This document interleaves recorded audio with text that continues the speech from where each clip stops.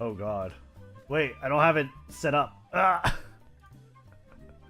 Okay, I kind of have it set up. Hey, how's it going, everyone? Oh, I might be peeking. How's it going, everyone? The mic is a little sensitive. My apologies. I have to make it that way for a bit. How's it going, everyone? My name is Rednu. Thank you guys so much for joining me on today's stream. Hello, hello, hello. Atlas, Lucky, Ravenleaf, Japanese Goblin. Hey, how have you guys been? How have you been? It's been a while. Today is Sunday, and today, everyone, we are going to be opening these two boxes of Grandarchive booster boxes. These two boxes of Grandarchive booster boxes. These two boxes, okay? They have a bunch of booster packs of a card game called Grandarchive. Let me go ahead and swap my music really quick. There we go. And yeah, this was provided to me by the devs, Weebs of the Coast, and they were generous enough to give me these two booster boxes as well as 3 starter decks. I have already opened them, so that's why you see these like holes here, right? The heroes are supposed to be shown at the front, and these are 3 starter decks. So again, generously provided by Weaves of the Coast. Thank you guys so much for sponsoring this stream, perhaps a YouTube video as well. Thank you guys again so very, very much. I'm a little nervous. I just hopped out of the shower. I'm not gonna lie. I was supposed to come up with an outline of what I wanted to talk about with this game, but I think we're just gonna wing it. I've been play testing this game for a little bit with me and my brother. This is the second set, by the way. It is the second set, so it's not totally brand new, but I just recently learned it, and it's a lot of fun. So we're gonna talk about the starter decks first, right? Go over what's inside of them, talk about the game a little bit, answer any of your guys' questions, and then we'll get to the fun, juicy part of opening these booster boxes. Yes, the artwork looks so nice. It is really nice. I'm going to give you guys some close-ups as well. So, yeah, look forward to it. Okay, so let me get these things out of the way. I think we'll start off with Tenoris first, okay? So Tenoris is... I need to have a preview of this because I am not... This is going to be tough. Usually I have my game on my monitor, but now I have a preview of the stream. We're going to start with Tenoris. Tenoris is the starter deck that we're first going to go over. And he is the easiest deck to play out of all of them. So yeah, we're going to go ahead and talk about that one first. And let me just get everything else out of the way and kind of situate myself. You don't want to see my setup, guys. You do not want to see my setup. My setup's bad. My setup is bad. Alright, give me a second. Okay. WOTC, yes. It is unironically WOTC instead of, well, actually, no. Did I say Weebs of the Coast? Oh my god. Weebs of the Shore. It's Weebs of the Shore. Oh my god. My bad. It's Weebs of the Shore. It's not Weebs of the Coast. Okay, it's WOTS. So it's not totally, like, the acronym's not there. Which is good. I'm pretty sure that's intentional.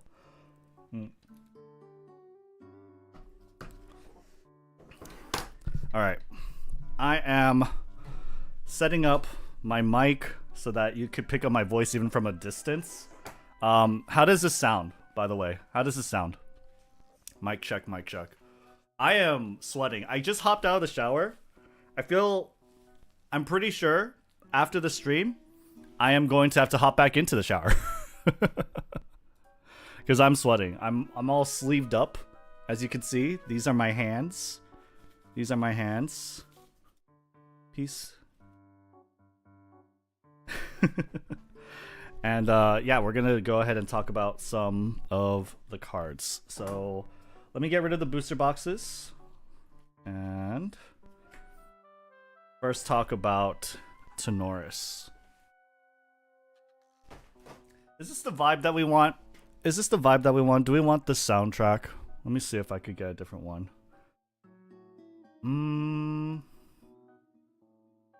I feel like this might not be too bad. You know what? I think this is fine. I think this is fine. Now let's try this one for a little bit. Let's try this one for a little bit. Okay. All right. Okay. So the very first starter deck that we're going to talk about is the Tenoris starter deck. So Tenoris is a Wind Guardian, and he is the easiest out of the 3 new classes to play. This set, by the way, is called Alchemical Revolution. Game is called Grandarchive, and in this set they released 3 new heroes, the champions rather. All the champions are different classes, very reminiscent of standard RPG classes like warrior, mage, right, or assassin. Tenoris is a guardian, so he's like a warrior, but he's tankier. He uses his shield and he protects his allies. That's the whole main goal of it. Difficulty again is 2 stars, so this is the easiest deck to play out of the bunch.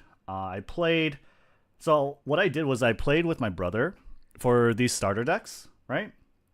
And he beat me 2 times with this deck. He beat me 2 times with this deck exactly, and I feel like it is definitely the easiest out of them, because there's just a lot of good damage kind of out of nowhere, right? And it's big chunky damage. It's very, very straightforward, this deck to play. If you guys are new to card games, I would definitely suggest this one to start off with, at least to take a look at how it plays. But yeah, let's go ahead and take a look at the deck. I have it in this box, and it's all sleeved up. It is all sleeved up. Okay. I wonder, should we talk a little bit about how to play the game? I'll try and give a very brief overview. Okay. Let's see here. Let's separate this. Okay. I'll try and give a brief overview. I know something, so if you want to sell it, please do. I'm not too concerned with selling it or whatever. I am sponsored to do this video. I was given these cards, given this product, but I have not been given any sort of like direction or guide or any sort of like material to cover. I don't have a checklist or even like a vague script. This was just generously provided to me by them, so I'm very thankful for that. And it's I mean, thankfully it's a very fun game, and I do like it. So let's go ahead and talk about it a little bit. So the deck size is 60 cards. These are standard size. They're like Magic the Gathering size cards, right? And essentially this game, let me see if I could. I should probably just put my drink away. I should probably put my drink away. Away from the cards. Away from the cards. By the way, Goku. I really like this mat, and I figure with the recent passing, it is, I don't know, kind of, it's nice to be reminded of Akira Toriyama. But let me go ahead and open this up. So yeah, with Grandarchive, it's a pretty simple, easy game. As far as like the field setup, there's only 1, 2, 3, 4, 5 zones, really. This is there's 2 decks. There's the material deck. This is a deck that you do not shuffle. This is a deck that you do not shuffle. It gets placed over here, right? Over here is the main deck. This is your standard 60 card deck. This is the one that does get shuffled. And this would be just set over here. Your banished cards would go over on here, this side, and your graveyard over here, right? Let me see if I could probably do a little setup here. Graveyard here, banish here. Over here is your memory. We'll talk about the memory a little bit. And everywhere else is just your standard play area. This is where your hero is. This is where your game, all of the units, all of your allies, right, would kind of take the field. And all of your sort of equipment, like swords and shields and stuff, right? It's pretty It's very, very, very straightforward. I think that was intentional with the design. You know, easy to play, hard to learn and master, right? I think that's usually the goal. It's a good map. Is it a hard 60 card count? I'm not exactly too sure. I'm not exactly too sure if it's a hard 60 card count or if you could go above or below. That is something I don't know, and unfortunately I can't look up right at this moment. Gloves? Oh man, yeah, sorry. My precious VTuber hands. But yeah, very, very simple layout and setup, right? The only thing kind of confusing about this game is the memory, right? But once I explain it, I think it makes a lot of sense. So your stand, what happens with the game? Let me go ahead and put this at the very beginning. You usually start off the game with your Spirit of Wind. Spirit of Wind would be your first hero, right? Let me see if that focuses. Is this focus? Yeah, should be like this. So Spirit of Wind says on enter, draw 7 cards. So both players will have their first spirit and they'll put them on the board. And so you'll draw your opening hand of 7 cards. That's how you open up and start the game, right? One player will open up their spirit at a time. And so you have your 7 cards, right? And you'll notice that, ooh, this is a nice card to show. This is a nice card to show. Let me just do this really quick. Give me 1 second.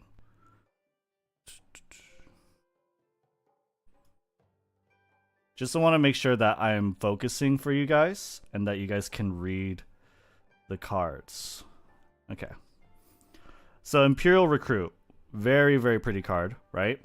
And this is an ally, has Guardian Human, right? These are just traits.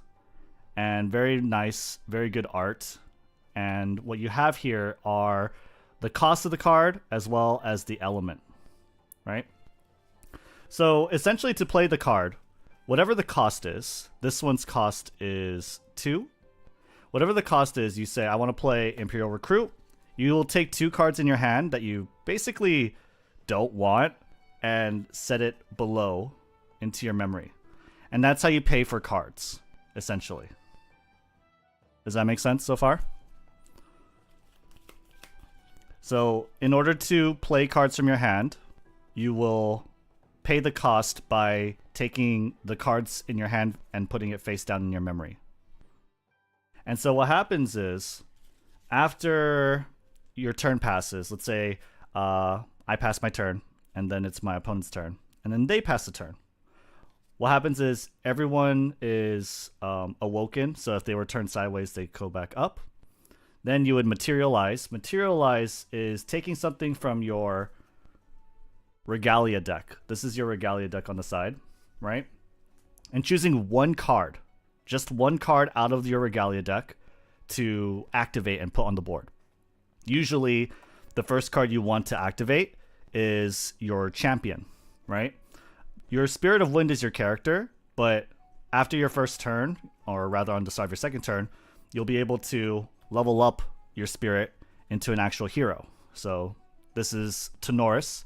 He is the starter deck Guardian hero. You see over here. Sorry. Okay. So you would level him up. And it goes straight on top of your Wind Spirit. Now your Wind Spirit isn't like totally deleted or whatever. In actuality, it's very important. The fact that it is a Spirit of Wind basically means that you could play Wind element cards. But you level up your hero, and the hero's cost over here, every card in your Regalia deck has a cost, whether it's a number or it's 0, right? Trying to get it to focus up.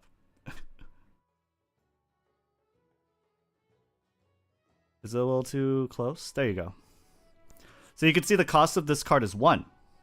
In order to pay this 1 cost, instead of using cards from your hand, you would use a card in your memory. So, if you use a card in your memory, it has to be random. It has to be utterly random. So usually you do this, you settle this with a die, maybe. Or you get your opponent, or you like shuffle it, right?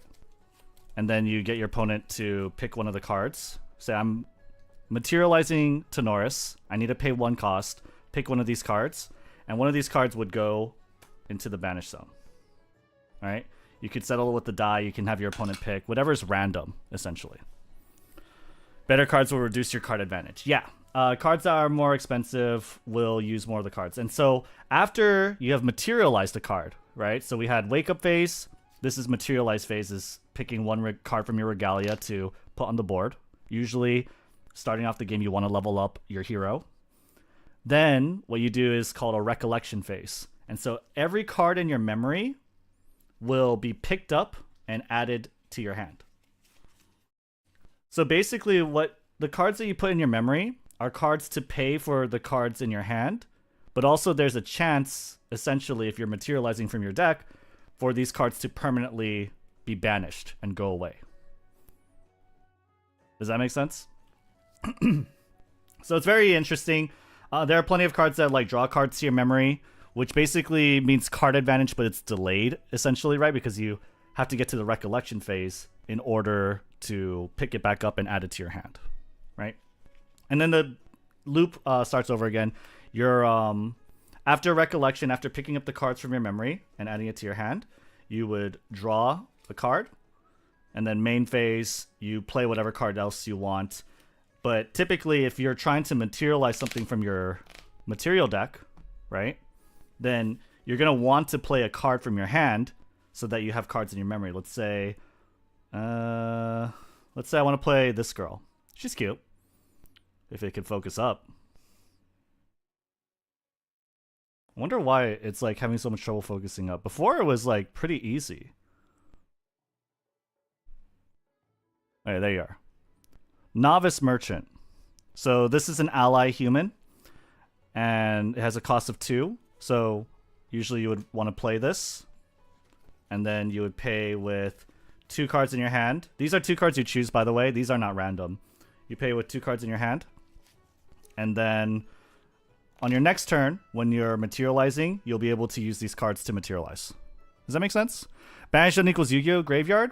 No. Banish Zone is... It's a Banish Zone. It's like Yu-Gi-Oh! Banish Zone. Except it's not it's not... I'm gonna try not to curse. It's not like... Usually this is pretty hard to get back. This is pretty hard to get back. I'm pretty sure there's not that many cards that bring cards back from the Banish Zone as of right now. But yeah.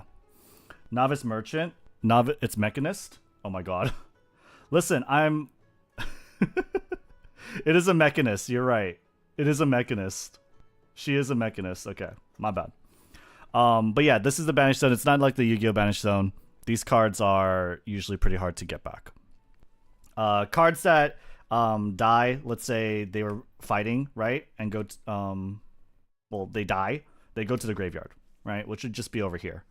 And usually these cards are a little easier to put back on the board, let's say by like some kind of resurrection or revive spell. By the way, with combat, right? With combat, you have power and you have life. And essentially, cards on the board, let's say they take damage. They take damage by putting damage counters on them. So it's kind of like Pokemon or like Hearthstone in that way, that the damage stays on the card and it doesn't reset after battle or at the end of your turn or anything. They stay on the card, and as long as if the damage counters equal the life on the card, then they will die and go to the banish. Yeah, this kind of reminds me of a game called Imagination. Really? You can only materialize in your next turn. No, you materialize at the start of every one of your turns, except the first turn. Except the first turn. Materializing on your first turn, you take like a modified turn. There's no wake up, there's no materialize, there's no recollection. So it's like a shorter turn. Your first turn is always going to be shorter, and then every turn, you're able to materialize something. Does that make sense? So yeah.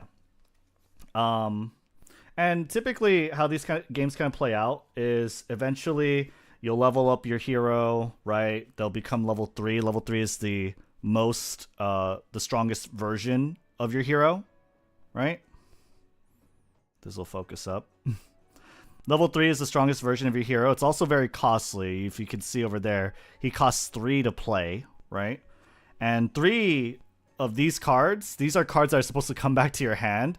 That like basically destroys or ruins your hand. But how this usually goes is this is your hero, and usually you'll, once you get your hero out, maybe not level 3, but once you get your hero out, you'll start materializing other cards in your Regalia deck, like, let's say, a Bulwark Sword, right? Weapons to swing with, a Worn Gear Blade, right? Or an Archon Broadsword. Or sometimes they're devices, like a Deployment Beacon. This one's really easy to understand. Deployment Beacon, if this would focus up. Deployment Beacon just says when you put it on the board, it'll summon an automaton drone, right? Which is like one of these dudes, one of these tokens. Yeah. So as you play, you'll bring out more cards from your Regalia deck. You'll build more advantage, but the only sort of limitation to this is that you can only materialize 1 card out of these per turn, right? So as the game develops, you'll be using more and more of this. So yeah. It's a pretty fun game. There's no land screw, mana screw, basically, because your land, your mana, how you pay for the cards are, it all comes from hand size. It all comes from your hand. At least from these starter decks, there isn't like a crazy busted OTK or turn 1 combo that will like run away with the game. Usually decks have their power spikes when they hit certain champion levels. So this guy, I guess we could start talking more about the deck. What happens if your hero dies on a level before 3rd? Just GG? Yeah, just GG. And okay, that's a great question. That's a great question. So you see over here, Tenoris, right? This level 3 version of Tenoris, this can focus up. This level 3 version of Tenoris has 30 life. And if you look behind it, it's 25 life. But remember how life and damage works. In this game, damage counts up, right? Damage counts upwards. So essentially what happens is if you die before then you lose. But you don't heal 5 life or whatever. It's like whenever the damage counters match your life total, that's when you lose the game. So leveling up does give you health, essentially, to play around with. And if you die before that, then you lose the game. The whole object of the game is to destroy the enemy hero. But yeah. Does that answer your question? Are there any other questions, by the way, about like the Regalia deck or just how to play in general? Right? Anything how to play in general? Weapons, it's very, very similar to Hearthstone. There's a lot of parallels with Hearthstone. Like let's say this Archon Broadsword, right? This Archon Broadsword. It has 2 power and 2 durability, which is very similar to Hearthstone in that basically you only have 2 uses out of this weapon. You can only swing with this weapon twice, unless you have some way of removing the durability counters. Sorry, I just burped. Holy crap, you probably heard that. Can you attack the champion directly if they have allies on field? Yes, you can. Allies do not block the hero. It's not like Yu-Gi-Oh! Allies do not block the hero. So you can attack the hero directly. Yeah. But usually the allies are really strong and, you know, they add on damage, of course. The only cards that will block for the hero are cards that are called intercept cards. Not cards that are called intercept cards. Cards with the intercept keyword. And just like the keyword implies, they're able to intercept incoming attacks and change the target to them. This level up system looks interesting. Yeah, it's pretty fun. It's pretty cool. By the way, the only limitation with cards, so like the only other limitation to consider when playing cards, right? So like this card, right? This is the deployment beacon. This deployment beacon is wind element. And within this deck as well, there are plenty of other wind element cards. The only reason you're able to play wind element cards is because the initial spirit you start off with is wind. There are 3 starting elements in the game as far as I know. I'm pretty sure. Fire, water, and wind. And so this lets you determine your deck makeup and like what cards you can use. So because this deck was constructed with the spirit of wind, you could use whatever element spirit you want, by the way. You could use fire or water. But because this deck has the spirit of wind, it's able to play wind element cards. And even if you level up a hero on top of it, you maintain your elements. Does that make sense? And then as soon as you hit level 3, if you notice, Tenoris Genesis Aegis, this level 3 champion, he is a different element. He's Neos, right? As soon as you hit level 3 is when you're able to play more powerful cards that have that element. If you're not level 3, you're not able to play these cards. Does that make sense? This Neos card. But basically, the cards that you can play at the very start, from the very start of the game, are normal element cards, which are basically like no element, or wind element. And then once you hit level 3, you'll be able to play Neos element cards. Or Neos, whatever. No magic cards? There are magic cards. Yeah, there are magic cards. There's a mage class, actually. But yeah, this game's pretty cool. Actually, I just found out when like kind of looking over the game just a bit. This game was actually first started off as a Kickstarter project. So this is the website, and this is showcasing Alchemical Revolution, their latest set, right? But this game started off as a Kickstarter project. And it's actually kind of crazy. This game got $947,000 from 1,539 backers. I think in the span of like, it's a pretty short period too. Funding period 45 days. I don't know exactly how Kickstarters work, but that's a lot of money. And that's pretty quick too for this kind of game. Weebs strong. Weebs are definitely very strong. That reminds me, so when you level up a champion, does it have both its current ability and previous one? That's a good question. That's a good question. So, let me see if I could look at this. Okay, so Tenoris, no. For Tenoris, no. But essentially, if a champion card had a keyword, which is called inherited effect, right? Then whatever effect that is, subsequent levels of that champion will gain those effects. But there's no I'm trying to get it to focus up. There is no inherited effect on this card. Yeah. So it's I guess kind of like Digimon in that sense, right? But not all the time, right? It's not like super core to it. In Digimon, whenever you digivolve your Digimon, right? They almost always have like some kind of inherited effect. But yeah. For Tenoris, no. Tenoris seems to have on-enter effects, which are pretty straightforward.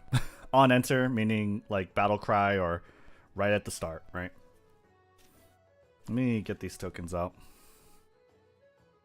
Okay. So that's how to play in a nutshell.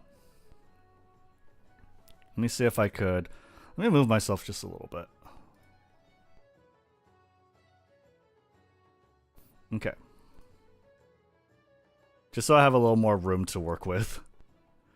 And I think that's good. Are these are main deck cards. Yeah. Okay.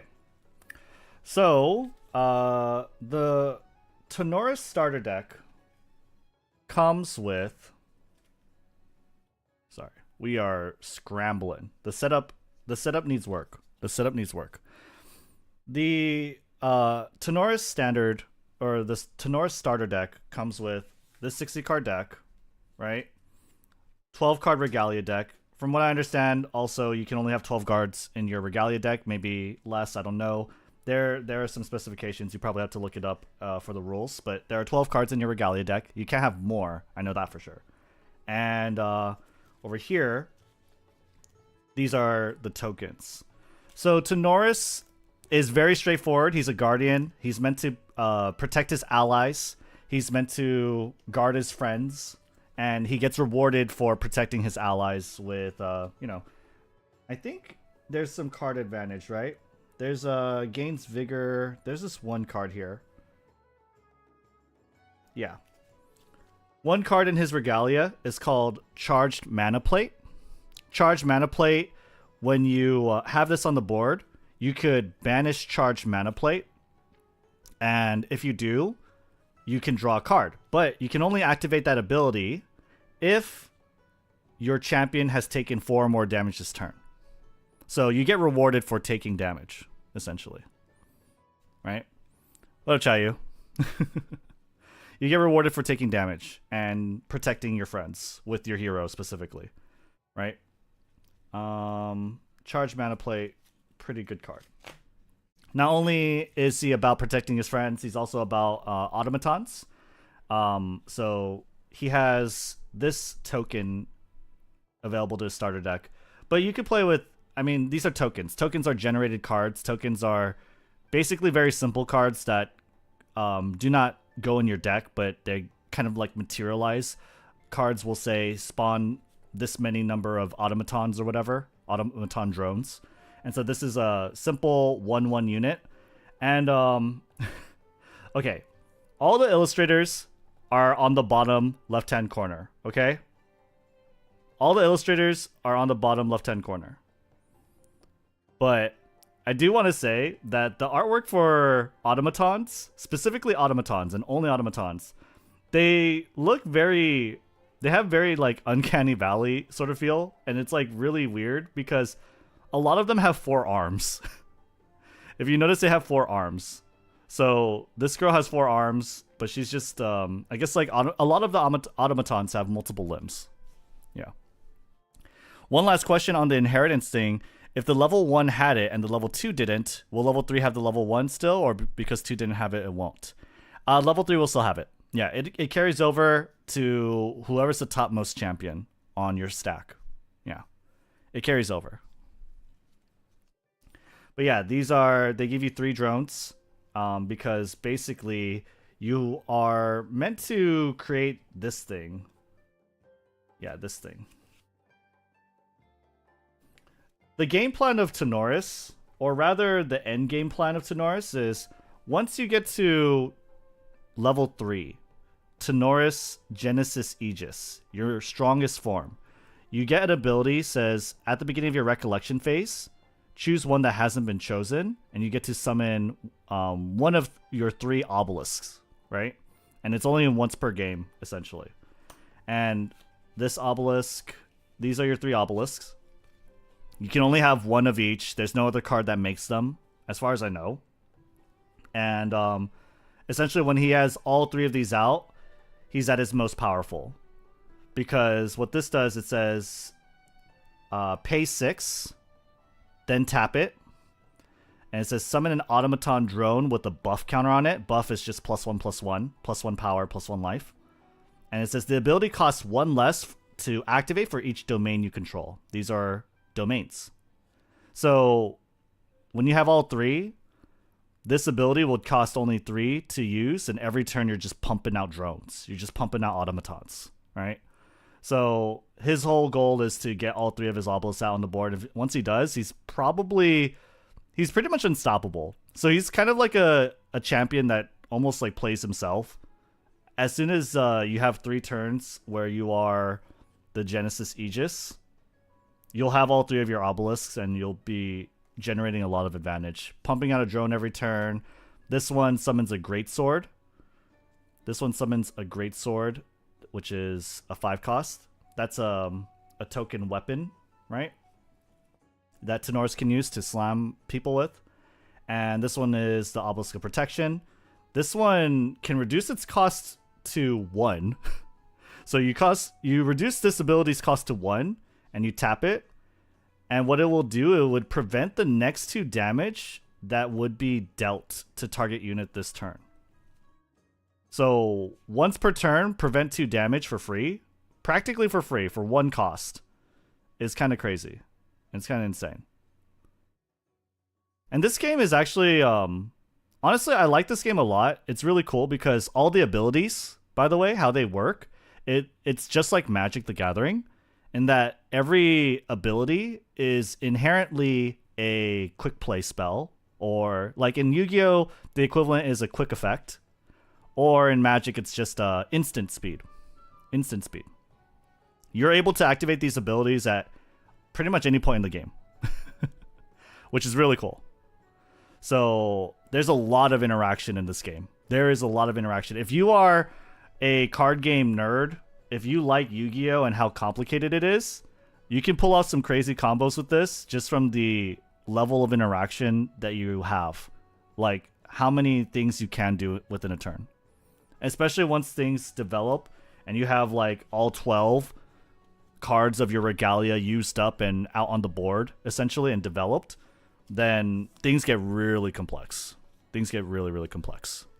I keep hearing good things about Grandarchive. I hope they consider a digital medium in the future. That would be cool, right? I definitely like card games as they are, for sure. But, you know, I definitely like... I like my digital mediums, but I also like card games. I think cards feel nice in your hand, right? I feel like they feel really nice in your hand. It feels fun to go out and, you know, like hand shuffle and just play, I don't know, just shoot the shit and talk with your friends and play, essentially. So yeah. I think that about covers like the hero and his game plan, right? This is Aro Steel Greatsword. That's what the Obelisk of Armaments generates, and it's a very strong weapon. It's 3 power. Most weapons only have like 1 or 2 power, right? But it only has 1 durability. So you want to generate one of these like each turn essentially. And you can do that with the Obelisk of Armaments. So, game plan for Tenoris, very simple, very straightforward. Get to level 3 as fast as you can, pretty much. And then wait 3 turns, get your obelisks out, and just dominate the game.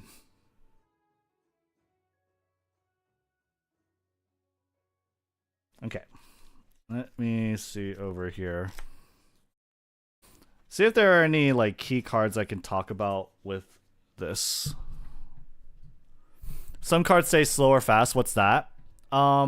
That's when you play the card. That's when you activate the card. Some cards are slow or fast. So this one is a fast card. This is a fast speed skill, right? So you could play this instant speed. You can play this basically like, let's say when your opponent is trying to cast a spell or activate a unit. Activate a unit basically meaning just play the card and put it on the board. You could put this on the stack in response. You could respond with this before it hits the board or before they complete their attack, whatever, right? Generally, I think this one you would probably use it before they attack because it's called Fortified Mana Shield. It's a 2 cost. It's fast speed. So this is needed to be said that it's fast speed because this isn't an ability, right? This isn't an ability. This is the card itself, right? Abilities on the card or abilities of permanence on the board are inherently fast speed, but not every card is inherently fast speed. Only cards that are fast speed are fast speed. Does that make sense? I hope that makes sense. Abilities on characters are fast speed inherently, but cards themselves must be specified whether it's slow or fast. But essentially, it's really cool. It says class bonus, so because it has the Guardian subtype, this part only works if you're a Guardian. And it says this card costs 2 less to activate if it targets a unit with taunt. Taunt is a keyword. And it says the next time target unit would take non-combat damage this turn, prevent 4 of that damage. So, very, very straightforward card. Good flavor on the card too. Fortified mana shield. It's not a bulwark shield. It's not like a physical shield. It's very clearly a shield meant to guard against magical things, magical attacks, right? And so this does say non-combat damage. It only protects against non-combat damage. Non-combat damage, usually non-combat damage are reserved for spell cards. If it's not Regalia, it has to state it. I don't think there's a Regalia skill or a Regalia actions. The fact that this is an action, right? Basically like kind of like a spell, right? The fact that this is an action, it has to specify if it's slow or fast. But I'm pretty sure Regalias are almost always permanent. Like they're always weapons or devices or just things that you put on the board and deploy. Does that make sense? Yeah, but there might be some Regalia spells. I'm not too sure. I'm not like super familiar with the game so far. But from the cards that I've used, all the Regalias seem to be permanents. But your main deck has actions. Actions, skills, spells, a lot of stuff. It's a Regalia deck, so it's why it's fast. Or that was how I tried to understand it. Here, let me try and put up an example. I understand what you're saying, and I just want to make sure we are all on the same page.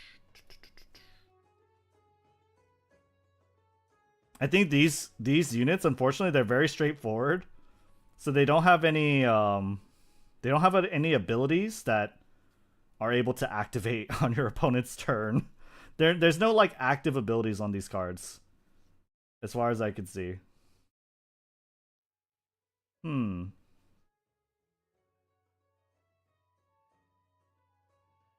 That's generally what determines it, you know what I mean? Let's see here.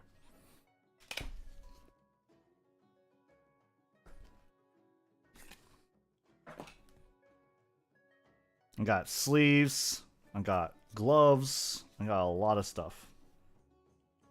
We got a lot of stuff going on. Okay.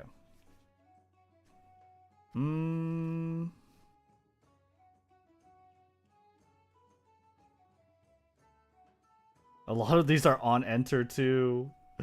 No.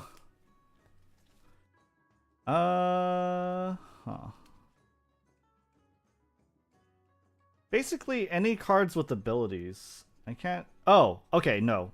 Potions. Yeah, potions are very easy. So, this is Potion of Healing. This is from the Alchemist Arasana starter deck. Okay?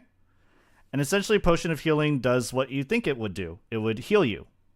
And it's a permanent. Basically, you pay the cost of 3, and you put it on the board. It stays on the board forever until you use it. And you're able to always activate this ability. Pretty much always. At fast speed.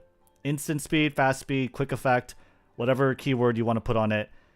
These abilities on the cards are almost always activatable. And they can always be put on the stack. So the cost here is Sacrifice Healing Potion. You put in the graveyard. And you put the Recover 5 effect on the stack. Does that make sense? So all abilities on permanents are fast, inherently. They're fast speed. They're instant speed. But because, why Fortified Mana Guard, or why this card needs to say it's fast, is because this is a card you play from your hand. It's an action. It's like a spell. And some cards are slow, which means that there can't be anything on the stack. It needs to be the first thing to go out, and then things can respond to it. Or they're fast, and they can be used to respond to other stuff.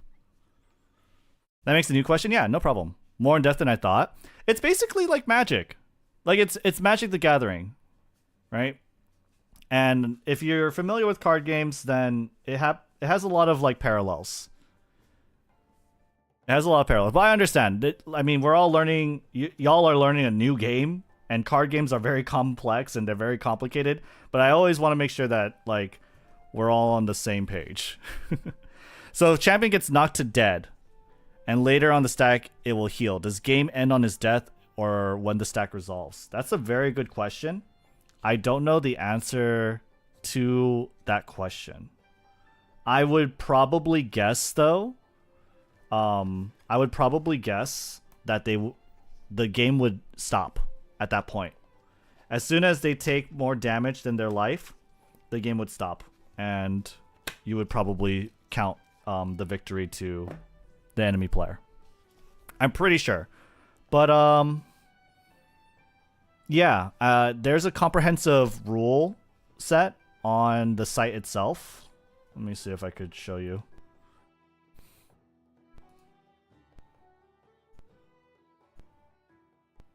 There's a comprehensive rule set at the very bottom of this getting started page. Right here. And it's a PDF, and you can certainly look that up. I'm pretty sure, though, the game just ends.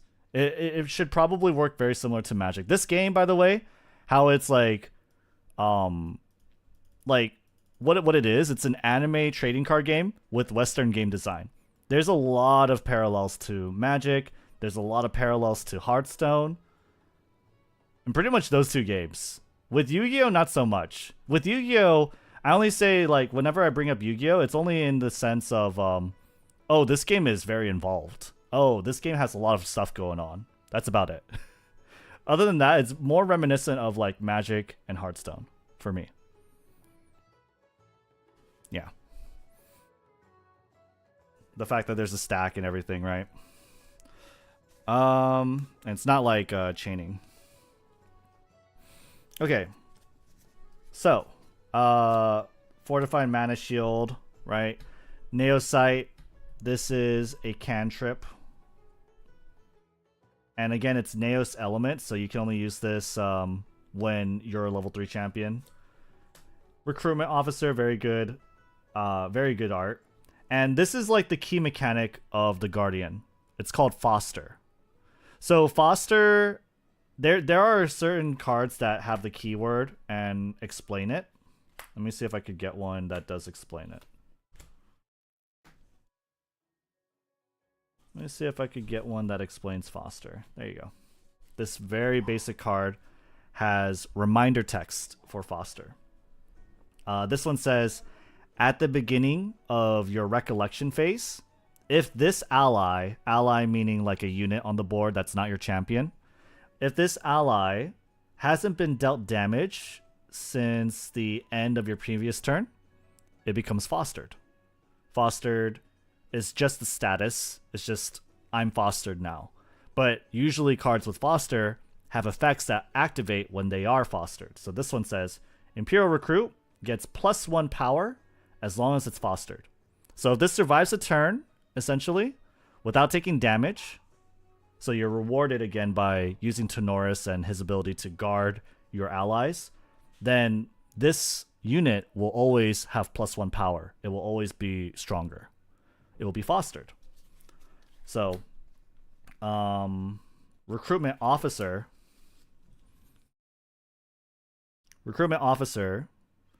says class bonus foster. Class bonus foster, meaning that this will only foster if your class is a guardian, right? And it says on foster, look at the top 5 cards of your deck. You may reveal an ally card from among them and put it into your hand. Put the rest of the cards on the bottom of your deck in any order. So this card cannot be fostered if you're not a guardian. It cannot be fostered if you're not a guardian. But once it does foster, you can check top 5 and add a unit to your hand. This feels like it will blow up with an anime, just going off the art and reading some lore. Yeah, it's really, really cool. I mean, I think all anime looking card games would probably pop off with an anime, right? Young Peacekeeper, foster. At the beginning of your that's just the reminder text. Young Peacekeeper gets +1 power, +1 life, as long as it's fostered. Class bonus Floating Memory. Floating Memory is a very key mechanic for all heroes. This is not exclusive to Tenoris. floating memory is very, very good. Because what floating memory means is that as long as this card is in the graveyard, it can be used to pay for your regalia deck costs, your materialization costs. Rip. Is the stream dead? Okay, stream's fine. Stream's fine. So, whenever you're materializing and you're paying those costs, right? You're able to use this card to pay. And this card would go from your graveyard to your banish zone. Does that make sense? Instead of cards from your memory that are usually like face down, you could pay with this card in your graveyard and put it into the banish. I know it's a lot, but if a card says floating memory, just think of it as like a discount almost. Like it can be used to pay costs essentially. It's very, very good. Martial Guard, the next time target unit would be dealt damage this turn, prevent 2 of that damage. So again, just carrying the theme of protecting your allies into the fray. Very beautiful art, by the way. Heavy swing. This pretty much just, this is the Guardian's like power in a nutshell, right? This card costs 6 to play. 6 to play. But it says class bonus costs 2 less to activate, so if you're a Guardian, then this only costs 4. And it's just a huge swing. It's just a huge attack. 6 power. How attack cards work is that they're basically kind of like spells. They're one-time use, and they'll just deal 6 damage to the opponent. You could stack your weapon on top of it. You could use it with the weapon, and all it does is just adds the weapon's power with this one. But basically, this is 6 power in one card, which is really, really strong. It's I mean, like, it's powerful. It's powerful damage-wise. I don't know if it's really strong. I mean, the cost is pretty expensive, right? For cards. So, yeah. What a one tech. And you guys so much for hopping in. If you guys have any questions, let me know. Neosite. We have Winds of Retribution. This one's only used for class bonus level 2, right? A lot of really good art. This character is probably my favorite character, and I don't even know who she is. But she has like a lot of the cards that are really cool to me. This card says class bonus. It's an attack, by the way. So when you use it as an attack, this is when you could use this ability. It says class bonus, pay 0. Suppress target ally you don't control. If you do, Cyclonic Strike gets -2 power. Activate that ability only once. Or activate this ability only once. So costs 4 to use. Once you use it, you could use this ability, you activate it, and at the cost of 2 power, which usually it's 4 power, you're able to suppress a enemy unit, an enemy ally. And an enemy ally sounds so weird. An enemy unit that's not a champion, essentially, right? And essentially what suppressing means, there's a reminder text over there, but basically it temporarily banishes them, so they fade out of existence until the end of the turn they come back. So you get to essentially disable someone for a bit, which is really cool. Yeah. I love suppress. Like, already suppress is like probably one of my most favorite keywords because it's basically like bounce, but it's not bounce. It's basically bounce, but it's not. So like, there's this card, right? Deployment Beacon. I'm going to nerd out for a second. But Deployment Beacon, I feel like this card's really cool. It's a wind element card. Traditionally, wind is like my favorite element in all card games because usually wind elements are associated with bouncing and recycling and reusing cards to generate advantage and reuse effects. But essentially how this card works, it says on enter, summon an automaton drone. Automaton drones, if you remember, they're these girls, right? These little buddies. So on enter, it'll summon an automaton drone. And it says class bonus on leave, summon an automaton drone. I don't know how to get this to leave. There's no way you could destroy regalias or items. So this is a permanent that should just stay on the board forever. Like, that's how it usually would be used. But if you could find out a way to, like, suppress this card, and I think I looked it up. There is, like, one card that could possibly do it. But if you suppress this card, then essentially you could get like 3 drones in a turn. You play this card, then you suppress it, so it leaves, you summon an automaton drone, and then once it comes back at the end phase, it'll summon another one, which I think is really cool. I think that's really cool. So yeah, that's I like wind, I like suppress, I like bouncing. Those are probably like my favorite mechanics in card games forever. How many keywords are there compared to Runeterra? Runeterra has a lot of keywords. Runeterra has so many keywords, dude. There's not that many, okay? There's not that many. I'm gonna turn myself down just a bit. I know I'm like peaking a lot. Sorry about that. Let me I wanna move this music really quick. Let's try this one. Yeah. There's not that many, I think. And most of the cards, some of the cards, unfortunately, they can't fit the reminder text, which is unfortunate because I'll be honest, that does kind of get in the way of me when I'm playing the game with my brother. But, I mean, once you learn them, it's not too hard. That's why I dropped Runeterra. Yeah, no, Runeterra has way too many keywords. Oh, this card is really funny. This card is super funny. This card says Smash with Obelisk. Smash with Obelisk. And it's a Naos element, so you can only use it when you have your level 3 Tenoris. So, this guy. You only use it when you have your level 3 out, right? But once you have your level 3 out, right? Your Genesis Aegis, your level 3 Tenoris, he's just generating a bunch of obelisks each turn, or at least one each turn, right? This card says Smash with Obelisk. Okay, let's just read it. Cost 3 says Attack, Guardian, Obelisk. It says, as an additional cost to activate this card, sacrifice a domain you control. So you sacrifice one of your obelisks. It says Smash with Obelisk gets plus X, where X is the reserve cost being the yellow cost, of the sacrifice domain. So these obelisks, right? They all have a reserve cost, but they're tokens. You don't usually pay this. But they do have a reserve cost. And so when you use Smash with Obelisk, you have this obelisk on the board, you sacrifice it so that Tenoris literally grabs the obelisk and beats your opponent over the head with it. He takes a building. Tenoris takes a building and smacks you with it. That is really funny to me. That kind of flavor, that kind of like I don't know, that idea, right, is just insanely funny to me. I think it's really cool. I think this card has really cool flavor. The implications of it is really funny because it gets plus X power, so it's 6 power already, which is really strong. So with the reserve costs of any of the obelisks, they're all 3 cost, you'll have a 9 power swing in one attack card. So that's a lot. 9 power is like more than a third of most champions' health.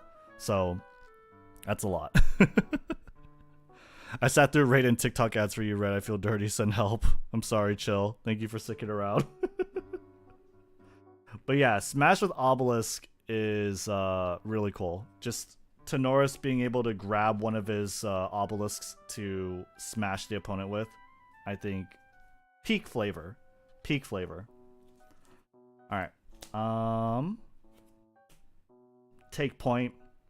Your champion gains taunt. So taunt means that this unit must be attacked and other units cannot be attacked while this one has taunt. So it can take the hit for your allies, essentially. Ooh, this one's cool. This one's a cool card. Assemble the Ancients. Assemble the Ancients is an action guardian spell. Costs 3. And it says sacrifice any number of domains. Domains are your obelisks usually. Then summon that many automaton drone tokens. Those tokens enter the field rested with an amount of buff counters on it equal to the amount of domains sacrificed this way. Then they gain vigor until end of turn. So you can summon an army of automaton drones with this card at the cost of your obelisks. And they'll have that many buff counters. So let's say you sacrifice 3 obelisks. You'll have 3 automaton drone tokens. Again, these dudes, right? These pink girls. With 3 buff counters. So that's 3 +1/+1 counters on them.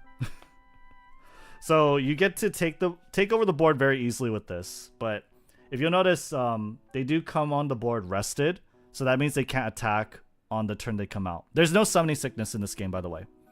No summoning sickness with this game. So units that come out on the board are usually able to attack immediately. But this one specifies that they do come rested.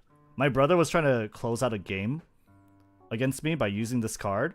And then once he read it, he was like, oh, shoot. I can't attack with them because they're rested. So you left Yu-Gi-Oh for this? I didn't leave Yu-Gi-Oh for this. I left Yu-Gi-Oh because Yu-Gi-Oh is a bad game. But I found this, thankfully. Yeah. What is this and why do you wear gloves? Because I'm a VTuber. VTubers wear gloves. This is a stream where we're looking at and yapping about my new favorite card game, Grandarchive. We're going to open 2 big booster boxes in a bit, so stick around. Right now we're just talking about the 3 starter decks they gave me. Again, this is a sponsored stream. Okay. What else do we have over here? Yeah, a lot of automatons. Automatons generate units, right? A lot of cards that protect your units and give you profit when you are protecting your units, right? So there's that's the main theme of Tenoris, right? And we're gonna go ahead and move on from that. But yeah, I think Tenoris is very, very simple, very straightforward to use, has a lot of power, also just very, very strong. Again, in my playtesting with my brother, I taught him how to play the game. And the first game I played him was with the Alchemist, the pink cleric deck. And that game, I was like a training dummy. I just lost instantly. And he was playing this deck, by the way, the Tenoris deck. And then when I played my other deck, the other starter deck that they gave me, the Ranger deck, I put up much more of a fight, but I still lost. So this deck is pretty strong. This deck is pretty strong. Out of all the starter decks anyway, I feel like this deck is pretty strong. I feel like the other deck, the Arasana starter deck, is kind of a little lackluster. I hope a Yu-Gi-Oh! And Shadowverse background will help as far as the learning curve. I'm excited. Oh, 100% it will. If you know how to play Yu-Gi-Oh!, I'm very confident you can learn how to play any card game. If you actually understand how to play Yu-Gi-Oh! And you're not just like, you know, playing your elemental heroes, I guess. I don't know. Trying to get all the tokens out because one thing I will say with these decks, either don't sleeve your tokens or get a bigger deck box because there's a lot of cards in here. There are a lot of them. Okay. Let me take a drink real quick. Talked a lot there. There's a lot of good art. Maybe you don't like Tenoris because he's not a waifu. He's a husbando. But he's got plenty of really cute allies to fight for him. Right? As we saw. So, okay. The next deck we are going to look at is the Hunter deck. Or not the Hunter. Ranger. Sorry. Not Hunter. Ranger. Let's go ahead and do that. Bring my... There's a lot going on here, dude. Holy crap. Okay. So, this is the Diana starter deck, and Diana usually sits right in front over here, just like that, within the frame. Unfortunately, I did open it to playtest it. And she is a Fire Ranger. A Fire Ranger. Our first waifu deck. She's you have all your card list here. She is a difficulty 3 hero, or champion rather. It says a spirited sharpshooter with a fiery streak of justice. This this class, by the way, plays very differently from the other classes in terms of how this character attacks, and we'll go ahead and tell you how. The box is nice. It really is. It really is nice.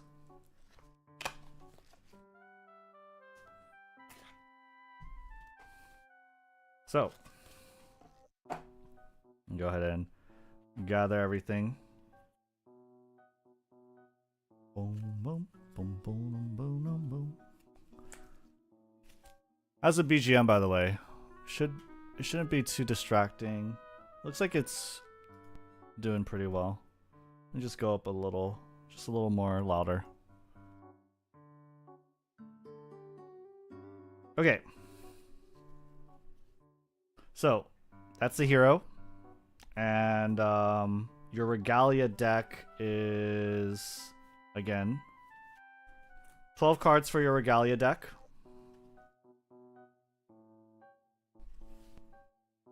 And you have 3 tokens this time, not too many tokens, which is nice. And then you have your 60 card main deck. Okay, so let's go ahead and talk about these cards and Diana and how she works. So with the starter deck, they give you a Spirit of Fire. Let me just go ahead and minimize this so I could actually see. Thank God. They give you a Spirit of Fire. Again, you could use whatever spirit you want, but this deck is a fire deck. A fire Umbra deck, rather, but mostly a fire deck, let's just say, right? It's a fire deck, so she starts with the Spirit of Fire. So this is your level 0 form. This is your champion, and then she'll become, next turn, Diana, Keen Huntress, right? And then she'll become, when she levels up, Diana, Deadly Duelist. I really like this card art. It's really cool. Really cool. And then Diana, Dusk Stalker. So this is her level 3 form. This is her most powerful form. And it is when she has the Umbra element. Yeah. Waifu. Audio's good? Thank you. No, yeah, Diana is really cool. So, Spirit of Fire, nothing special, just lets you use fire cards. Diana, Keen Huntress, has a keyword. It's called Lineage Release. Diana is a ranger. So it says, materialize a gun card from your material deck. And how this ability works, this Lineage Release, like all abilities, it's a fast ability, so you could use this while you're playing other stuff or in response to other things. But how this works is you have your champion stack, right? So Spirit of Fire, then you put Diana, Keen Huntress on, and then eventually you'll level up to level 2, right? On top. You're able to actually take Keen Huntress from below your stack and sacrifice her as a cost to do whatever the effect is. That's what Lineage Release is. And it's really cool.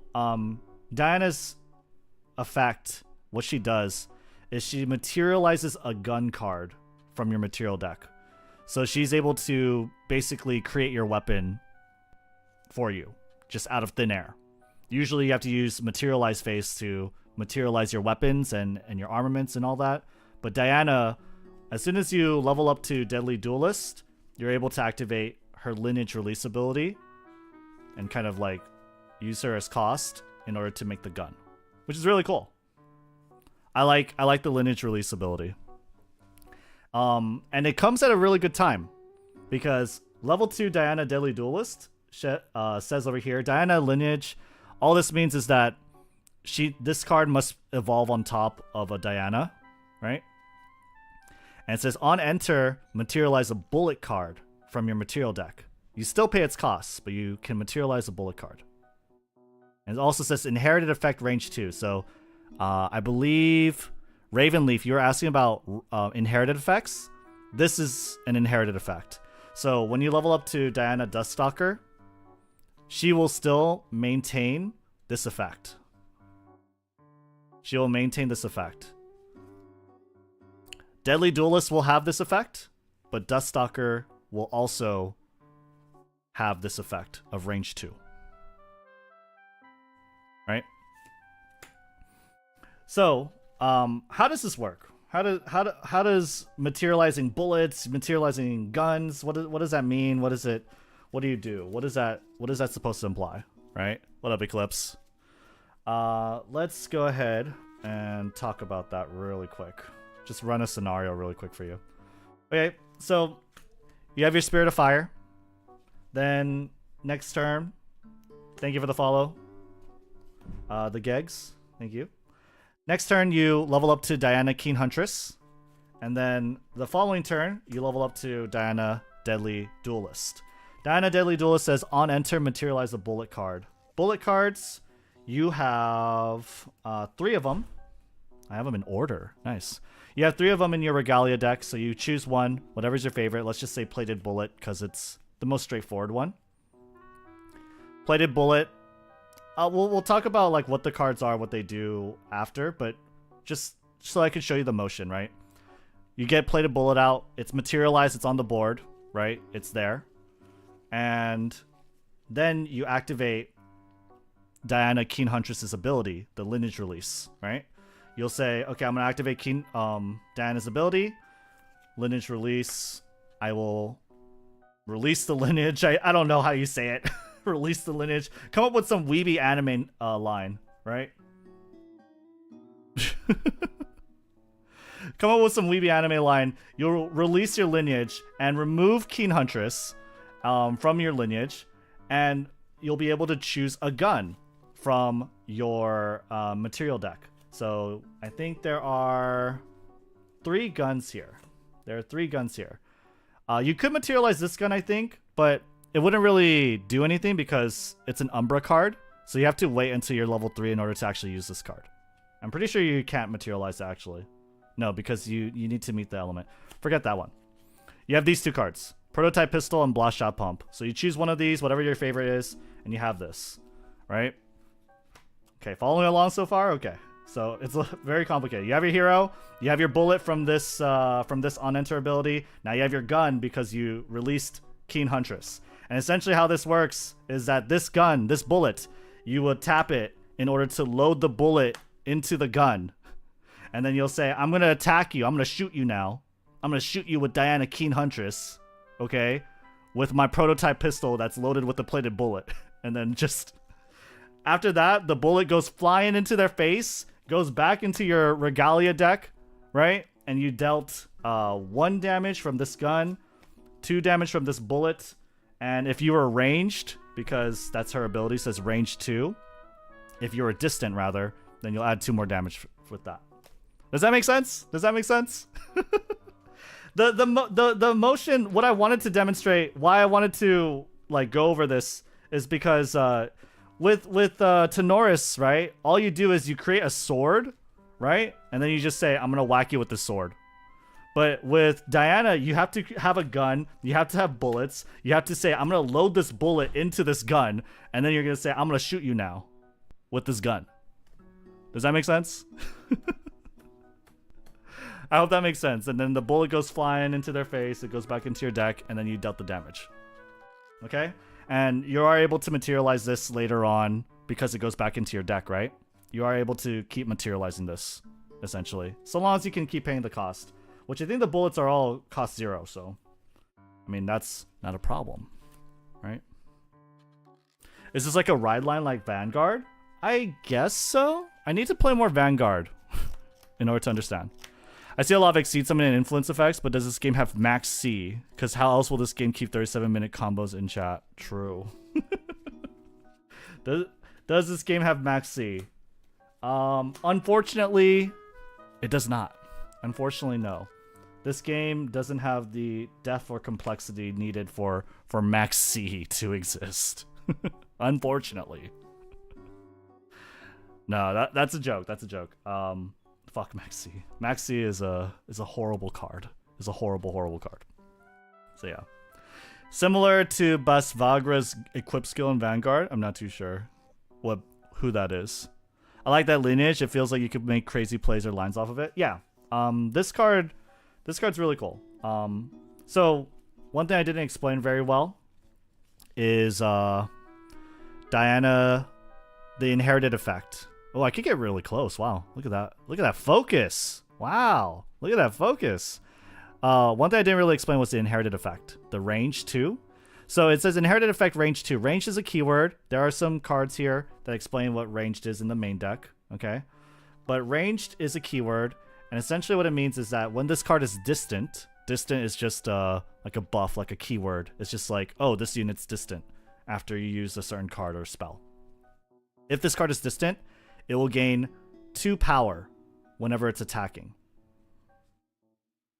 Okay, 2 power whenever it's attacking. So how power works is that you just add all the cards up.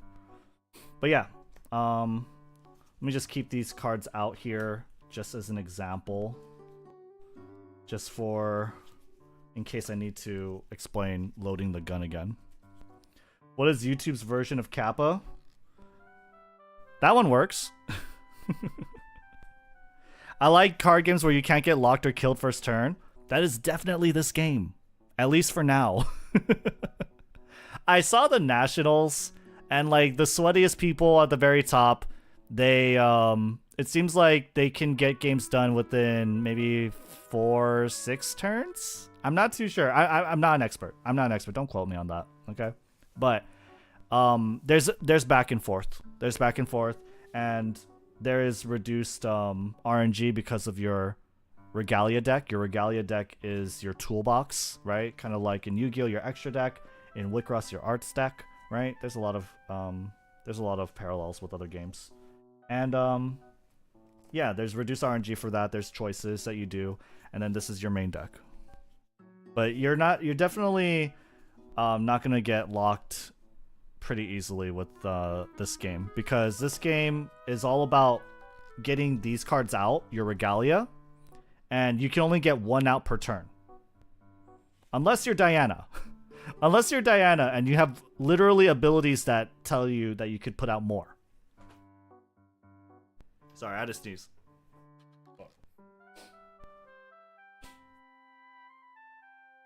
Okay. Unless you're Diana, who basically cheats out these cards from her deck. She materializes them. Yeah. I probably should have other color gloves, because I feel like the dust and everything kind of shows very, like, way too well. But yeah, that is Diana. And let me see over here. Let's go over some of the cards in her main deck, right? Hopefully Ranger makes a lot of sense. But with the gun and the bullet stuff, right? Let's talk about some of the cards. So, Incendiary Shot. Very nice art. Fire, so you're able to use this pretty, like, immediately. It's an item ranger bullet. So in order to play this card, you pay the cost of 1. Remember the cost of 1. This reserve cost, that's what it's called, reserve cost, is paid by taking a card from your hand and putting it face down into your memory. And essentially what this ability, or what this card is able to do, it's a bullet. It's pretty straightforward. You can load the incendiary shot into a target unloaded gun weapon you control. So like the prototype pistol over here, right? So you put this on the board, you pay 1, put this on the board, then you tap it and you load it in. Right? Does that make sense? One key thing to note is that for all these bullet cards, it does specify that you can only load them into unloaded guns. Unloaded guns.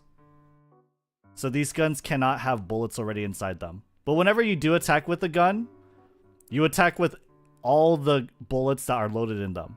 So it's like, okay, you can only load when it's unloaded, but the game mechanic says you could attack with all the bullets loaded inside. How does that work? Well, there are cards like this one. If I could find it. This one, yeah. Cool flavor. This one says force load. And you can see this man is forcibly loading more bullets into his musket. Pay the cost of 2. Action Ranger skill. It's a slow action, so that means, you know, you can't respond to things with this ability. It has to be done on its own. It says, choose a fire or normal element bullet card from your material deck with memory cost 0. All of your bullets are 0 cost. And load it into target weapon or gun weapon you control. So notice this one doesn't have the specification. So essentially you have your pistol. You already load it with your plated bullet. And then you play force load. And you load another bullet in. That was supposed to be a bullet, but...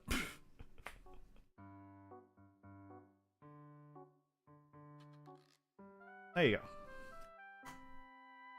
Another bullet inside. Make sense? It's pretty cool. I feel like this card game is really cool. This card game has like a good amount of flavor, good amount of like, I don't know, like you can imagine these things happening, and mechanical flavor. I think that's what I usually that's what like the words that come to mind. It's like mechanics that express flavor, express like, oh, there's a bullet here, you're loading it into a gun, you're attacking with it, right? Instead of like, I attack with this creature, I attack with this monster. If that makes sense. But yeah. Force load, Imperial Rifleman. Okay. This card probably will help make this deck make a lot more sense. It's called Evasive Maneuvers. So this is a 1-cost fast action. Fast action, evasive maneuvers. What does that comes to mind when you think of evasive maneuvers? Dodging, right? It says, prevent the next 2 damage that would be dealt to target unit this turn. If that unit is a ranger, it becomes distant. So Diana is a ranger, obviously. All her units, right, are also rangers. And so this allows you to prevent 2 damage by dodging it, by evading it. And on top of that, they become distant. And when they become distant, abilities that have the keyword ranged are active. So let's say this guy, Imperial Rifleman, he says ranged 2. Says as long as this unit is distant, its attacks get +2 power. Its attacks get +2 power. So he already has 1 power, but as long as he's distant, he'll gain +2. And his class bonus says on enter, he becomes distant. But distant only lasts distant only lasts until the end of your turn. Yeah, the end of your turn, right? So if you want him to become like, you play Imperial Rifleman, you swing for 3 damage for him, then next turn you want him to become distant again, you would have to play something like Evasive Maneuvers to make him become distant. This whole mechanic of Ranger, right? The idea behind it, it's I think they said like they were inspired by like League of Legends, right? And essentially the idea behind this mechanic is that you're kiting someone. When you have distance, you have range over someone, then you have inherently stronger effects against them. Nice that you do IRL stuff as well. Very into a new card game. Keep up the good work. Hey, thanks so much, UFO. UFO Morga. Thank you, thank you. Yeah, Evasive Maneuvers. Good flavor, good mechanical flavor. Very straightforward. Understand. Very, very good. Supply Drone is a key card for this deck as well. I think this card's busted. For a starter deck card, I think this card's busted. Okay. So Supply Drone. Focus up. Maybe go higher. There you go. Supply Drone. Cost of 3. Very cute little robot, right? This looks like something you could see in like Helldivers. I wish Helldivers 2 had a Supply Drone. This is an ally, Ranger Automaton, so it's a bot. It says class bonus. So if you're a Ranger, then you get this ability. At the beginning of your recollection phase, that's usually at the start of your turn, materialize a bullet card with memory cost 0 from your material deck. Very, very good. Because again, usually you can only materialize 1 card from your material deck per turn. Material deck is the same thing as a Regalia deck, sorry. I had the wrong name of the deck. It's a material deck. This helps you materialize a bullet card basically, at the start of every one of your turns. Whenever you have, when you have this guy out. When you have this guy out. And he has 4 health too. He has 4 health, so he's a pretty beefy fella. He doesn't do damage, but he allows your hero to do more damage by continuously pumping out bullets for you. So very, very cool. Very, very cool ability. Very cool card for this class. You always need a steady supply of bullets with the Ranger in order to continuously deal damage and attack. Take aim. Very, very nice art. Honestly, Diana is probably my favorite character design out of all the heroes. Umbra Sight. And then we're gonna like slideshow these cards just like this, right? And just talk about cards that I think are pretty cool. Ooh, Creeping Torment. Okay, this card is really cool. And it's also included in your tokens, by the way. But Creeping Torment's really nice. And why is it really nice? Well, once you become level 3, Diana Dusk Stalker, right? What happens is every time Diana, the Ranger, is shooting the enemy and hitting them on champion hit, it says generate a Creeping Torment card and put it on the bottom of the hit champion's lineage. So these cards, these are also cards in your deck, but they're also the tokens, again, that you can generate, right? What happens is that you put this curse underneath the champion. And I like the flavor of that so much. I love the flavor of that, the expression in that. Because essentially what you're saying is, with this expression, is that I'm placing a curse on you. And this curse is like inherently a part of you now. It is tied to your soul. It is tied to your inner being, right? And while this curse is on you, what is happening? Well, it says, inherited effect. Whenever you draw your second card each turn, deal 2 unpreventable damage to this object. So this curse, every time you're drawing cards, whether it's to your memory or your hand, it's going to deal 2 damage. Not every time. It's whenever you draw your second one. So it's going to deal 2 damage to you. And so you're going to want to, when you're a level 3 Diana Duststalker, if you attack your opponent enough times, you're going to create a lot of Creeping Torments. You're going to create a lot of curses and stack them on your opponent. And whenever they draw their second turn, it's like a ticking time bomb. They will be dealt this much damage. It's really cool. It's really, really cool. I like the expression of curses in this game. I like that they stack underneath enemy champions, essentially. And they all have inherited effects. So this card, this class, or rather, I guess the Umbra Ranger, very, very big on curses. And frankly, I think that's like one of the coolest mechanics mechanically. Sorry. Okay. Reposition. Another one of those fast skills that allow you to become distant. Floating memory too. Floating memory is very good. Floating memory is letting you pay for materialization costs from the graveyard, essentially. Backstep. Another evasive card. Fast. You draw a card. Target unit becomes distant, enabling all ranged effects, right? And let's see here. Mindbreak Bullet. Mindbreak Bullet. On champion hit, look at that opponent's memory card. Or memory. Sorry, not memory card. We're not talking about like PlayStations or anything like that. Look at that opponent's memory and discard a card from it. So yeah.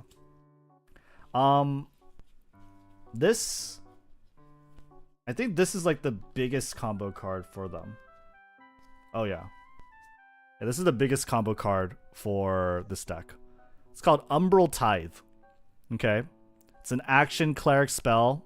Don't worry that it says cleric. Again, the classes for these cards don't really matter too much unless it says class bonus. Then those things can only be active if you share the same class. Your champion does anyway. It says, Costs 1 less to activate for each curse card in each champion's lineage. So each curse card that you've stacked on your opponent, the cost is reduced. Each player draws 2 cards into their memory. Then deal 4 damage to each champion controlled by players with 6 or more cards in their memory.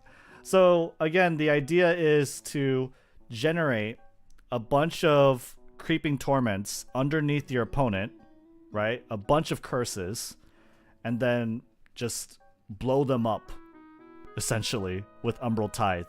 You tell them to draw 2 cards, you force them to, and all those generated creeping torments will activate, dealing 2 damage each.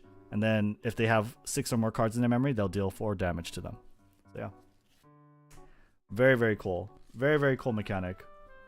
Here's another waifu card. A trained sharpshooter. I love the character designs. I love the art for this game. It's very, very good. Materialized munitions. This is how you can get more bullets out very quickly. Reposition. Backstep.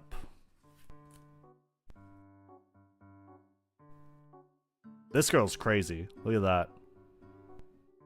That plate armor, super well fitted. Ranged 4 too. So she becomes distant, she can swing for 5 damage. That's insane. That's a lot of damage. Not a lot of cards do that. Take cover. Costs 1 less to activate. Target unit you control gains stealth. And it's a fast spell. So, or fast skill, whatever. So if your unit is taking fire, it's going to be attacked. You can actually use this in response and basically nullify that attack by making it disappear. Be stealthy.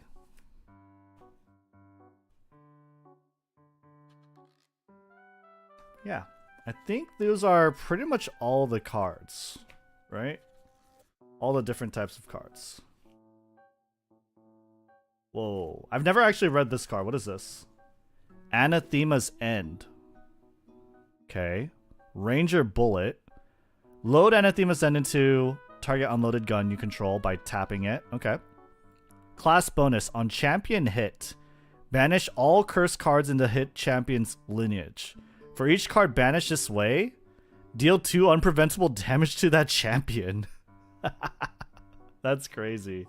So this is another bullet here that you could use to pop all your curses, essentially, right? And blow them up. So it's just really, really cool card. I like this deck a lot. A lot of on-hit effects, right? A lot of stacking that you want to do with the curses and the bullets. So yeah, I think Diana, like, I didn't want Diana to be my favorite hero because I like the Alchemist more, but I think Diana ended up becoming my favorite hero because I love her character design, and on top of that, I like her class design too. Her abilities are really, really fun. So yeah, let's go ahead and move on from that, and we're gonna talk about the last trial deck, Arasana, and then we're gonna open booster boxes. How much time have we spent? Dang, we actually did pretty well. Cool. All right, let me put this away. Any questions about Diana or the Ranger?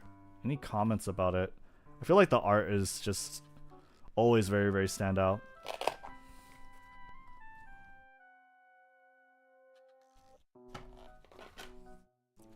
These decks are huge. These deck boxes are not. This game looks complex but super fun. Yeah. I think it's a lot simpler. Like, there's a lot of like terms I'm throwing out there, and a lot of it seems hard to play. It's overwhelming at first. But once you play it, once you get it in your hands and you actually like sit down with it, it's not too hard at all. I think you'll find that it's not too hard at all. Let's see here. Trying to think. I like this track. Okay, let's try that. All right.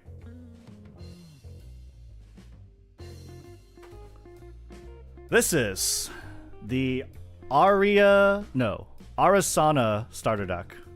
Supposed to showcase this card in the very front. Arasana, the Master Alchemist. She is a water cleric. Says, what does it say? A talented yet obsessive alchemist. No permutation goes untested. Difficulty 5 stars. 5 stars. This is the hardest hero to play. Out of all 3 starter decks that came with the Alchemical Revolution set, this is the hardest one to play, the most difficult. And I will have to say, I completely agree with this difficulty rating. I've tried to I playtest this deck against myself. I playtest this deck against my brother. 2 times I lost to him with this deck, and then I played the Ranger, and I also lost, but it was a lot closer. It was a lot closer. He was down to his last life. With this girl, unfortunately, I have to say, I feel like this deck just doesn't have enough of a power spike like it's supposed to. But I'll explain it. It's a really cool deck still. Has a ton of good flavor. I like this theme, Arasana or like alchemy, because one of my favorite games to play as of recent, actually, like recent as in last 5 years or so, was Atelier Ryza.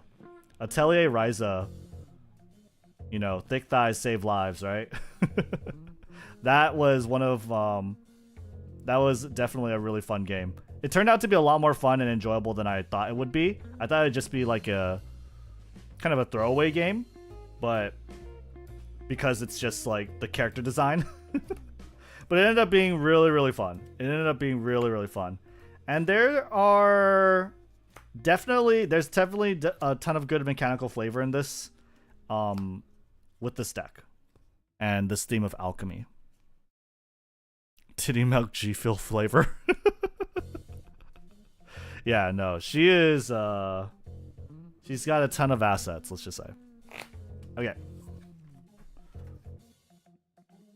Oh, one thing that's really cute, I guess I'm gonna explain this as we go, right? It does come with this fold and this die, right? And I think this is actually a good place to explain it right now, actually. Before I bust out the deck. Well, let me just get the deck out. Fuck it. Let me just get the deck out. Just whip out the deck. Okay. So, Arasana, Master Alchemist. Okay? You know, 1 second. Excuse me. Okay. Arasana, Master Alchemist. She is a cleric. This is the cleric class, so you might be wondering, like, how can you win with a cleric? A cleric is supposed to support, it's supposed to heal, but actually, this class does have pretty powerful effects, and clerics also fight a lot too. If you ever played like Dark and Darker or any RPG, really, clerics do have battle capabilities. And very key mechanic to Arasana, her alchemy deck, says on enter, gather twice. Gather. Gather is a keyword that is specified in other cards, but essentially what gathering means, so once you level up and you put Arasana on the board, then you gather twice. Gather means you're gonna roll this die.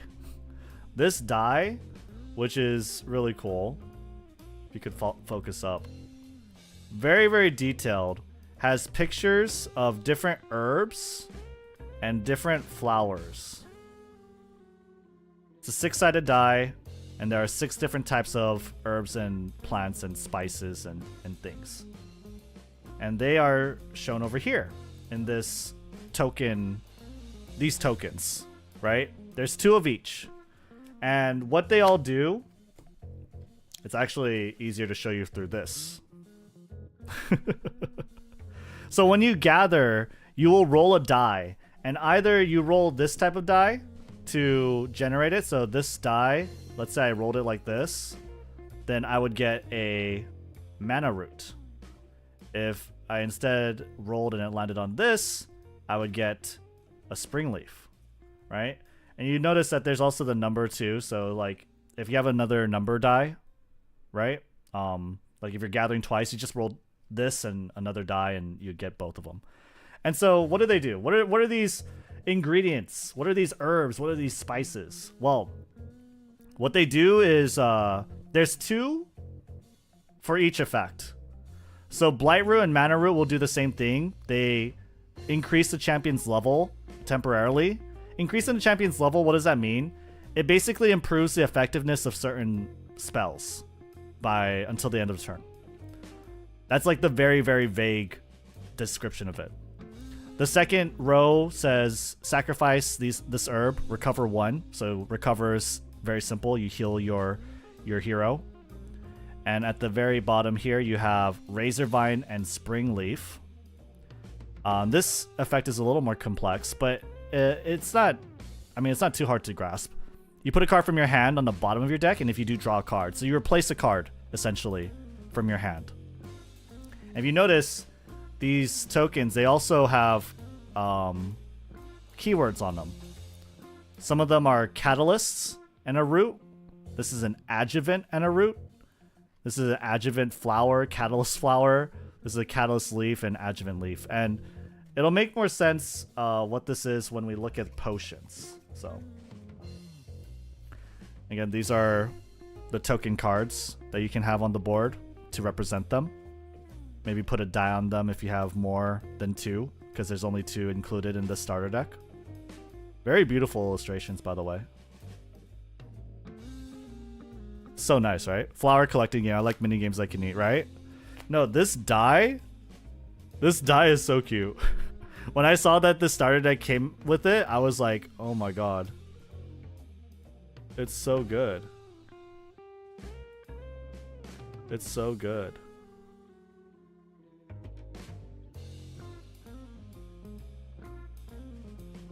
It's so cute.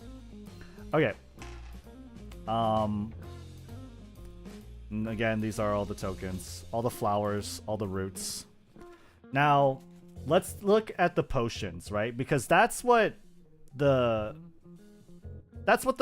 herbs, right? The alchemy gameplay sort of revolves around are the potions, right? So let's look at the potions. So once we have the potions, it'll be very, very clear what these herbs and gathering is supposed to do for you.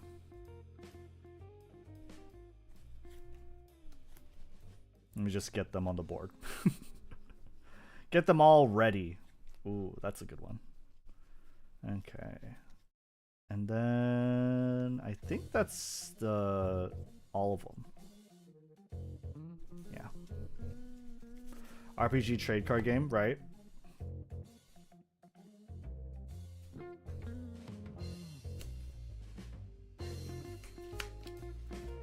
Okay. So this is the most basic potion you can brew, you can create with this class. The potion of healing. So it costs 3. Reserve cost of 3. Remember reserve cost, how you pay with it is by putting cards in your hand. So it costs 3. You put cards in your hand and you put them face down into your memory. Right? That's how reserve cost is paid. And that's very important because what potions have, all potions have a keyword. All potions have a keyword. And you'll notice it says brew. So it says 2 herbs. You may sacrifice the listed objects rather than pay this card's reserve cost. So, if you have 2 herbs, then instead of paying 3 cards from your hand, you'll just sacrifice the 2 herbs, and then it's on the board. It's on the board, and then you can, whenever you want, because all abilities are fast, right? They're quick effects, they're fast, they're instant speed in magic, right? Whatever words you want to describe them. You'll be able to sacrifice this, pay the cost of sacrificing it to recover 5. So, instead of paying 3 cards from your hand to pay to put this on the board, you can instead just sacrifice 2 herbs that you've gathered. Make sense? 2 herbs that you've gathered. I'm trying to not make a mess, but I hope that makes sense. All of these are herbs, by the way. All of these are considered herbs. Yeah, they're all herbs. They have the herb keyword here, or subtype. There are also other things like adjuvant flower, which we'll talk about in just a second. Okay. The next potion is Serum of Wisdom. Serum of Wisdom. Cost 3. It says brew 3 herbs. So you can sacrifice 3 herbs. Instead of paying 3 from your hand, you can instead just sacrifice 3 herbs to have this potion out on the board. So sacrifice Serum of Wisdom, glimpse 3, and then draw a card into your memory. Glimpsing is just like scry. So you check the top 3 cards of your deck, and then you could put them on the top or bottom of your deck in any order. And actually, glimpsing is very, very integral to this deck. It's very, very... Like, this deck is so cool. This deck is really, really cool. Has really cool mechanics. It has really cool effects. I'm going to explain them, but keep Glimpse in mind. Keep Glimpse in mind. It's really, really cool. Especially for this deck. Every hero, every deck has access to Glimpse, but specifically with Arasana, there's a really cool effect with glimpsing, and it's really cool. Draw a card into your memory just means instead of going to your hand, it goes into your memory.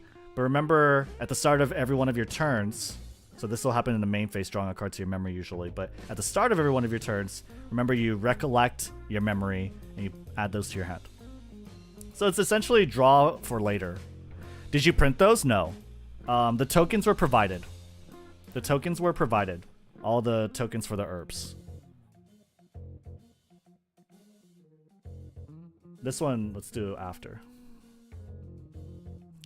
This is a 3rd potion in this deck.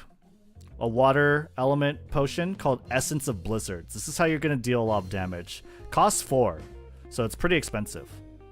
Essence of Blizzards. It says brew 1 adjuvant, 1 catalyst.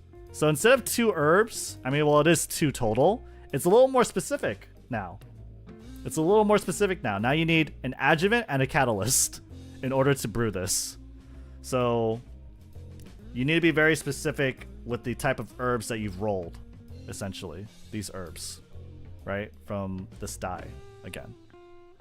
Adjuvant and catalyst, what are those? So you're looking like up like a recipe list. So let's say a Blight Root and a Mana Root, that would work.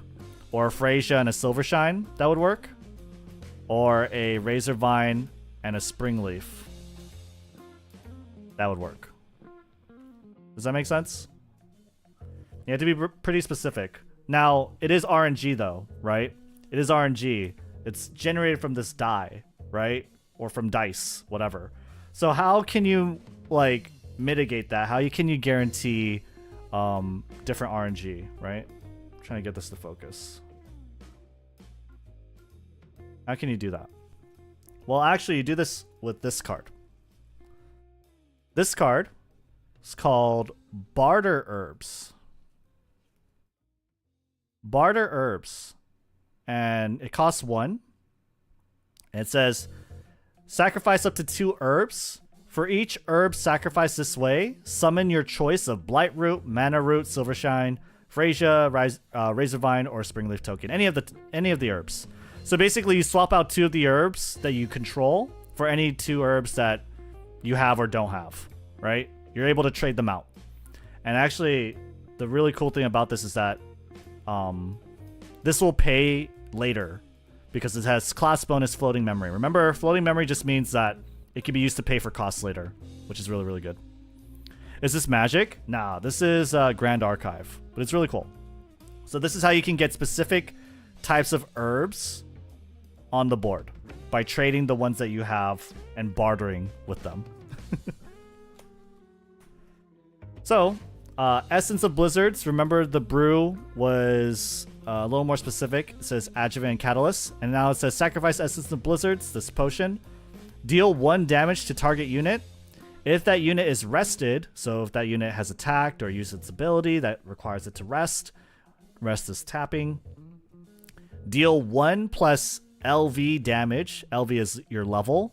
Remember this? Remember how these herbs give you levels, right? So that's where level is coming into play.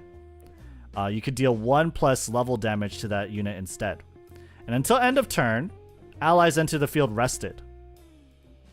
So you don't want to activate this Essence of Blizzards. You don't want to sacrifice it and throw it at your opponent on your turn. You want to do it on their turn so that you can make it so that all their allies that they summon that turn will be rested. That means they can't attack as soon as they come out. And on top of that, you're going to be removing 1 unit. So this deck has a lot of interactions, a lot of like very specific text. So it's very, very involved to play. And unfortunately, I don't think the power is necessarily there to justify it, but I mean, it's really cool. I like complicated decks. This is the last potion in this deck.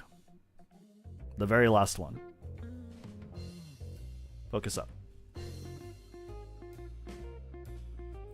Condensed Supernova. 7 cost Astra Element. Astra Element, so that's like the higher tier element. That means when your Arson is level 3, right? The most powerful form. Says brew. This is a much more like specific ingredient list. It says 1 silver shine, 2 adjuvants, and 2 catalysts. So it's so specific, and it's 5 different herbs, 5 different ones. You can sacrifice Condensed Supernova. Deal level damage to all non-Astra units. So basically blow up the board. If you're playing this card, your Astra element, that means you're at least level 3. If you have other ways to increase your level, great. Because this thing is a bomb. You throw this at your opponent and you deal splash AoE damage equal to your level and just blow up the entire board, including the enemy champion. So the enemy champion will also take that damage. So this is a mega nuke. And not only is it a mega nuke, it says at the very end, Glimpse 4. So what is glimpsing? What is glimpse? Again, it is scrying, looking at the top card of your deck by that specified number, and then putting it at the top or the bottom, rearranging them in any order. But why is glimpsing so important to Arasana? Well, in order to understand why, we have to look at her level 3 hero, as well as any one of her Astra cards in her main deck. I think this is the easiest example. Okay.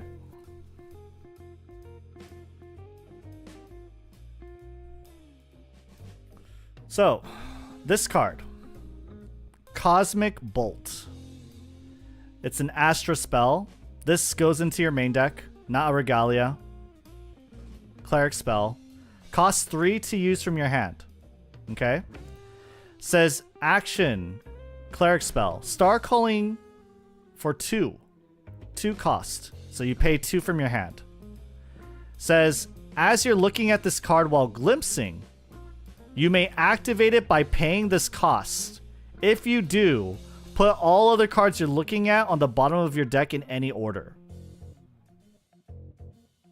This is so cool, because what is the effect? Well, it deals 4 damage to target unit, plus an additional 2 for each card named Cosmic Bolt in your graveyard and banishment. So essentially, Arasana and this deck, this hero, Arasana the Astral Zenith, the game plan is to get to level 3, to get to Arasana Astral Zenith, and glimpse a ton. And if you glimpse and you find these Astra spells at the top of your deck and within your glimpse, then you could pay. Not only does it not need to be in your hand, you don't even pay this cost. You pay a reduced cost in order to activate and use it. So you get to cheat out like spells, essentially, that aren't in your hand. And the flavor on it is really cool too, because essentially what Arasana becomes when she levels up to her level 3 form, she becomes an astrologist, like a Final Fantasy astrologist. She reads the stars. She tells the future. And the future is you're dead, essentially, right? And Cosmic Bolt is one way that she does that. She uses the powers of stars and constellations and astrology to deal space damage to you, essentially. This is a magic missile, right? You deal 4 damage, and for as many other cards with Cosmic Bolt in the name, in Graveyard or Banishment, it'll deal 2 more. So, it's a really cool mechanic. You glimpse, you take a look at the top 4 cards of your deck. If this is on there, then you pay 2, you put the rest on the bottom of your deck, and then you just fire away. You fire the Cosmic Bolt. So yeah, no, I love this deck's mechanics. I love its flavor. It's a really, really cool deck. Now, what is Arasana Astral Zenith? Another really cool part of this deck is herself, right? Her level 3 form. It says Arasana lineage, so you can only evolve this on top of another Arasana. Once per turn, you may pay 0 rather than pay a card star calling costs. Pay 0. So that Cosmic Bolt, instead of paying 2, you could just say, I'm going to activate Arasana Astral Zenith's ability and pay 0 instead. Once per turn. Notice it says once per turn, so you can actually glimpse on your opponent's turn too. So you get a free cast on your opponent's turn, you get a free cast on your turn. This girl is designed to become really insane, but unfortunately, I feel like the problem with using this deck comes with getting all sort of like aligning the stars. Getting all your herbs, getting all your potions, getting these Astra spells on top of your deck, and then glimpsing into them so that you could reduce the cost and shoot it out on them. There's a lot of requirement. There's a lot of conditions for this deck. A lot of stars that you have to align on your own. But when they do align, you get a really powerful deck. You get some really crazy combos, some really crazy effects. Which yeah, no, I love. I feel like this deck is really, really cool. What I'm hoping is that when we open the packs, we get cards for this girl that we can use. But yeah, I really like this deck, and I really like the flavor, and I really like how this deck works. Does anyone have any questions about it? Because I would love to, like, I guess, make sure we're on the same page with that, because I think Arasana is probably, like, my most favorite class, mechanically. My class and element. But, again, remember Condensed Supernova has this Glimpse 4 at the very end. So not only are you doing this bomb, but you, right after you deal that AoE damage, you're glimpsing 4. You're checking your deck again, and hopefully you land another Cosmic Bolt, or you land some other Astra spell, right? So yeah, that is glimpsing. That is Arasana. That's her game plan. Her game plan is to glimpse into the future and foretell your death. Do you think this could be a consolidated card game? Consolidated card game, what do you mean by that? Like digital? I mean, sure, if they wanted to make it digital. I don't know if that's what they want to do. This is the Regalia deck. So you get this on the board. You could banish it to Glimpse 4. Very good. Especially once you have Arasana back out.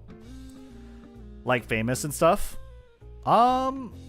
It is pretty, like, I'll be honest, it is very niche because it's weeby and it's anime. But I think among that niche, it could be very, very popular for sure. It has very good character design. The art is stunning. It's amazing. The game is easy to learn, hard to master. simple to play, very, very fun, very involved too once you get into it. So I think it has all like the components it needs to be a success, personally. I think it's really, really fun.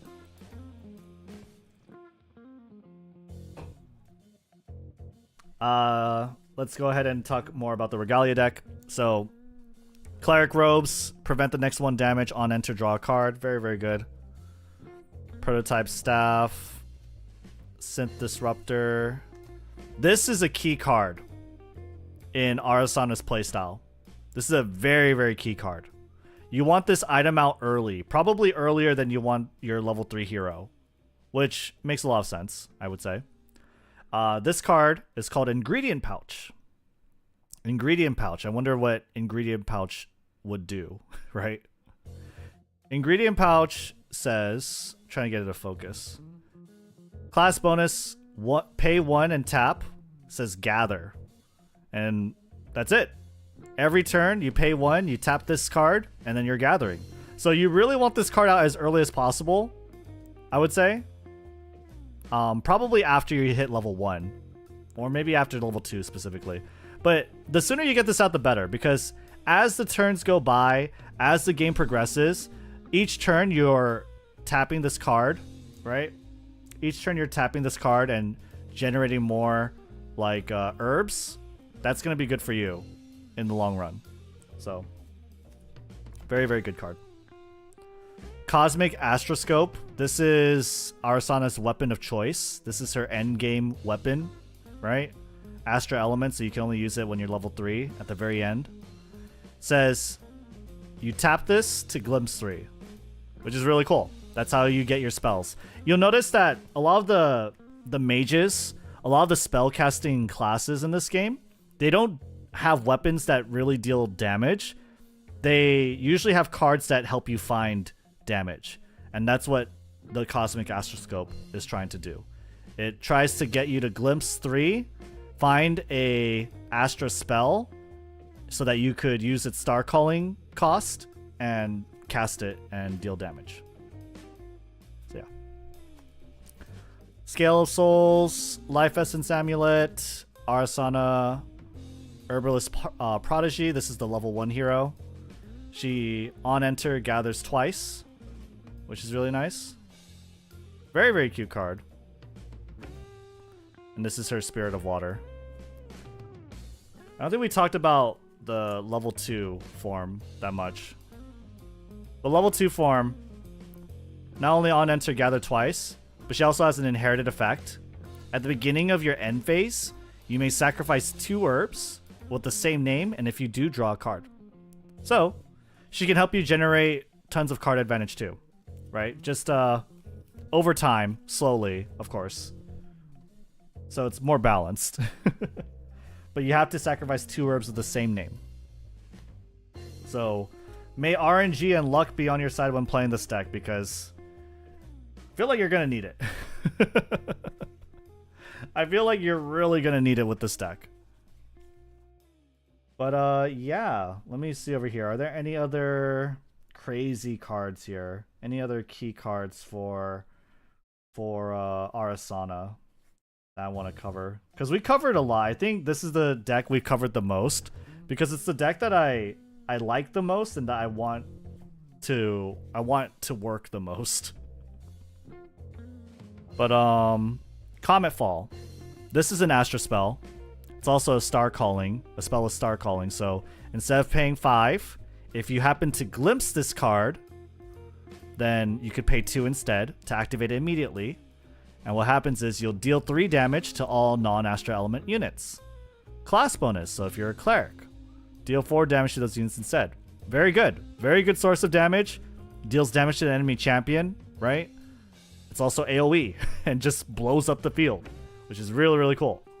So I like it a lot. Blows up your field too, because you don't have a lot of Astra units besides your champion. Potion, Infusion, Starlight. So infusion cards are essentially, with those potions that you have on the board, you could rest them, and if you do, they gain an additional effect until the end of the turn. So this one says until end of turn your champion gets +4 level. This usually means that you are you're gonna get more damage out of some of your abilities, like Supernova or Essence of Blizzards, I think. More automatons with 4 arms, dull joints and 4 arms. There you go. That's a tag, right?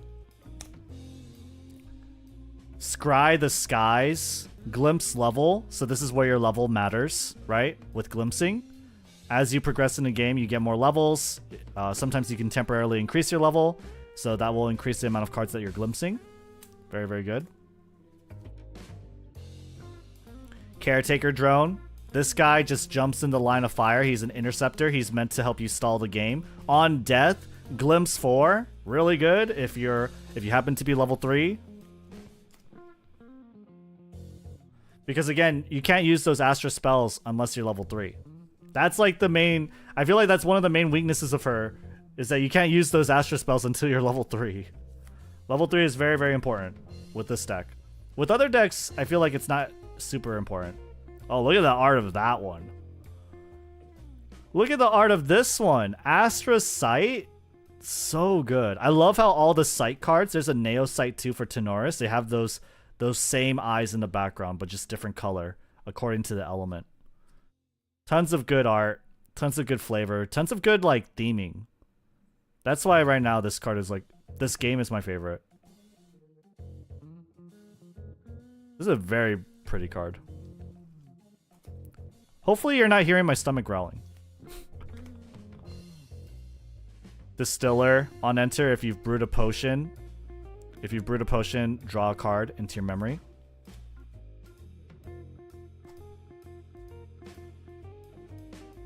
Oh, another automaton. Another automaton with 4 arms.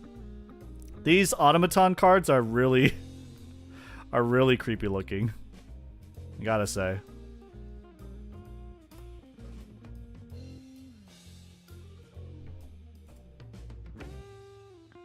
Comet Fall, Distiller. I think we've seen about all the cards. Let's see if I could find anyone that's different. No, not really. I see this a lot. Flash Freeze. This is your typical counter spell. Cost 4. Class bonus if you're a cleric. This card costs 2 less to activate, so it seems like clerics are the premier counterspellers. Negate target card activation unless its controller pays level reserve cost from their hand. Banish the card that had its activation negated this way. So this is a very crazy counterspell effect. Silencing, it's a fast spell, so you could use this on your opponent's turn. You're meant to use it to respond to any card activation you want to cancel, essentially. And how that works is like, it works similarly to Magic. Every card that you play from hand is activating, right? So Flash Freeze can counter anything. This is basically counterspell. This is basically counterspell. So yeah. But yeah, I think that about does it for the deck for Arasana. Any questions about Arasana, the Alchemist, the Master Alchemist? Very crazy, very involved deck. Again, just to recap, you're meant to have her out, right? You want to get your ingredient pouch out ASAP and just tap this, roll the die, create herbs, right? And then eventually become the Astral Zenith. Get your astroscope out, tap this to look at the top cards of your deck, right? And pray that there's an Astra spell on top of there, because if there is, then you could star call it and then you could cast it, right? There's like, that was a mouthful. There's a lot to this deck. It's really cool. I love it, but it's also very tedious. It's also very, very hard to play. But, yeah. It's very, very cool. Okay, I think if there are no questions, then I think what we're going to do is get to the booster box opening. We're going to open some boosters. We're going to open some boosters. I think what I'm going to do, let's take a quick break because I don't know why my stomach is just endlessly groaning. I have no idea why. I'm going to grab like a stick of beef jerky, just shove it down real quick. And I think I don't need anything else, but yeah, we're good on that. Let me go ahead and grab the boxes. This is what's coming up next. Boom. Boom. 2 booster boxes. How do I display it so it looks cool, looks sexy? I don't think there's a way. There you go. 2 boxes. We're gonna get there, okay? 2 whole boxes, sealed. Okay? We're gonna open it with this sharp instrument. This sharp knife.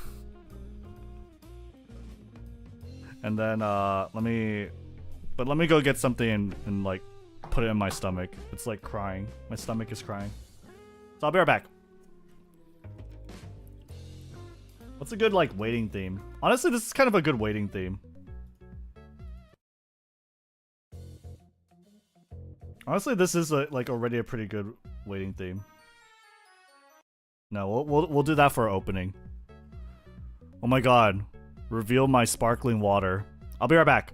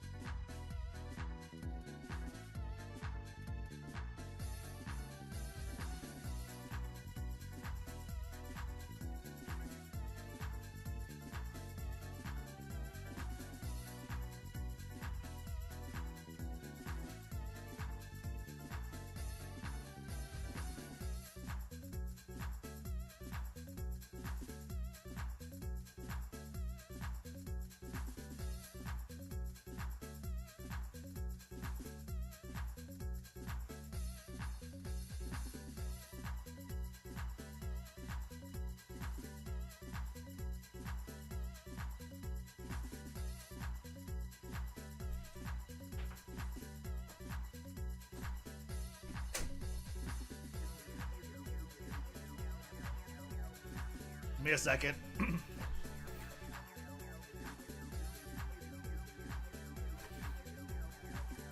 All right, I am here. I'm here. Hi. 1 second here while I put on a fresh set of gloves.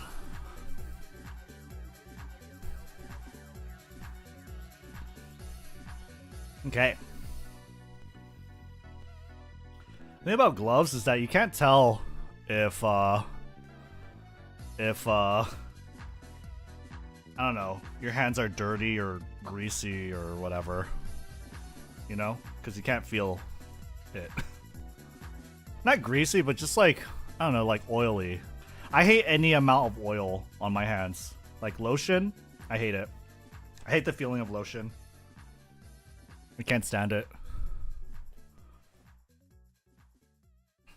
My hands need to be dry. They need to be dry, they need to be clean. Okay.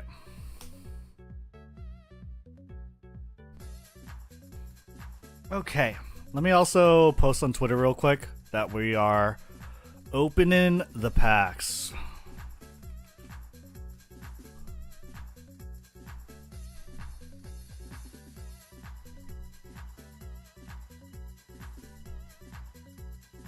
Oh, I didn't even say we were live.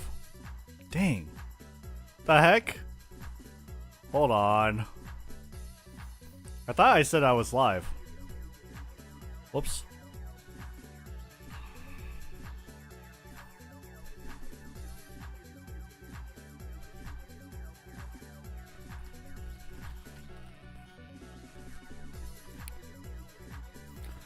Alright, we're opening the boosters now.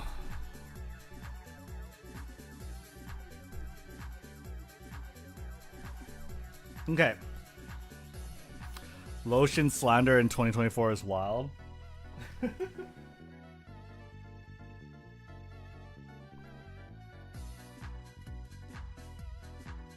I don't know. Don't you hate it when things are like really slippery? And like, I don't know, just you can't get a good grip on things? I hate that feeling. Okay. Okay.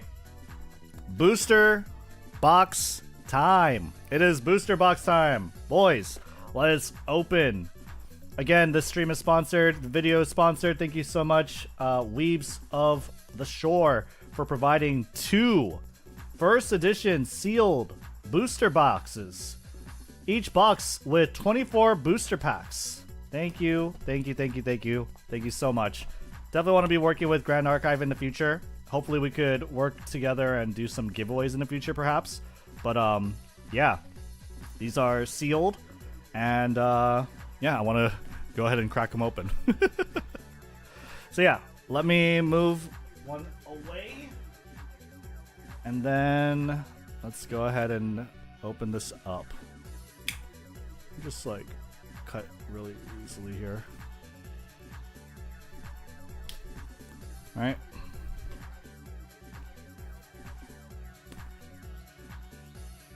Oh god, I didn't think about the trash. I do have a trash can though, don't worry.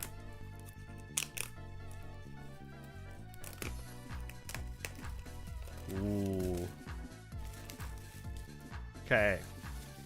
There goes the wrapper.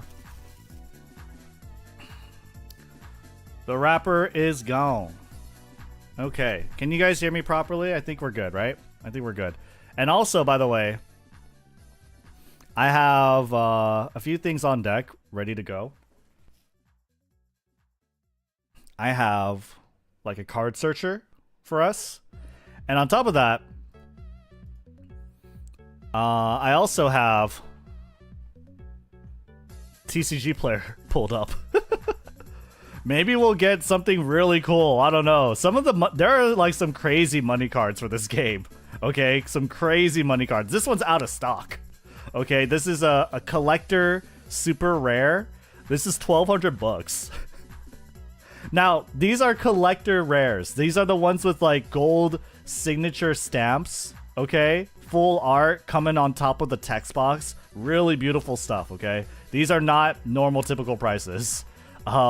Actually, some of the typical prices for this game, very, very cheap. This is a very, very cheap card game. This is the most expensive card from this set that's like a playable card that you would need in a deck. It's 40 bucks. This is 40 bucks. This one's 35 bucks, right? And then from there, it just kind of goes down. It's like 16 bucks, 20 bucks. You got a $12 card here, $10 card here. The cost of this game, these are like key units too for like specific decks. The cost of this game is very, very cheap. Brewing kit's like 5 bucks. Yeah, the cost of this game is very, very cheap. The singles are very, very cheap. So yeah, there is this game is very, very affordable, especially when you compare it to like Yu-Gi-Oh, Magic, any of the big three. But there are some crazy money cards. So hopefully we get some of the crazy money cards, the $500 cards. I don't want to cheat on Diana, but Arasana. Look at this though, right? Oh, she's so cool. She's so sick. And Arasana, sheesh. Looks good. Looks very, very good. Very, very cool, too. Astral Zenith, dude. I think this one's from the starter decks, though. These are things you can't open. I think these have to come from the starter decks, specifically. Yeah, let me filter the starter decks out, actually. Oh, never mind. I think, yeah, never mind. I guess it does come from the packs, too. Well, there you go. This is first edition boxes of Alchemical Revolution. Let's go ahead and open it. Let me swap over to this music.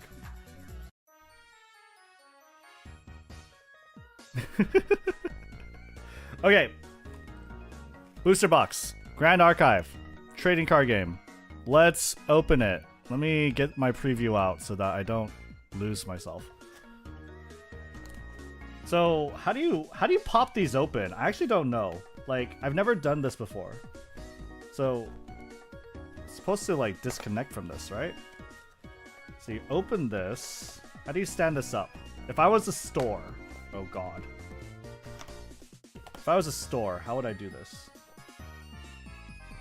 So, oh, like this?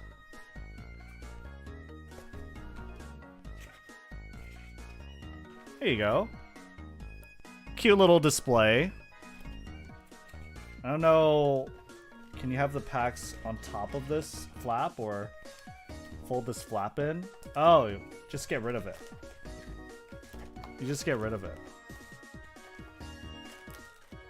Oh my god. Gloves are a nightmare. Here we are.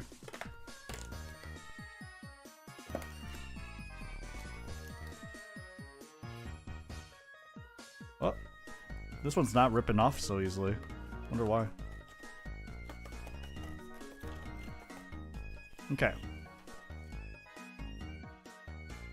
So, if you happen to be a store, this is how you would do it. This is how you would display it. Very cool. Very cute. Alright, so there are 3 types of packs. They're not shuffled. Oh, they are shuffled. Okay, cool. I was like, let's open these last. Let's open the Tenoris packs last. But okay, we have a choice. Chat. Which one should I start with? Which one should I start with?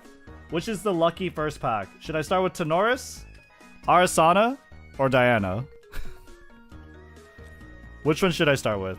Who gets first?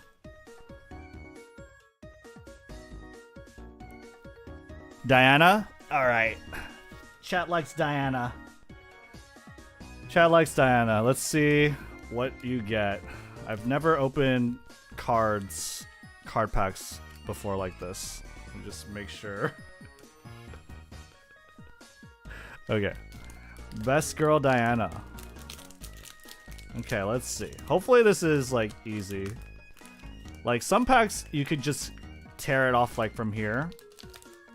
Or usually this I feel I don't like too much when I do this because I feel like you have to do more. There's like a really nice easy way for some cards to do it. Okay. I'm horrible at opening packs. I learned. Okay. I don't know if there's like a specific way to do it, right? I don't know if there's a specific way to do it. Like with Pokemon cards, you always see like them take the first like the last 3 and they're like 4 and then they put it at the back, right? I don't know if that's a thing. I don't know if that's a thing. I guess we'll learn. But okay. Tenoris, Might of Humanity. So I think these first cards are probably like tokens to play with the heroes. I don't know. I wonder if all packs come with the hero first. Because you can draft this game. This game actually does have a draft format. I don't know how it works though. Alright, Into the Fray. Common. Want to get this close up. Want to focus. There you go. Okay. Hypothermia. So far, we've seen all these cards in the starter deck. Ooh, Imperial Alchemist. Very cool. Cleric Wind. On enter gather. That sounds really nice, actually. Healing Aura. Very nice art. Look at that. We're going to be spending a lot of time on the early packs just to appreciate the art because I like the art for this card. This is a Fantasia? What the heck is a Fantasia? What the hell? Sanctum of Esoteric Truth. Okay. That sounds really cool. Enchanting Gale. Suppress target ally. Ooh, fast spell. So you could suppress your own too. Forge Light Shield Maiden. Dang, look at that art. What a beauty. Damn. She is so cool.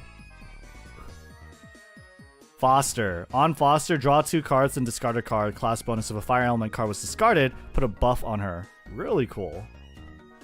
So a Fire Guardian. Rousing Slam. Supply Drone. Okay, so this should be the rarest card next, right? Oh, no, not yet. Whoa! We got a swimsuit card! This is an uncommon rare. As long as an opponent has 4 or more cards in their graveyard, this card costs 1 less to activate. On enter, banish target card in a graveyard. Oh.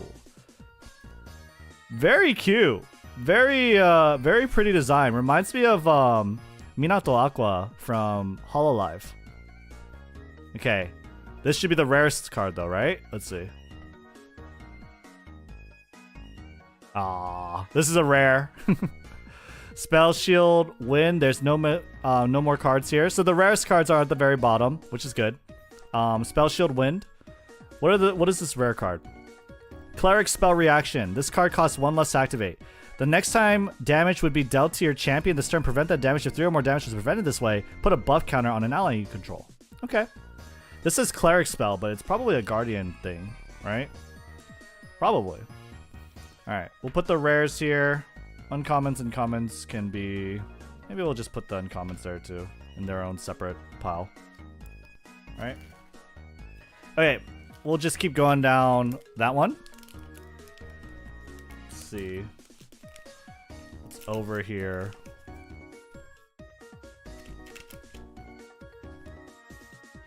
Must be an easier way to open these, right?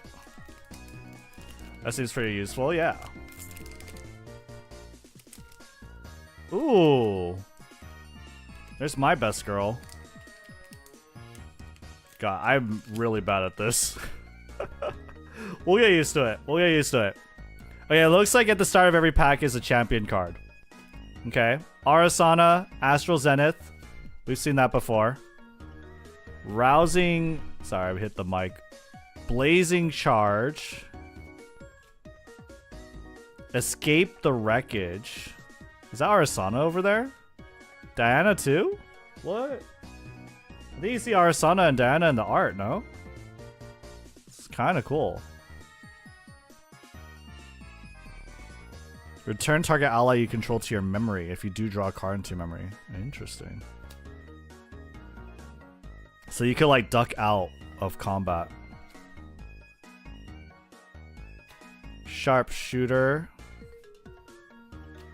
Whoa, Empowering Prayer. Nice design there. Airship Cruiser. Very cool. Strategic Warfare. I like how this one looks. What is this one? All allies you control get +1 power until end of turn. Okay. Whoa. Whoa. Spoilers. Veteran Blaze Bear. Dude, this guy looks sick. This guy looks like Alex from Third Strike. The hell? Gains taunt till the beginning of your next turn. Cool. Steadfast. This ally can retaliate while rested. Badass. Oopsies. Rhyme Soul Bishop, my uncommon. Cleric Human. Damn. Oh my god. Focus up. Focus up. Come on. Sheesh. I think my favorite class is Cleric, guys. Look at that staff. That staff is huge. On enter, you may banish a card with floating memory from your graveyard. If you do, draw a card. Class bonus, floating memory. Nice.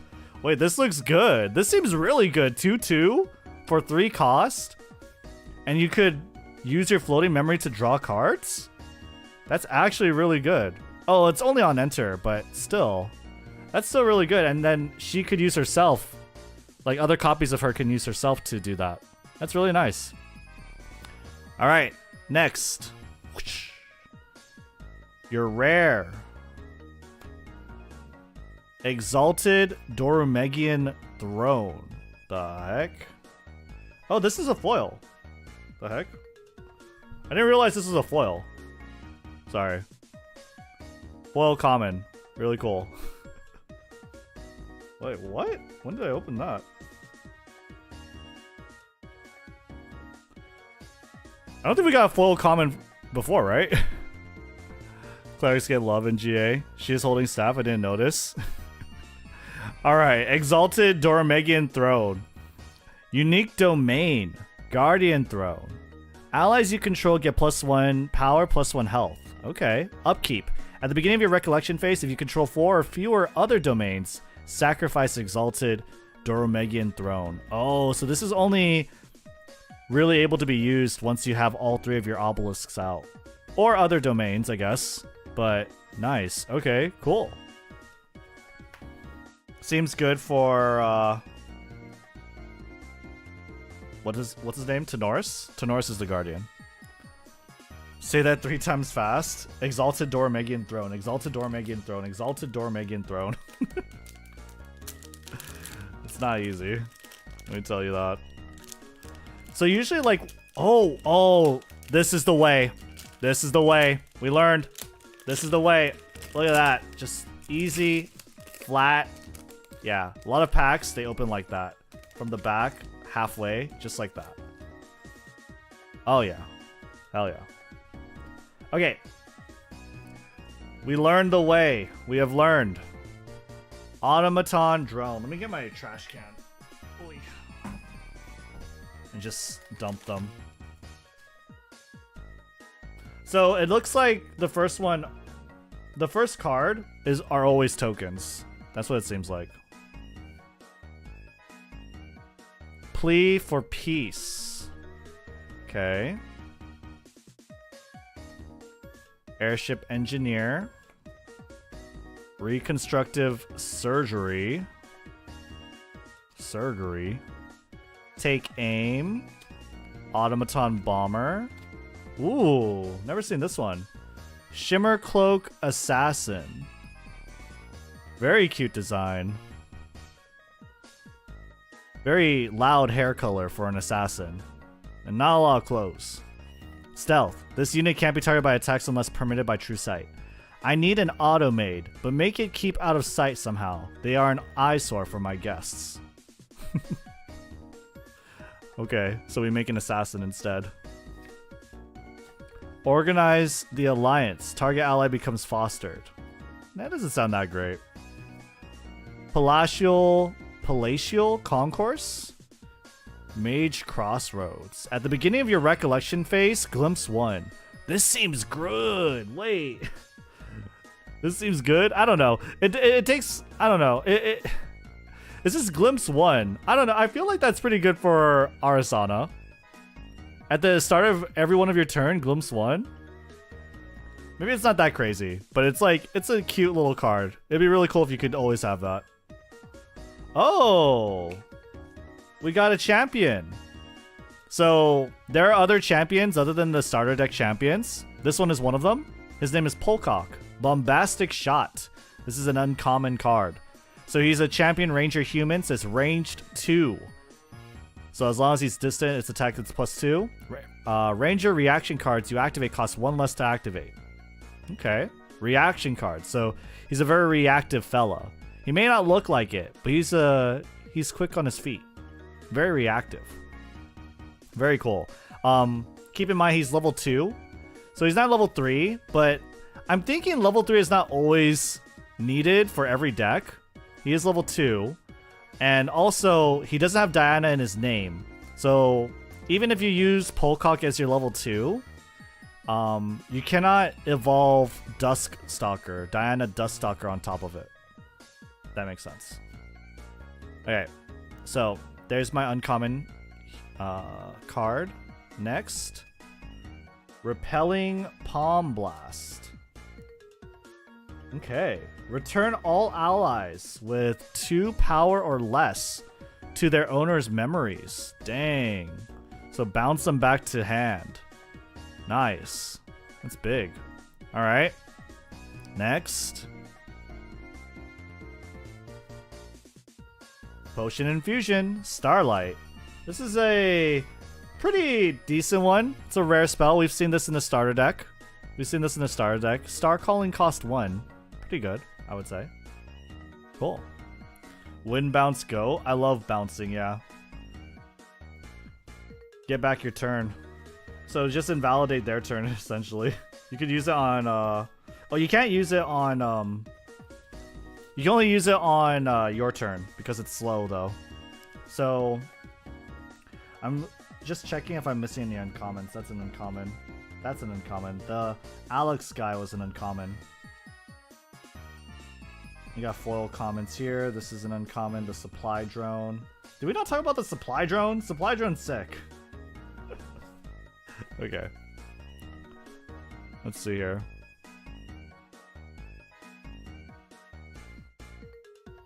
There you go. Now we have things organized.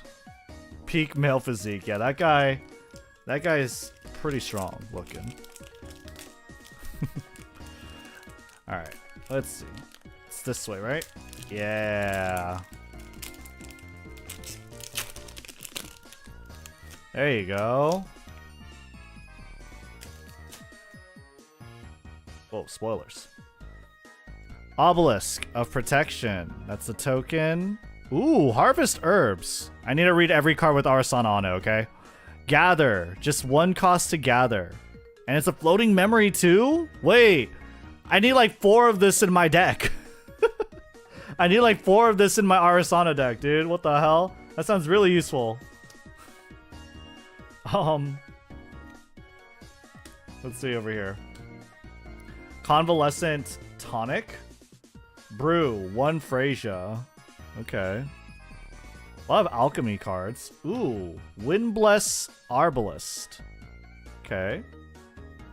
Very nice design. Look at that. Very, very pretty. I like that. Ranger Human. These are common cards too, man. Imagine we get like a rare waifu or an uncommon one like the Rhyme Soul Bishop. Whoa, she's so cute. Awakened Deacon? Awakened Deacon? I don't know how you say that. As long as you control 2 or more Fantasias. Awakened Deacon has Intercept. Okay. Nice. So she blocks.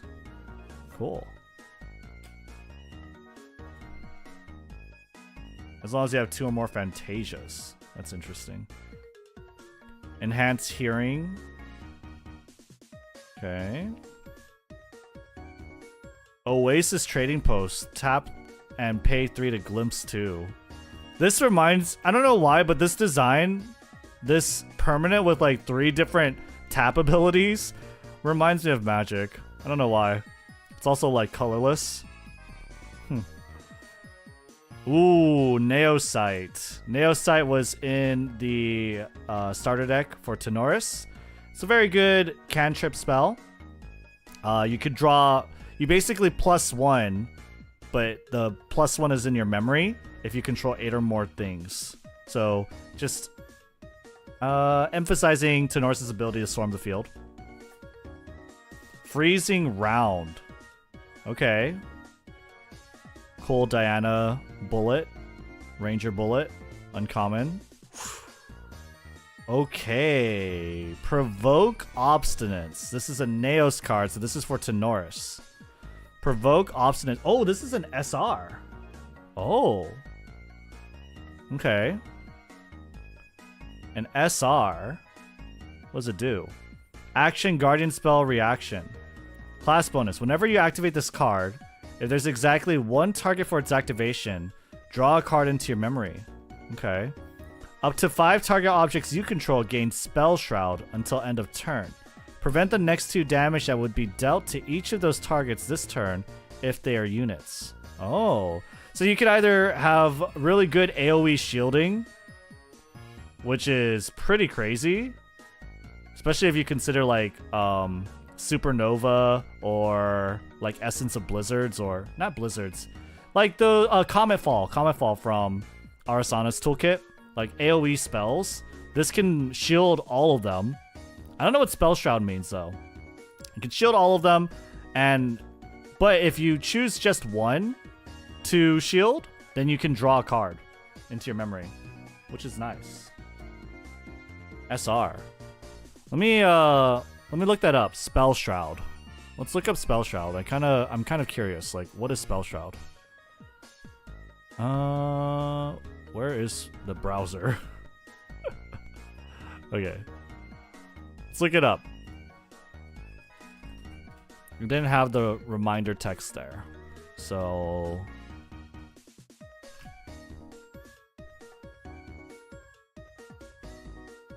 units with Spell Shroud can't be targeted by spells. Units with Spell Shroud cannot be targeted by spells. Okay. Gotcha.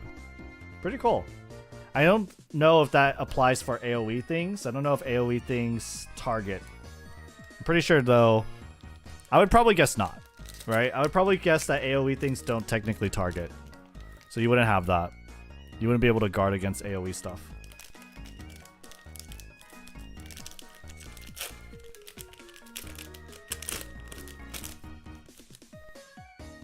Okay. Token. Empowering Tincture. Excoriate. Or excoriate. Dang. Wait, she's pretty hot. Who is she? Excoriate. Mage spell. Filth must be cleansed from our kingdom. Okay. Alright. Pretty intense. Convalescent tonic. Whoa. This guy looks cool. Girl. I don't know. Kind of ambiguous, honestly. Lone Gunslinger. Very cool art, though. Ranged 1. Floating memory. Very cheap. 1 cost, 1/1 with ranged 1. With floating memory? Not a bad card, I think. Serum of Wisdom. Whoa. What are this like this artwork for common cards, man? Some of these commons are really like pretty and cute. Manic Zealot. 2 cost. Look at that. Kind of reminds me of Spark or Hanabi from the Honkai Star Rail, the newest character. Assassin Automaton. On death, deal 2 damage to each champion. Okay. Super aggro. This is a super aggro card. Very cheap, very expendable stats, and then also is a bomb. This song in the background, Risen Me, got me getting. I'm a skippy. Shut up. Awakened Deacon. Sidestep. Ooh. Assassin Skill Reaction. This card costs 1 less to activate. Target ally gains stealth until end of turn. Okay. Alright. Pretty cool. Uncommon. Wild Growth Elixir. English is hard, guys. What does this do? At the beginning of your recollection phase, put an age counter on Wild Growth Elixir. Sacrifice Wild Growth Elixir, put X buff counters on target ally, where X is the amount of age counters on Wild Growth Elixir? Hello? So over time, this thing just generates more and more age. Oh, that's cute. So this potion gets better with age. This tonic, this thing that you're brewing gets better with age. And as it ages, it becomes more potent, and it makes a big, super beefy dude. Oh my god, and it's permanent. These buff counters last forever. There's no, like, expiration on them. Wait, this is, like, not too bad. Like, as a win condition, just over time, you're just slowly getting a bigger potion. That's cool. Uncommon. Swooping Talents. Choose 1, deal 2 damage to target ally. Level 2, destroy target item with memory cost 0 or reserve cost 4 or less. Okay. Alright. How's the background check? Is it a little too loud, by the way? Let me lower it a bit. Pretty good. Pretty good removal spell, right? I like it. Mind Break Bullet. Okay, we've seen this in the starter deck. That's our rare. Nothing crazy so far. Nothing crazy. We got 1 SR card. We did get 1 SR. Permanent? Yeah. I mean, it's only for 1 unit, though. Right? It is only for 1 unit. And it requires turns. It's probably not that crazy. But I feel like in like a draft format, that sounds like a pretty decent bomb, right? Just like something that continuously gives you value until later, until they get something to remove it. I don't know why this one giving me a lot of trouble. This card. Okay. Token. Healing Aura. Imperial Alchemist. Blazing Charge. Escape the Wreckage. Crystalline Distiller. Empowering Prayer. We're getting quicker now because we've seen so many of them. Ooh, Exercise Curses. Pretty cool. Pretty cool. Choose up to 2 curse cards from a champion's lineage to discard them. Force Load. This is our uncommon. First one. Seen in the starter deck as well. Raise the Land. Uncommon. Destroy target domain. Floating Memory. Ooh, so this is a nice little tech card or hate card, anti-card, I don't know, side deck card. I don't know. Against Tenoris, you get to destroy his domains, which is good. That's pretty nice. Ooh. False Step, rare. Very cool art from Diana. 1 cost. Ranger skill reaction. If damage will be dealt to your champion this turn, prevent 2 of that damage. Your champion becomes distant, so it activates all the ranged abilities. Then you may pay 2. If you do, allies you control also become distant. Wow, this could activate your entire board. All the ranged effects for your board, and then you just swing. That sounds like a good amount of damage. That sounds crazy. Alright.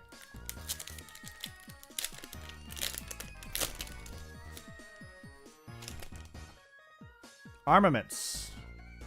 Token. Diffusive Block. Academy Attendant. Plea for Peace. Airship Engineer. Another Forge Light Shield Maiden. Very cute. Crystalline Distiller. Ooh. Fiery Duelist. This is the first time we've seen this card. Very cute art. Very pretty. Very hot, if I would say. A lot of fire.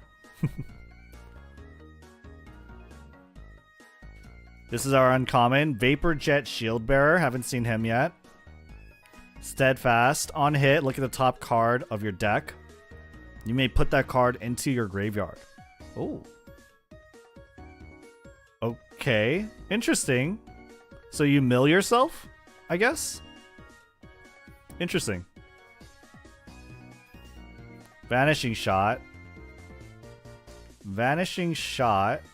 Another uncommon. And then this is our rare. Wait, you may return the hit ally to its owner's memory? Wait, that's kind of crazy. This one, though. Ooh. Synthetic Core. Synthetic Core.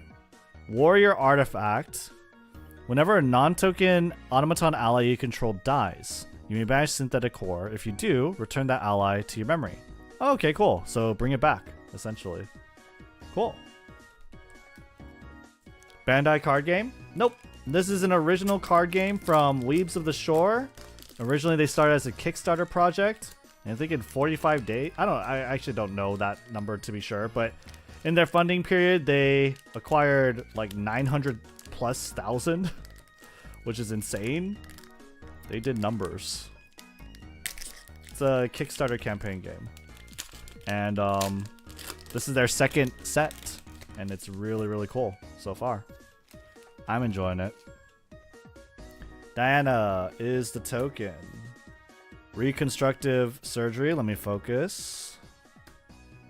Now I feel like a professional card pack opener. Take aim.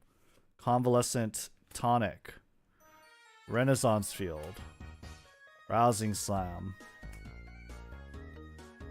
Barter herbs. Ooh, refresh chamber. That's a cute character.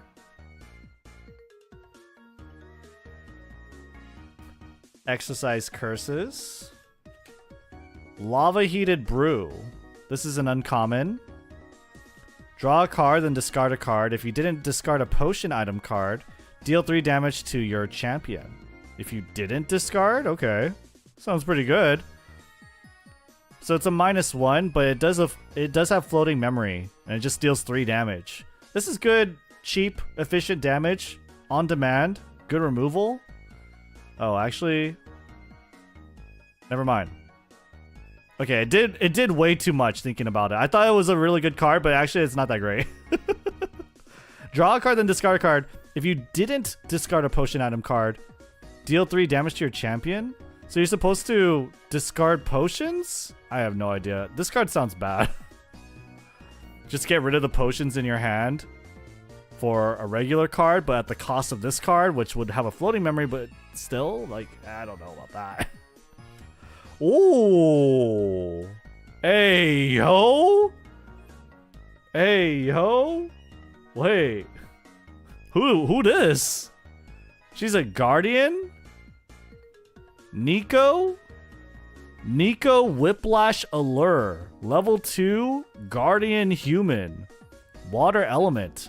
Whenever a card with floating memory is banished from your graveyard, put a lash counter on Nico. A lash counter? What the hell? What is going on? Okay.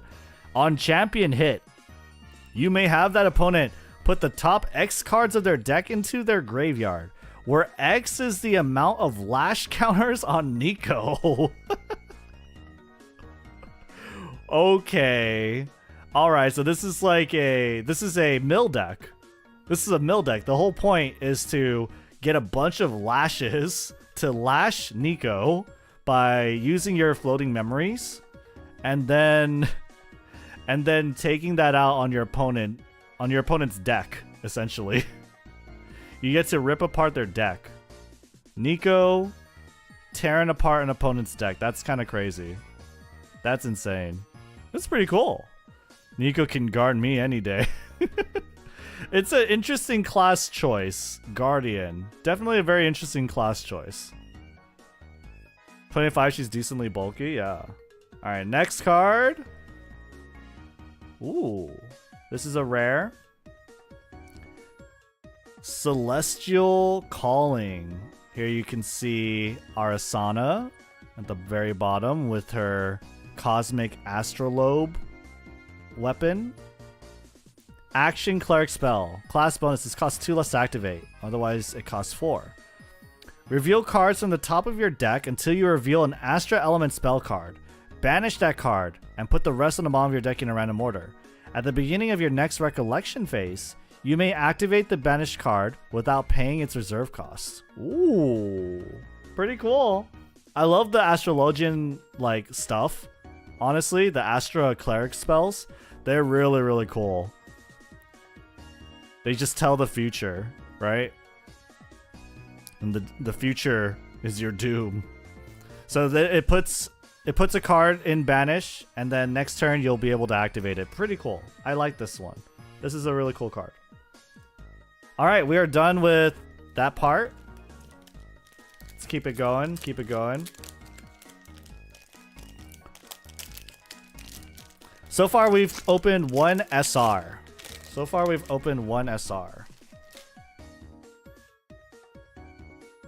Alright. Mana root. I'm gonna keep it like here until we get to like the uncommons.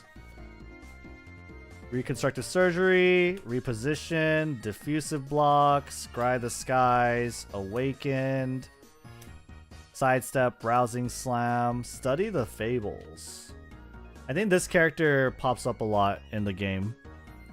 Or maybe in this newest set, because I've seen some art with her. Study the fables. Cleric skill, 2 cost. Target player reveals 6 cards from their material deck. Draw a card into your memory. Interesting. That is so interesting. Navigate the streets. Ooh. Okay. Ranger skill. Glimpse 1 plus X, where X is the amount of domains you control. Okay. To glimpse, yeah, it already tells you how to glimpse. And in floating memory. Pretty cool. Nice. So this is the Ranger glimpse. I don't know what domains Rangers have, but okay. Oh! Another hero. This guy's cool. Who's this? Vanitas? Obliviate Schemer. Dang. Really handsome looking dude. Very beautiful long hair. What do you got? Vanitas. What can you do? Vanitas can only level up into another Vanitas champion. Sure. Yeah, he is level 1. On enter, if there's another wind element card in Vanitas' lineage, glimpse 4. Okay. I don't know if this is going to have a lot of synergy with the Astra spells that have Star Calling, because you need Astra Element, but interesting. Okay. Ooh. Wait. Oh, shit. You are Neos Elemental. I'm pretty sure I saw this pretty decently high up on TCG Player. This is a UR. Hell yeah, dude. Wait, hold up. Oh. Oh, nice. This is the $12 card. This is one of the more expensive cards in this set. There we go. You are. Hell yeah. I'll let you guys read it from here too. So you can see over here, right? And then it says class bonus. This card costs 1 less to activate for each token object you control. Sounds really good. Hindered. This ally enters the field rested. Okay. And it has a bunch of keywords. Steadfast, which means it can retaliate even while it's rested. Retaliate means counterattack. Taunt is you have to hit this unit. You cannot hit other ones while this is on the board. True Sight is things with stealth cannot evade it. Vigor means if you rest and swing with this card, then at the end phase it'll come back and stand back up, which is great. 10 cost, so it costs less to activate for each token object you control though. And it says Neos Elemental gets +1/+1 for each token object you control. And he has 1/1 stats. That is pretty good. That sounds really good. So if you have like 10 tokens, let's say you have 10 token objects. You have a 0 cost, 11/11, Steadfast Taunt, True Sight Vigor unit. The only thing is he's hindered. Hindered because he enters the field rested. That means he will not swing on the turn he comes out. You can swing on the turn you come out, but that's granted if you play normally, if you're not hindered. So hindered, so he has to wait a turn. He has to wait a turn, but he's gonna guard your dudes. This guy's tough, man. This guy's crazy. Neos had a bad day. Did he have a bad day? I mean, this guy looks sick. This guy is awesome. This is a meat stick for our token deck. Yeah, this guy's the big beater, the big boss of a token Neos deck. Really cool. Let me go ahead and sleeve that. It's about time. About time we get a UR card. It's about time. Okay, hell yeah. Pretty cool. There you go. Put back the card here. The Neos Elemental. Clear matte sleeves. Very, very cool. Sick. Alright. That's our first UR. There we go, dude. There we go. Hell yeah. Alright. More URs, please. I wonder what the, how much URs you can get from a set, though. There has to be a set amount, right? There has to be a set amount. Why can't I open this? Psh. There we are. That's the best way to open them. Okay. This is a token. Plea for Peace. Academy Attendant. Airship. Reconstructive. Fiery Duelist. Rousing Slam. Barter Herbs. Very good. Uncommon. Our first uncommon, Astrocyte. I love the art for Astrocyte. This was in the starter deck, but I love the art for it. So pretty. All the stars. I love the stars. It's really nice. I love Astra as an element, personally. Ooh, new card. Fire-tuned Automaton. Uncommon. Uncommon Guardian Automaton. Trying to get it to focus.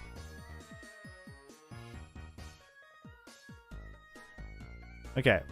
As an additional cost to activate this card, discard a fire element card. Okay, to play this card, you need to also discard a fire element. Floating memory, he's a 3/1. So he's like really fast, meant to deal a lot of damage really quick. How much for the set? I think it's $80 or $90. Not too sure. Also floating memory though. Very, very good. Very good to have floating memory cards. Ooh, rare. Shade Cursed Hunter. I love this design. I love this design. Very, very pretty card. Hopefully it focuses. Shade Cursed Hunter. Ranged 5. What? What? That damage? Ranged 5 with 2 power too. So if you manage to put distant on this girl, like you make her distant, then she will have 5 more attack. Stealth. So this cannot be attacked except by true sight units with true sight, which is kind of crazy. That's why it has 1 health, I suppose. On death, put Shade Cursed Hunter on the bottom of your champion's lineage. Oh, so she's like a curse. Wait, that's kind of crazy. She like haunts your champion on death? Wow, Ranger Curse Human. That is some really cool stuff. You can like come up with some cool lore for that. That's really cool. She becomes a curse.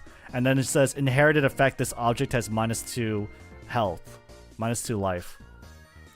That's really cool. Does inherited effect only activate then if it's, if you have something on top of it then? I think that might be the case. Huh.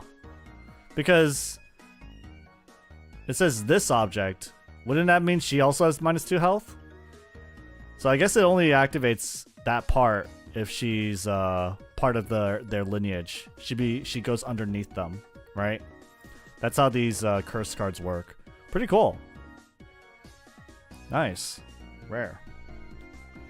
When Vigor negate hindered at the end of turn, so it's basically always active. Nekomade, the reason why he has Vigor is basically so he's standing at the end phase, but during the main phase, and when you just play him, you won't be able to attack with him because he's hindered, because he's rested. That's the reason why he's hindered, from what I can tell, right? Because you won't be able to immediately attack. You have to wait until the end of your turn, but he will be able to immediately retaliate and defend. That's the point. Does that make sense? Yeah.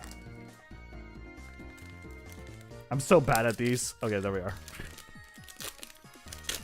It's like one or the other. What's the best card you can pull? I think the best card you can pull are like Collector Secret, Collector Super Rare, Collector Ultra Rare for the heroes.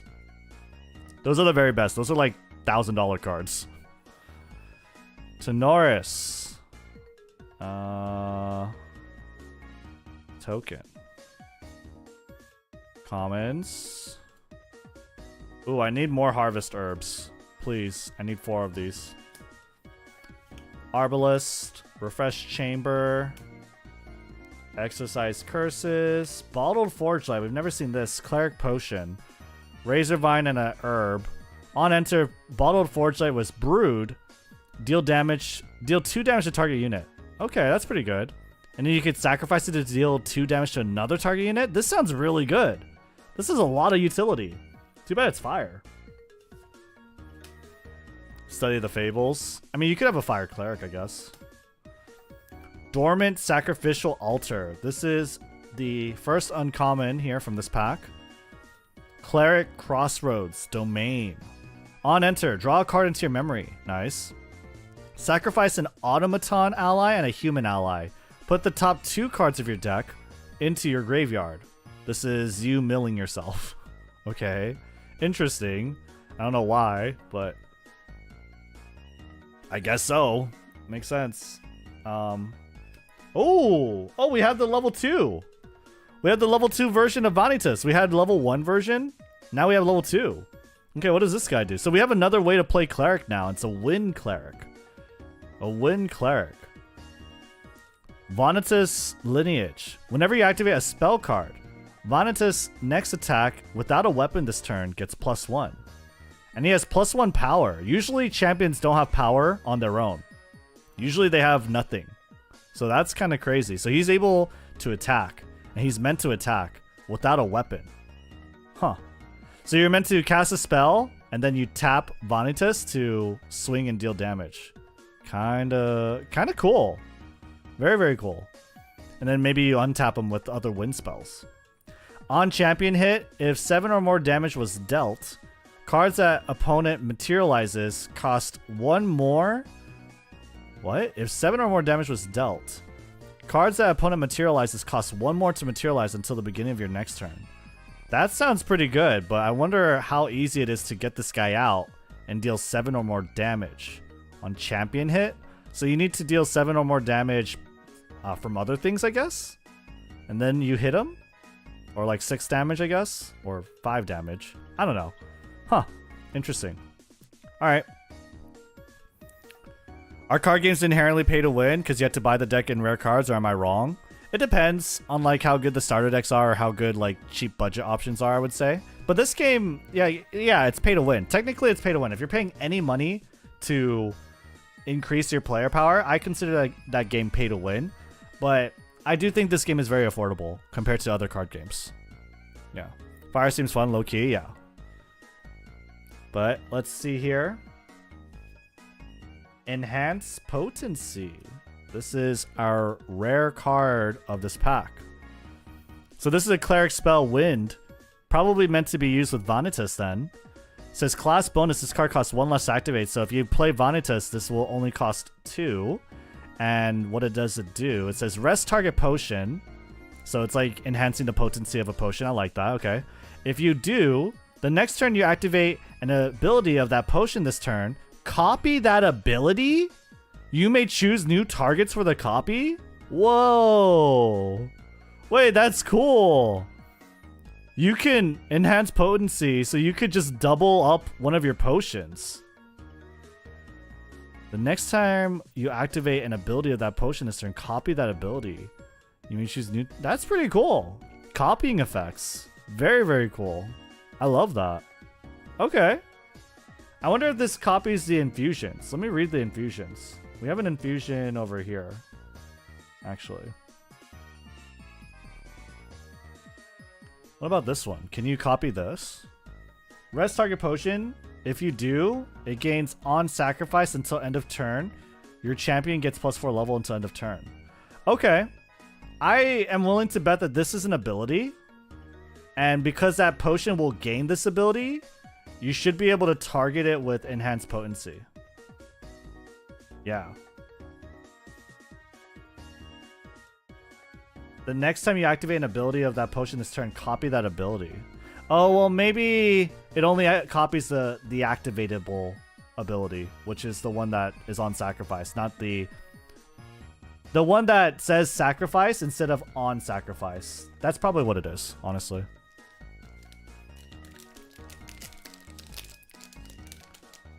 Does grandarchive have a digital? No. This is true, honest to God paper card game.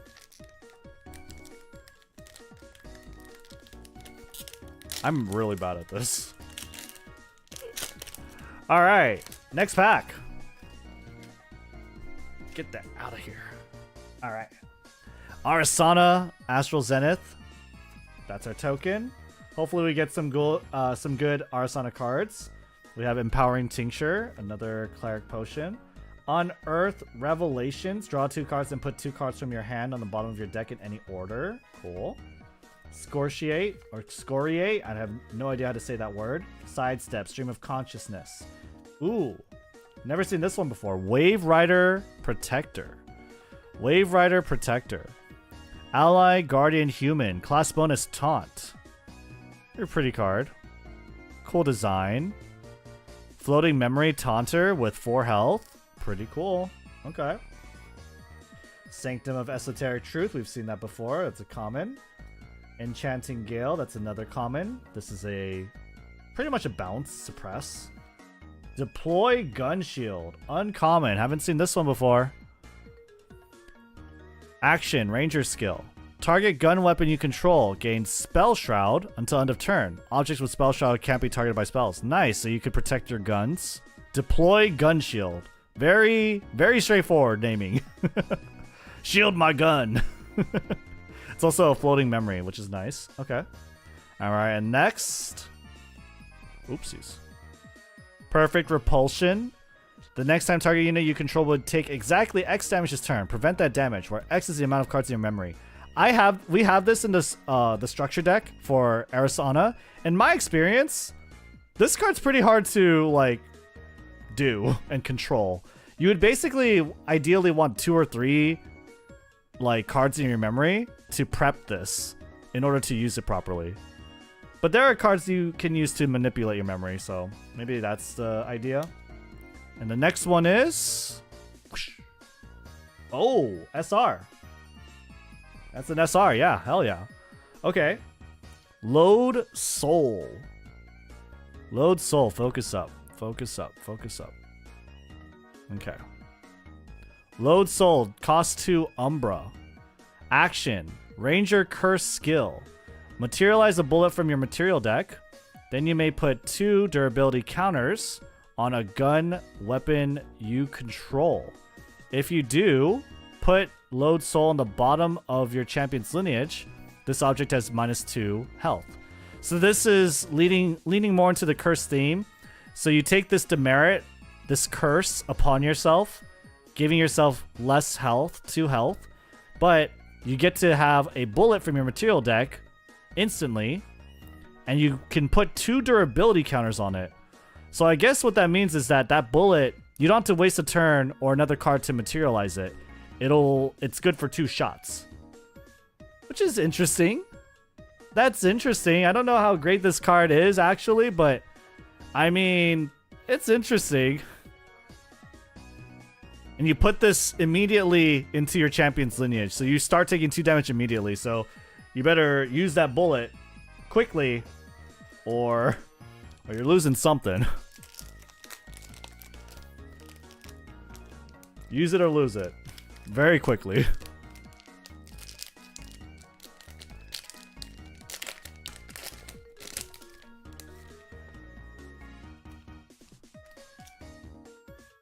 Alright. Obelisk of Armaments. Token. Potion of Healing. Windbless Armament. Windbless Arbalist. Sorry. Plea for Peace. Healing Aura. Forge Light. Trained Sharpshooter. Empowering Prayer. Airship cruiser. Overwhelming swing. Ooh. This is a guardian hammer. Class bonus. Level 2. Combat damage dealt by this attack is unpreventable. And it's 5 damage. Nice. Level 2 plus. Crazy. That's actually pretty... I would say this is a pretty decent attack. This sounds pretty good. 5 damage and you can't stop it in any way? It's kind of nuts. Drought of Stamina. Another Wind Cleric Potion. 1 Spring Leaf, 2 Herbs. Pretty cool. I like that. The ingredient list. Sacrifice Drought of Stamina. Wake up target ally you control. Ooh. Okay. So you get to restand one of your allies and maybe reuse one of their abilities or get them to attack again. Pretty cool. Very straightforward. Fractal of Snow. This looks a lot cooler. This looks like... The art on this is really nice. I feel like it could be a higher rarity, but this is a rare. Fantasia, Cleric Fractal. Reservable. While paying for a reserve cost, you may rest this object to pay for one of that cost. Huh? What? Wait. That's kind of crazy. Class bonus, Sacrifice Fractal of Snow. The next time one or more allies would enter the field this turn, they enter the field rested instead. Okay. Huh. So you could freeze them. You could basically freeze your opponent on reaction. And also, this thing, while it's on the board, even if you're not doing that, while it's on the board, it's helping you pay for things. That's nice. 1 cost every turn. Wait. Yeah, 1 cost every turn. This is pretty good. I like this card. This card's sick. I would use this in the Arasana deck. That's awesome. Oop. Yeah, I mean, card games are an interesting sort of genre. There's definitely... The only free-to-play card game is, like, what, Hearthstone? But even then, it's, like, pay-to-win, really. I feel like card games are its own kind of thing, right? They're their own kind of thing. They're not like most other digital card games or digital games in general, where free-to-play is kind of like king. It has not caught up yet to the card game medium, but I like card games still. I think card games have a lot of creative license. You have a lot of creative freedom when you play card games, and it's really fun strategizing and coming up with different deck ideas and putting together different decks to execute game plans. I like the strategy gameplay in card games a lot. And yes, there are games that, like, either it's a one-time purchase, like Slay the Spire, or there's not really a lot of free-to-play card games out there, honestly. But there are some stuff like that. And I feel like with Draft and Magic specifically, right? I feel like rarities, pack opening, and the fact that, you know, drafting, there's like $1 entry, right? To buy the packs to play Draft. I feel like that's fun. I don't think that's bad. I don't feel like that's a bad thing. I think that adds to the game. I think I like drafting a lot. I wonder how fun this game I wonder how fun this game is to draft. I'm pretty sure Constructed is like the only played mode because it's like the most easy to understand and it's the most approachable. But I would be interested in playing this game Draft. Draft is really cool. The feeling of a card game is definitely unique, but I appreciate it and I think it's pretty fun.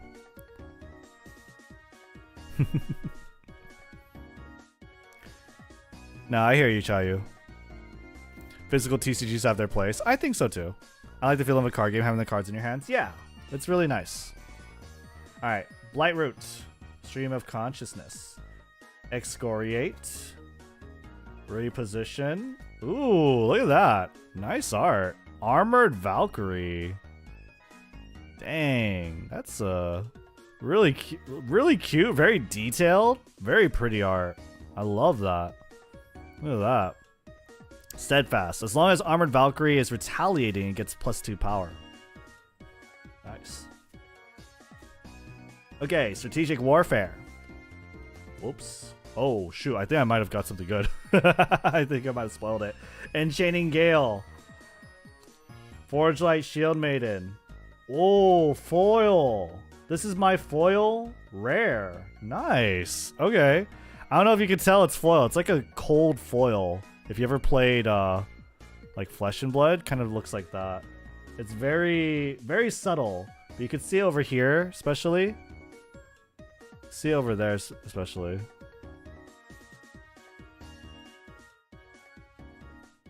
And like the border too. Like this part. Nice. Like a cold foil rare. Also, this rare is not in the right place probably because it's a foil. Fatal Timepiece. Very cool art. Very, very cool art. What is it? It's a regalia item. Wow. So this goes into your regalia, your material deck. Cleric artifact at the beginning of each player's recollection phase. If they did not materialize a card this turn, deal 2 unpreventable damage to their champion. At the beginning of each player's recollection phase, if they did not materialize a card this turn, deal 2 unpreventable damage to that champion. Okay. Interesting. Huh.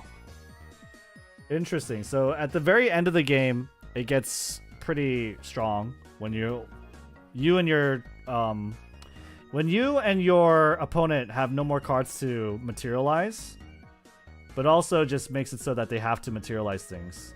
This is like pretty interesting. This is a very interesting way to control the game. And because you're probably always materializing things as a cleric, sometimes I don't know if you would skip materialization as other classes. But yeah, honestly, some of the foiling on this is actually really nice. I think I'm gonna sleeve this one. It's very cool.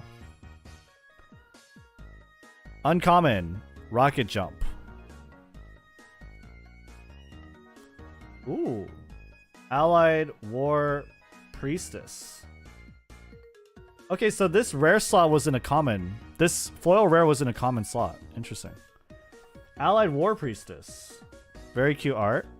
Allied War Priestess gets +1 health if you're a cleric or a guardian. +1 power, sorry. Says on attack, recover 2. Memory, when you have 4 or more cards in your memory, on attack, recover 2. That's pretty good. Wait, that's pretty good. That's pretty good healing. Like, continuous source of heal. I want this card in my deck. Wait, I want this card in my deck. This guy's a normal element too, so anyone can play it. Any element cleric can play this. This card's pretty nice. I like this one.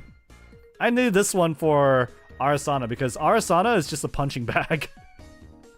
Arasana, the starter deck Arasana feels like a punching bag, and if I have this card just swinging every time, recovering 2, that sounds really good. The foils in this game are very subtle compared to Yu-Gi-Oh! That has super shiny rarities. Yeah, I think there are different rarities. This one's like probably like a cold foil. But yeah, let's see what this one is. Ooh. Heatwave Generator. Rare Regalia item. Guardian Device. This card costs 1 less to materialize. At the beginning of your recollection phase, target ally... Oh, sorry. At the beginning of your recollection phase... Oh. It's having trouble focusing. Whoa. What the heck is happening? Get closer then? I don't know why it's like having so much trouble. Okay.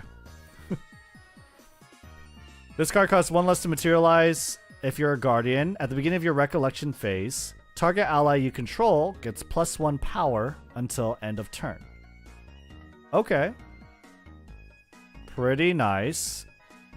So it's a consistent source of like more damage, but it's only for allies. Okay. Pretty cool. That's a rare. Let me sleeve up the cold foil. I don't know if it's actually cold foil, but it is a very subtle foiling.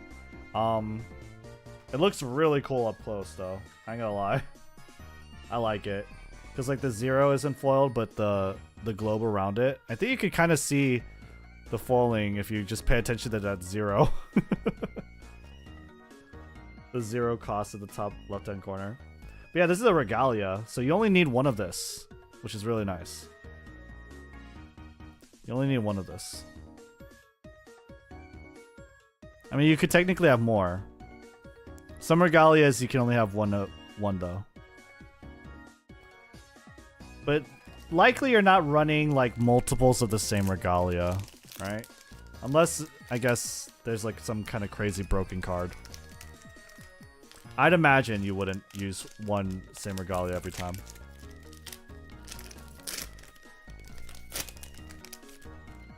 Dude, we haven't seen one Diana token. Arasana, Master Alchemist. Looking very, very good. I like Arasana. Reconnaissance Field, I've never seen that one. On enter, look at target opponent's hand and memory. Target unit gains ranged 1. True Sight until end of turn. Interesting. Okay. Healing. Scry the Skies. Flame Blessed Trainee. That's a cute card. Cleric, Fire, Cleric, Human. On attack, if Flame Blessed Trainee is attacking an ally, you may discard a fire element card. If you do, this attack gets +3. Interesting. Okay. I don't know why it's not focusing up that well. Okay, cool. I love the art on this card. Manic Zealot. Fire Assassin. Palatial Concourse. Wave Rider Protector. Enchaining Gale. Fiery Warcry. This is an uncommon. Haven't seen this before. Draw a card, then discard a card. You may banish a fire element card from your graveyard. When you do, target ally loses taunt and intercept until end of turn. Sounds like a counter card then, right? Yeah, it sounds like a counter card against like taunt and intercept. And you want to be a guardian, and then you draw a card, discard a card. You're playing a card to draw a card, then discard a card. I don't really see the point of it unless you had something that procced off discards, personally. Dominating Strike. Dang. Oh, this is, what's his name? Veritas? Vanitas? Yeah, this is Vanitas. I was like, look at those, look at that chest, look at that booba. But then look at those pecs. That is Vanitas, right? It looks like it. Damn, dude's thick. Thick in the chest. Alright, attack. Cleric Fist. So Vanitas just straight up punches your ass. Okay. You may reveal 3 wind element cards from your memory rather than pay this card's reserve cost. Weapons can't be used for this attack. It's 4 power. What the hell? This guy's sick. Wait, this guy looks fun. What the heck? He just punches the shit out of your opponent. He just beats the crap out of him. Right in the gut, too. And then you could make it totally free by only playing win cards. That's really cool. I like this. This is a really cool card. Very, very fun card. Alright. Oh, this is our rare. Awakened Frostguard. Ooh, very pretty card. Very good art. Look at that. Very, very good art. Water. 2 cost. Guardian Automaton. I would have thought it was a cleric, but I guess that's the big shield there. It says class bonus Foster. On Foster, you may banish up to 2 cards with floating memory from your graveyard. For each card banished this way, put a buff counter on Awakened Footguard and draw a card. What? You get to draw a card for each? That sounds... to your hand? That sounds broken, dude. On Foster, though. Foster is pretty hard. Foster is pretty hard to do. Awakened Frostguard has Vigor as long as it's fostered. Wow. So she becomes a 3/2, draws you 2 cards, and has Vigor. So long as you're able to protect it and make sure it doesn't receive damage. Fostering means on the start of your next turn, if this card has not received damage, then it is a fostered unit. And when she becomes fostered, she does all this stuff, which is crazy. This is a really good card. I would think this is a very good card for Nico. And yeah, no, this is a pretty fun, exciting card to think about with Nico, for sure. Someone said Booba. Yeah, Veritas had crazy Booba, dude. No, this is a really cool card. I like it. All right, we are more than halfway done with the first box. What do you think?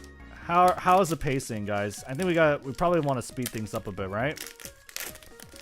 But we were just exploring the set. We were exploring the set, looking at all the cards, looking and appreciating all the art. I think that's what it is. Okay, so these starter deck cards are really easy to get, apparently. These tokens, I guess. Diana Dusk Stalker. Okay, that's the token. Lone Gunslinger, we've seen that before. Whoa. Subjugating Lash. Okay. Attack. It's a Guardian Lash. This is Nico. As long as your champion has 12 or more damage counters on them, Subjugating Lash gets +2 power. Damn. Okay. Okay. Dang. Nico kind of crazy. Okay, so that's 4 power. So you need to have 12 or more damage though. The art on this is kind of insane. That's kind of what I'm like freaking out about, honestly. Nico is nuts. Oh my god, I'm looking at that myself. Hold up. No, yeah, this art goes crazy. Art goes insane. Alright.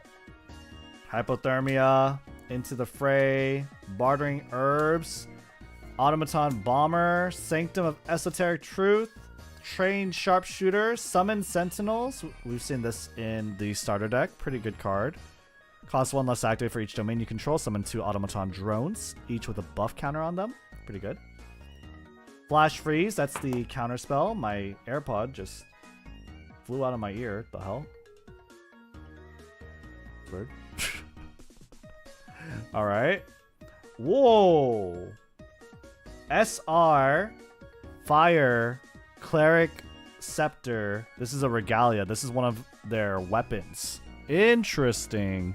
So if you have a Spirit of Fire for your Arasana, you could use this card. What is this?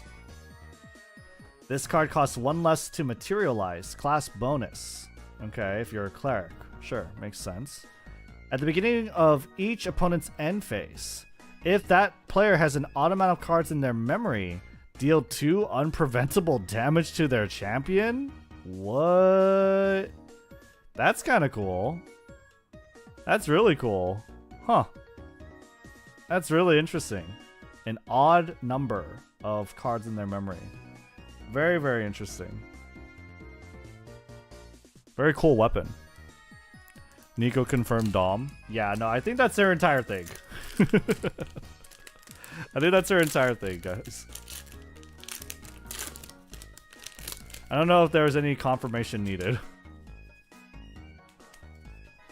Alright. Spirit of Wind.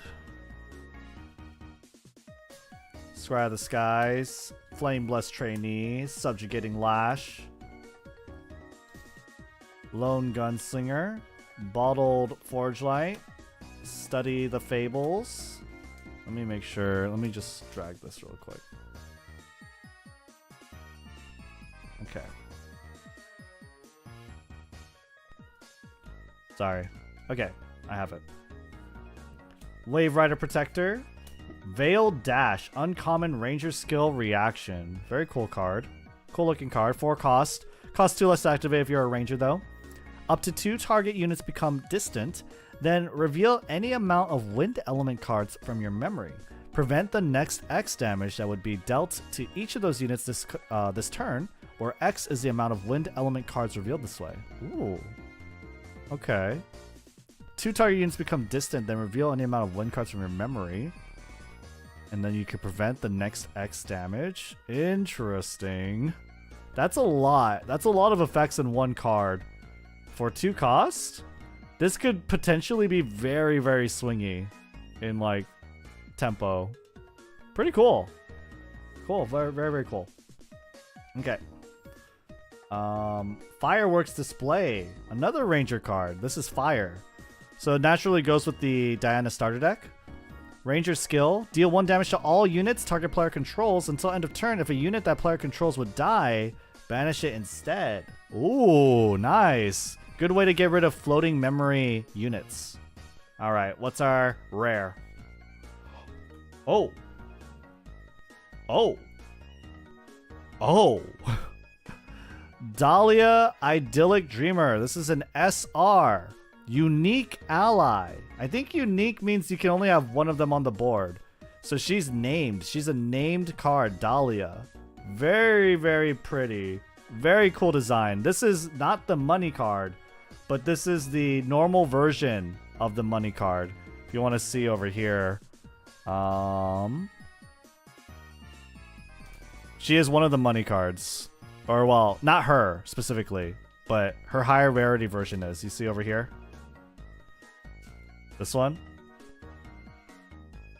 This one just has a signature. But I don't have it. This is not the one I have. This is not the one I have. I have the normal version. The normie version. This is 700 bucks otherwise. Nice. I doubt she costs that much though, like the normal version. How much does a Dahlia cost? Yeah, it's probably not that much at all. I wonder if she's good. She's like $4. Pretty cool. I mean, she's very, very, very cute. Let's read her. Let's read what she do. What does she do? What does Dahlia Idyllic Dreamer do? Unique ally, ranger automaton. Class bonus if you're a ranger. On attack, look at the top card of your deck. If it's a water element card, you may put it into your graveyard. Dahlia has range X, where X is the amount of water element cards in your graveyard. Whoa. That's pretty good. She is definitely like a hero unit. Like someone that's like really, really strong. A good unit that scales well with how long the game develops. Pretty cool. Pretty cool. Hello there. Yeah. I really like this card. This card's cute. She's very, very pretty too. I love that design. That's awesome. That's a really good design. Yeah. Very, very good design. Oh my god. Alright, we have a third. We have a third of the box to go, guys. We have a third of the box to go still. Ooh. Alright, let's keep it going. Alright. Healing, reconnaissance field, scry the skies, flame blessed trainee, empowering prayer, trained sharpshooter, airship cruiser, strategic warfare, potion infusion frostbite. First time we've seen in a pack. Very cool. Very pretty Arasana. Ooh, first time we've seen airship cannoneer. Airship cannoneer. Ally ranger human. Very, very cute design. I like that. 4 cost. Ally ranger human class bonus ranged 4. As long as this unit is distant, its attacks get +4. Only if you're a ranger. On attack, you may banish 3 fire element cards from your graveyard. If you do, airship cannoneer becomes distant, which only really matters if your class is a ranger. So, but really cool. Ranged 4 with 2 power already. That means she has 6 power. Nice. And ooh, SR. Percy. Percy? How would you say it? Relentless Raptor. Wind Ranger human. Haven't seen a Wind Ranger. Pretty cool looking card. Cost 3. Unique ally. Very cool design. I like the Falcon. Reminds me of a Falconeer from like Lost Epoch. Range 2. As long as this unit is distant, its attacks gets +2. You can tap this card, tap this ally, to suppress a target ally, item, or weapon. Activate this ability only if Percy is distant. Oh. Wait. Oh, this is sick.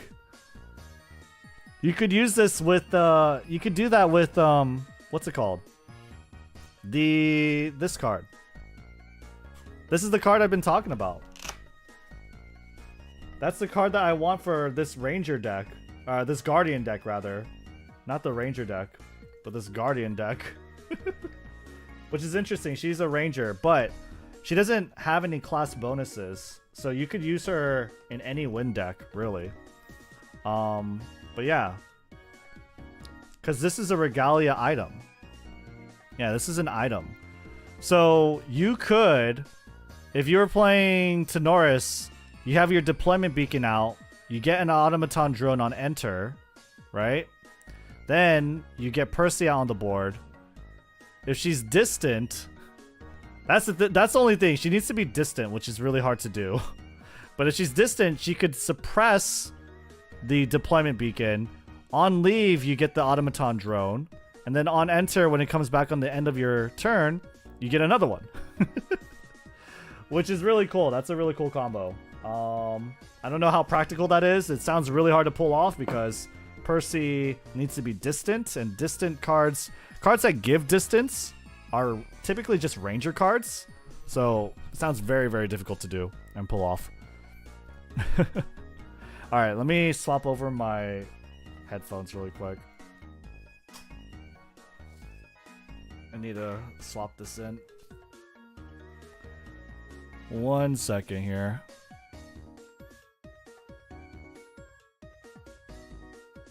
Okay.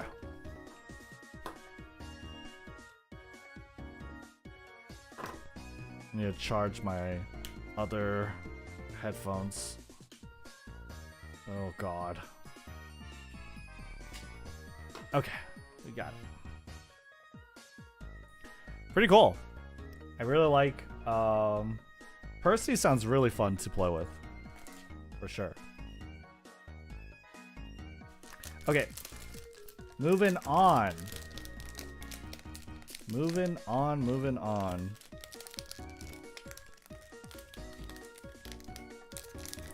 Okay. There we go.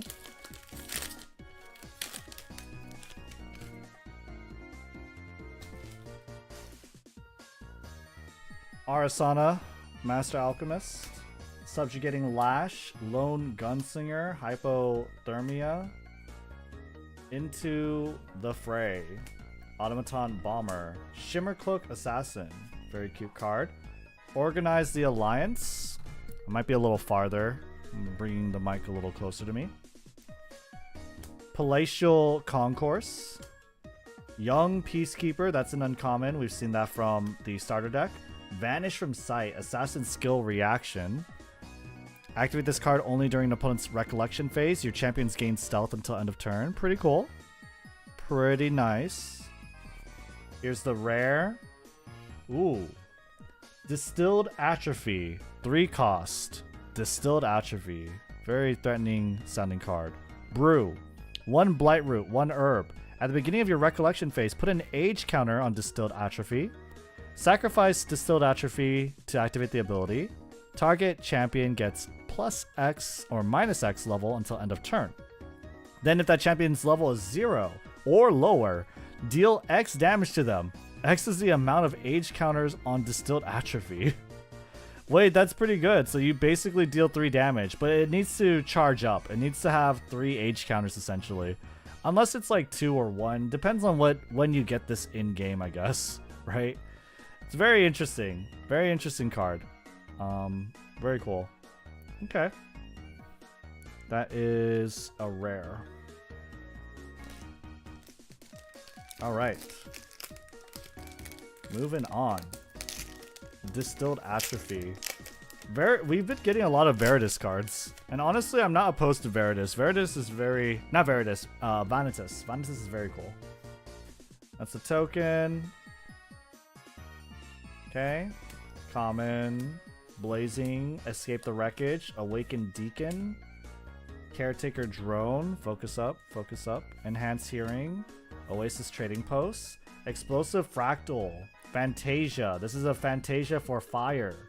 Cleric Fractal. Class bonus memory 4. So if you have 4 cards in your memory, then you get this part. On enter, deal 2 damage to your target champion. To target champion, not your champion.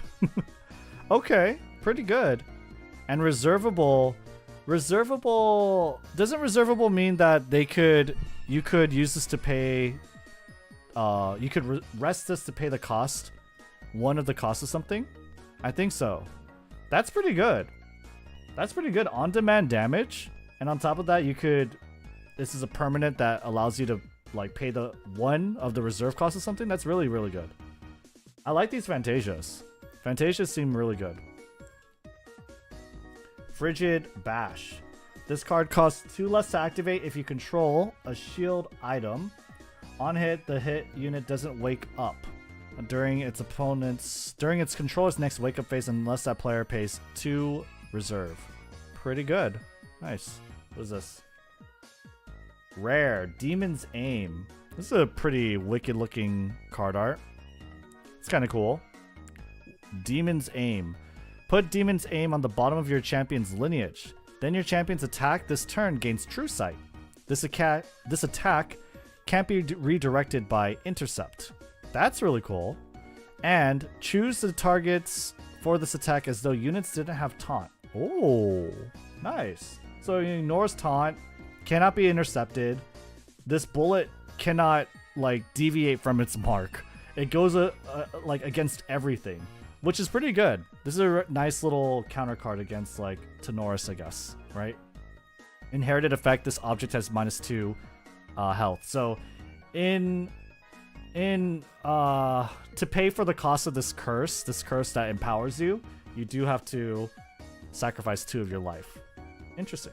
Very cool. Okay. What else do we got here?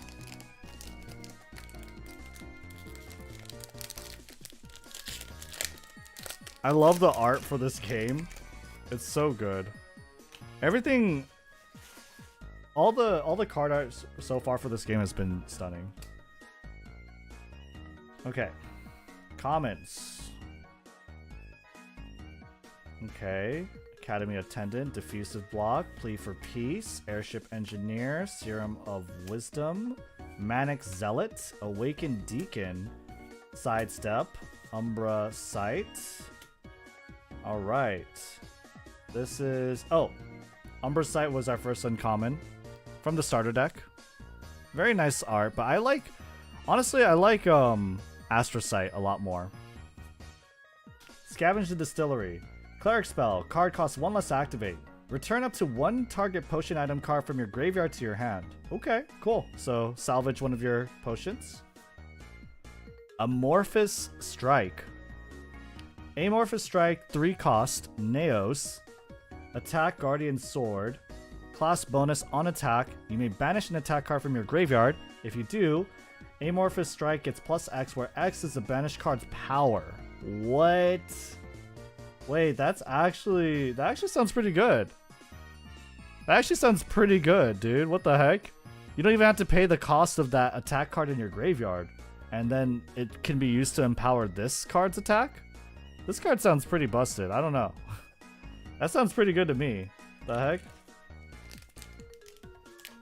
Just imagine you have like this unplayable attack that's like super high cost. You got in the graveyard somehow. Has a ton of power. And then you use Amorphous Strike and just copy the power over to it. That's broken. I think that's really good. The heck? Alright, Spirit of Fire. Focus up. Take Aim. Reconstructive Surgery. Convalescent Tonic. Harvest Herbs. That's my 3rd one, I think. Rousing Slam. Study the Fables. Airship Cruiser. Organize the Alliance. Crystalline Archer. That is our first uncommon. Ranged 3.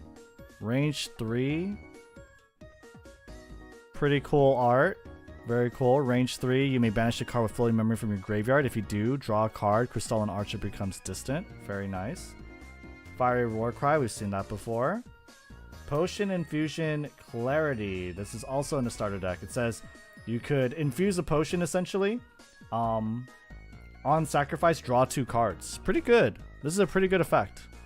I like that one. Alright, we're 2 more cards in this pack. I think we've only got like... We got 1 cold foil, and we got 1 UR Neos Elemental. Honestly, I'm hoping some of these cards next upcoming are good, but I have no idea like the rarity like spread, what you're supposed to get in a box. Alright. Common, Windbless Arbalest, Unearthed Revelations, Empowering Tincture, Excoriate, Bottled Forge Light, Caretaker Drone, Fiery Duelist, Oasis Trading Post, another Dominating Strike. I want this. I want this for my Vanitas deck. Vanitas? Summon Sentinels, Seasoned Shield Master. This guy looks crazy. The hell? This guy looks sick. Seasoned Shield Master. Ally Guardian Human SR. Whenever an ally you control becomes fostered, draw a card into your memory. Okay. Not bad. Class bonus. Fostered allies you control get +1 power and +1 health. Nice. This is just a very nice all-around good card. Cheap to play, right? Also has a really nice effect. I would imagine Guardian decks play a lot of this guy. Just sounds really nice. Especially if like you can stack those effects. That's really good. Alright, last pack. Last pack of the first box, and then we have another box to go. This stream definitely took a lot longer than I thought it would, but hell yeah. It's a lot of fun. Last pack for this box. We have one more box after this. We have one more box after this. Alright. Aurosteel, Greatsword, Excoriate, Stream of Consciousness, Reposition. The next box will go a lot faster because we know a lot of these cards. Shimmercloak Assassin, Refresh Chamber, Strategic Warf. Ooh, foil. Foil uncommon. Alright, another foil. Uncommon. Very cool. Very cool foil. You can see like there's a little insignia too at in the text box. Very nice. Range of skill reaction, water element. Target unit becomes distant. Very good. If that unit is defending, end the combat phase. Oh, okay. Wait, that's kind of crazy. You can totally end the combat phase. As a phase ends, banish all triggers, activations, and materializations on the effect stack.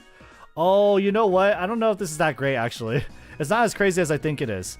Ending the combat phase, there are multiple combat phases for as many attacks as you do, so I don't know if that's that great.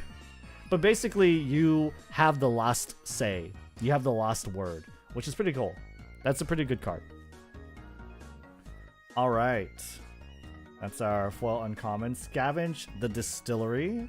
Another uncommon. Crystalline Archer. Spell Shield Astra. A rare card. This is our last rare. Nice. So we got one uncommon. So out of that box, we got a foil rare Fatal Timepiece. We also got one UR Naos Elemental, which is really nice. And I think that's about it for these. For like the SRs and the rares. For the SRs, we got 1, 2, 3, 4, 5. We got Dahlia. Dahlia's a nice find, and so is Percy. 6 SRs in this pack. With a few URs to boot. Nice. We got some uncommons that were foil, one of them being here, Tactical Retreat. And I think that's it for foil uncommons. I don't remember there being that much. We did get Nico, which is nice. We got Vanitas and Nico, so we could play different Guardians and different Clerics, which is cool. Alright. Let me put this over here. Oopsies. Alright. Nice. And then we can put this box away.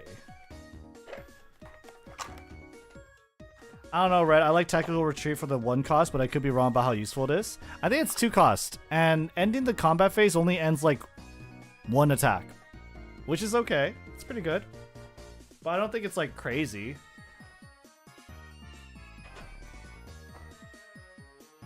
Oh, I'm frozen.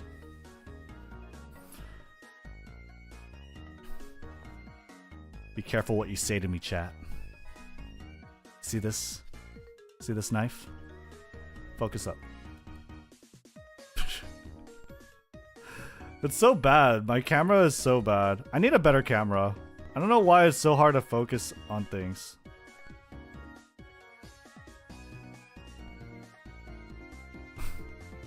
I guess I guess because it's so thin. Right? I don't know. Why does it take so long?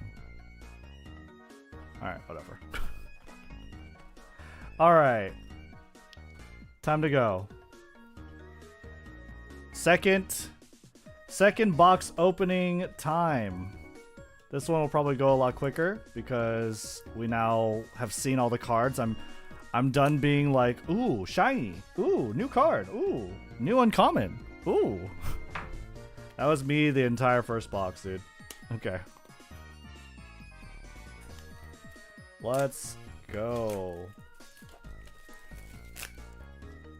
This is it, boys. I feel in this card, in this box is the money card. The collector super secret rare. 100%. 100%.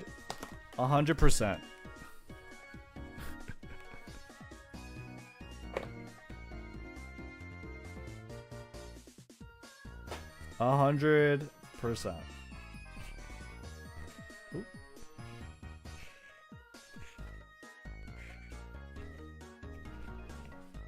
Okay. Let me get rid of this. Has 1 UR guaranteed per box? I guess so. Seems like it. No! This one's so bad on this side. I bet the other side's like perfect though. That's kind of how it was on the other one. Yeah, this one's like perfectly perforated. Never mind. I spoke too soon. I spoke way too soon, dude.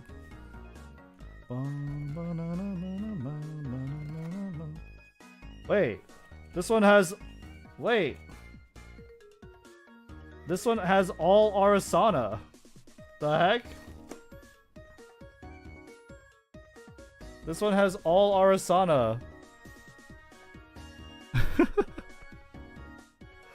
Which one do we open, chat? Arasana? Arasana? Or Arasana? Which one do we open? I'm having trouble picking. I have no idea.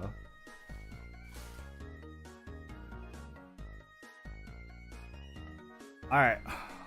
Let's go. Second box.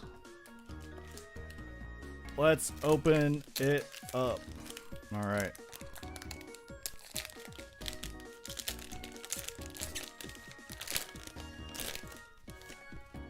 Okay.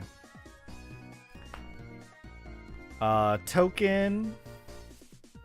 Unearth. Stream. Potion. Windblast. Organized. Bottled. Caretaker. Fiery Duelist. Ooh. Fertile Grounds. Whoa. Wow, she's so cute. Nice. Fertile Grounds. Fantasia. Cleric Spell. At the beginning of your recollection phase, summon a token copy of an herb item you control? Wait, these Fantasias sound nuts, dude. These Fantasias sound really good. Can you only have like one of them each in your deck or something? The hell? It's pretty good. I like this. I love this. I love herbs. I love herbs. Navigate the streets. We've seen this before. featuring Dahlia. Ooh. Dusklight Communion. We haven't seen this one. This is an SR. SR Unique Fantasia Cleric Spell. SR Unique Fantasia. Dusklight Communion. Dusklight Communion. Okay. As an additional cost to activate this card, banish an Astra or Umbra element card from your material deck. On enter, if the banished card was Astra element, destroy up to one target Fantasia. If the banished target was an Umbra element, Dusklight Communion gains champion gets -1 level.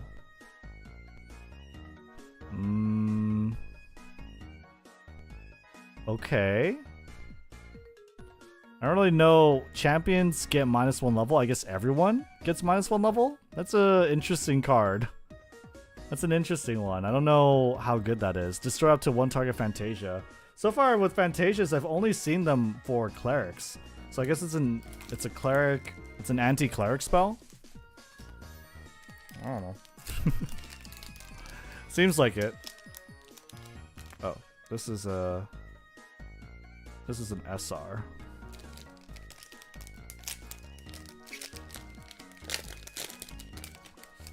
Okay. Token. Plea for peace. Healing aura. Excoriate. Stream of consciousness. Oasis trading pole. Shimmer cloak assassin. Refresh chamber. Strategic warfare. Here we go. Another Vanitas. Obliviate schemer. Smash with obelisk. Always a fun time. That's a very, very good attack card. Very cool attack card, rather. And, ooh, rare. Storm of Thorns, water, featuring our favorite guardian, Nico. Action, guardian skill reaction. If damage would be dealt to a unit you control this turn, prevent one of that damage. If the damage prevented had a unit as its source, deal 1 damage to that unit. Okay. Interesting card. Has floating memory too, so it's just a good card. Cost 2 though. Cost 2. So prevent 1, then deal 1 if it was a unit you countered. Pretty cool. Not bad. Not bad at all. Alright, I want to change the track really quick because it is getting a little repetitive.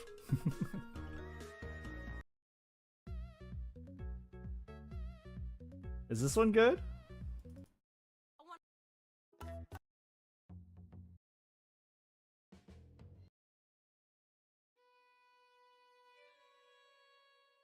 Let's do this one.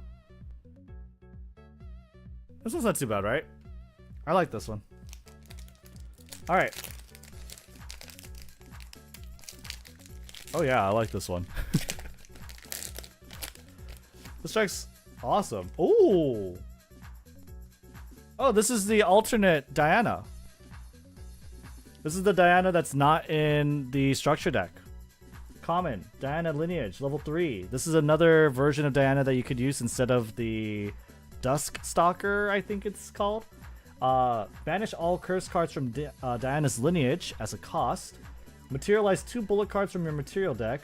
Until end of turn, Diana gains on attack. Wake up Diana. Activate this ability only if there are 4 or more curse cards in Diana's Lineage. Nice. I like this. Yeah. I like this card.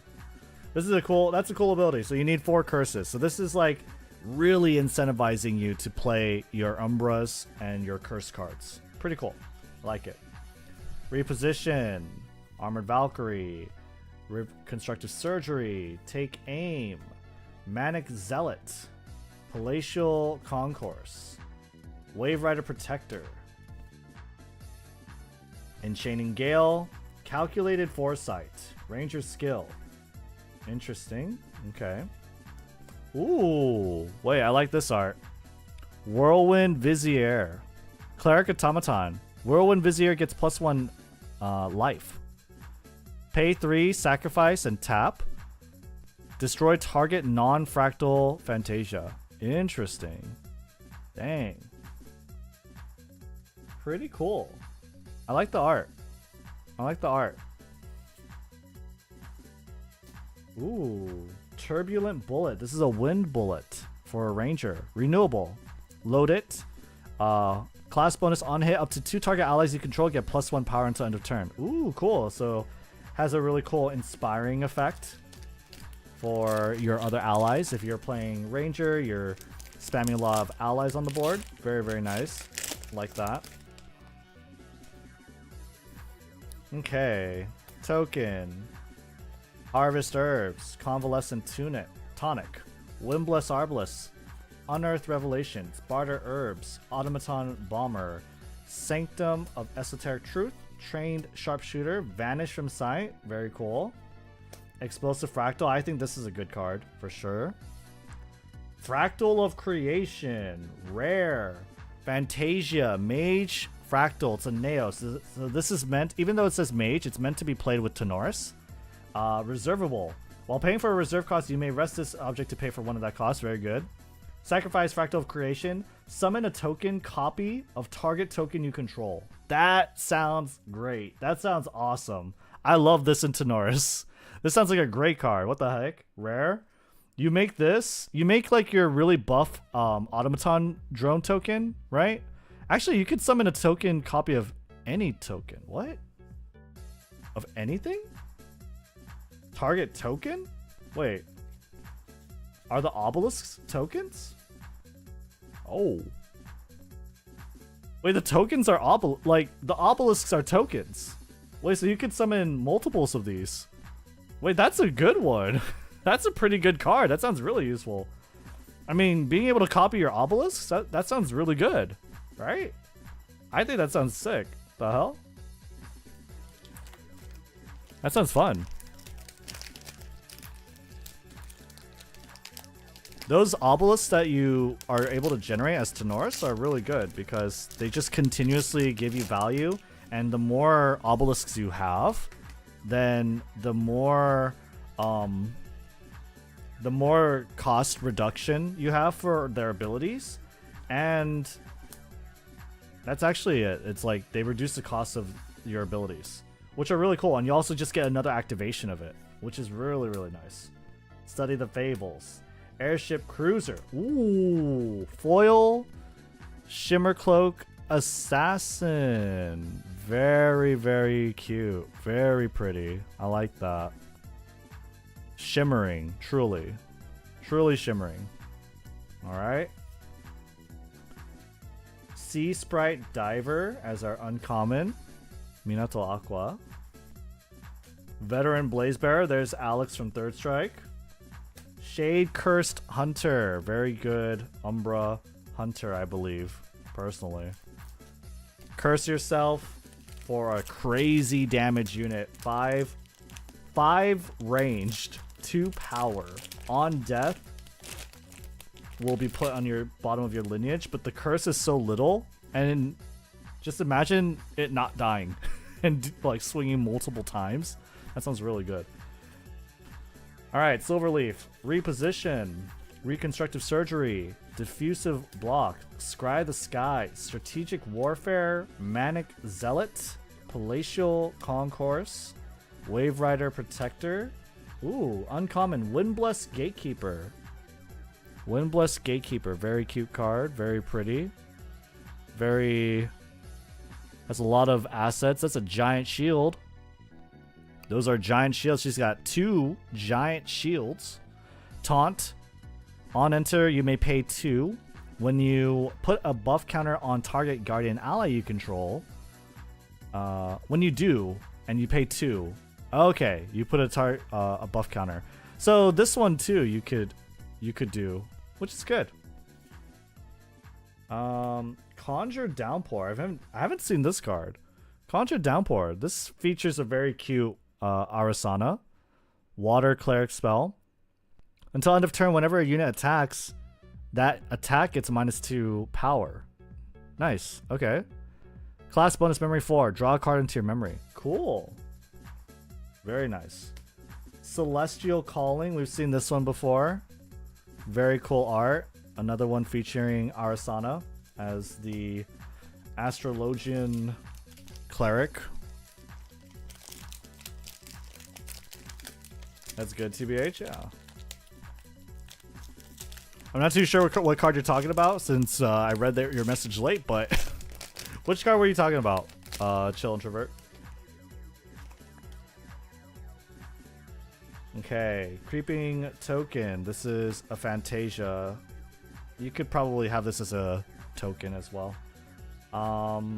Academy Attendant, Imperial Alchemist, Blazing Charge, Take Aim, Enchanting Gale, Barter Herbs, Automaton Bomber, Sanctum of Esoteric Truth, Meltdown, Action, Fire, Cleric, Spell.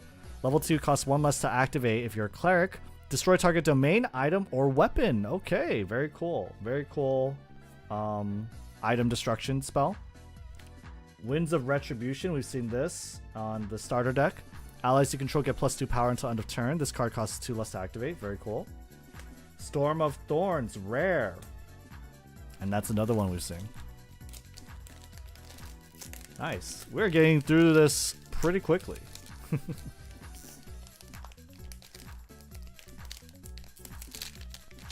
We're getting through this one pretty quickly.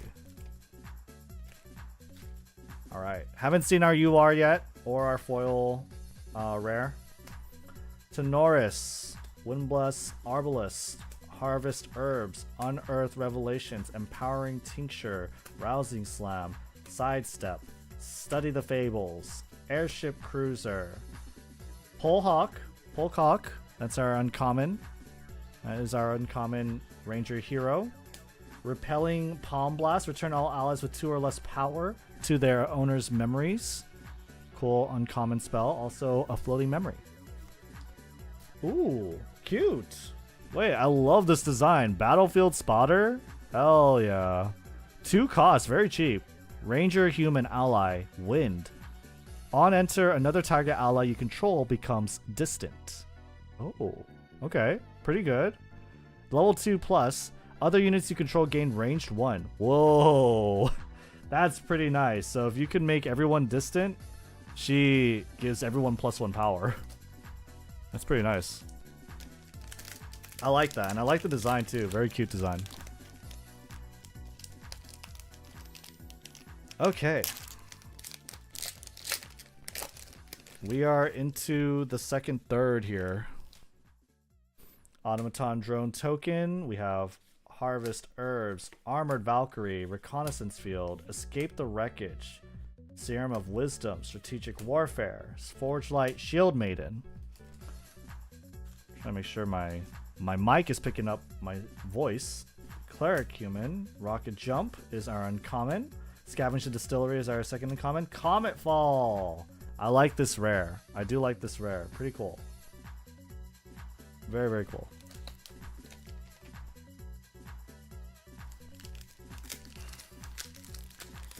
Very cool. Okay.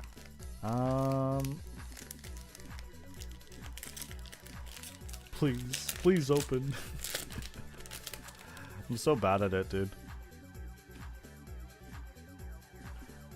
Obelisk of Protection is our token. Flame Blessed Trainee, Reconstructive Surgery, Reposition, Diffusive Block, Fiery Duelist, Rousing Slam, Barter Herbs, Refresh Chamber, Crystalline Archers are uncommon, Fiery Warcries are another uncommon, we almost have a playset of that. Violet Haze, Ranger Curse Spell, all units you control become distant. Then put Violet Haze on the bottom of target champion's lineage. Very cool. Okay. Very nice. This object has -2 health, as most curses do. That's an SR. Pretty good. That's like goes very well with that card that we mentioned earlier. Makes all your units distant. If you have Battlefield Spotter on the board, then that means all your units get +1 power. Sick. Sorry, I'm hitting the mic. Token. Imperial Alchemist. Scry the Skies. Academy Attendant. Blazing Charge. Exercise Curses. Bottled Forge Light. Study the Fables. Sidestep. Dominating Strike. That's our third. We almost have a playset of Dominating Strike, which is cool because I would love to play Vanitas. I think he's pretty cool. Summoning Sentinels and Heatwave Generator, sorry, is our Regalia Guardian device. Rare. Genitor? Opening those packs like a pro red? Dude, now I want to do more pack opening streams. We know, if you're into other card games, let me know. Because, I mean, I would love to be able to open more packs. I feel like we've leveled up in our pack opening ability. Lone Gunslinger, Convalescent Tonic, Armored Valkyrie, Harvest Herbs, Trained Sharpshooter, Crystalline Distiller, Empowering Prayer. Needless to say, I will never open Yu-Gi-Oh packs. Enhanced Hearing. Rhymesoul Bishop, uncommon, very cool. I love the art on this girl. Very, very nice. Player Cumin. Polcock, another uncommon. Enhanced Potency. This is the double potion effect card. Very, very cool.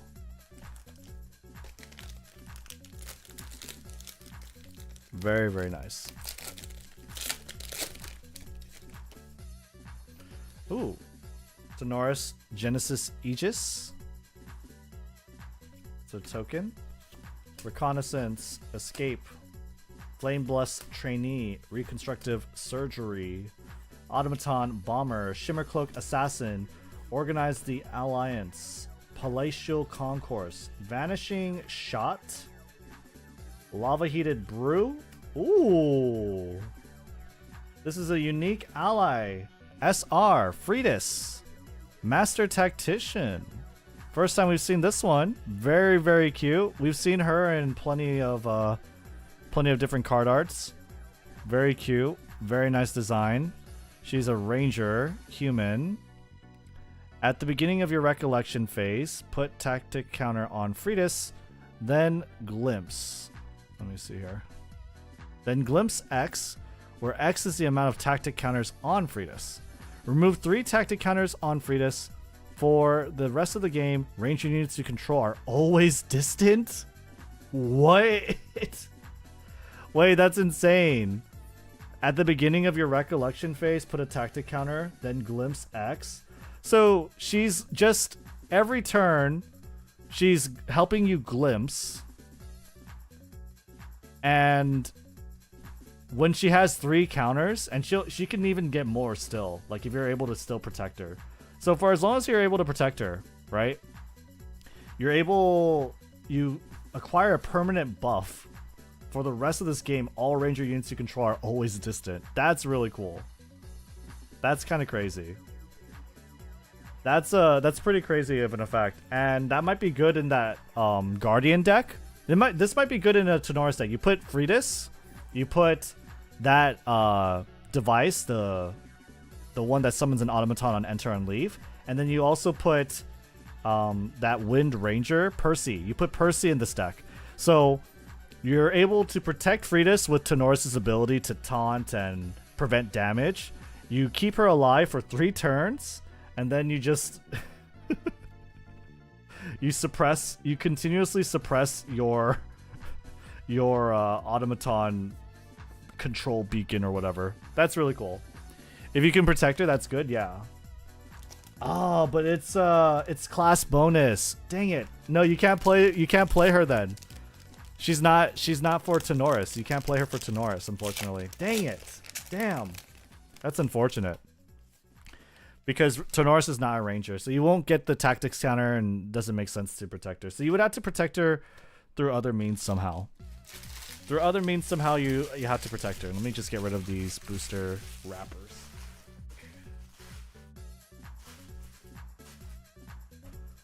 Okay.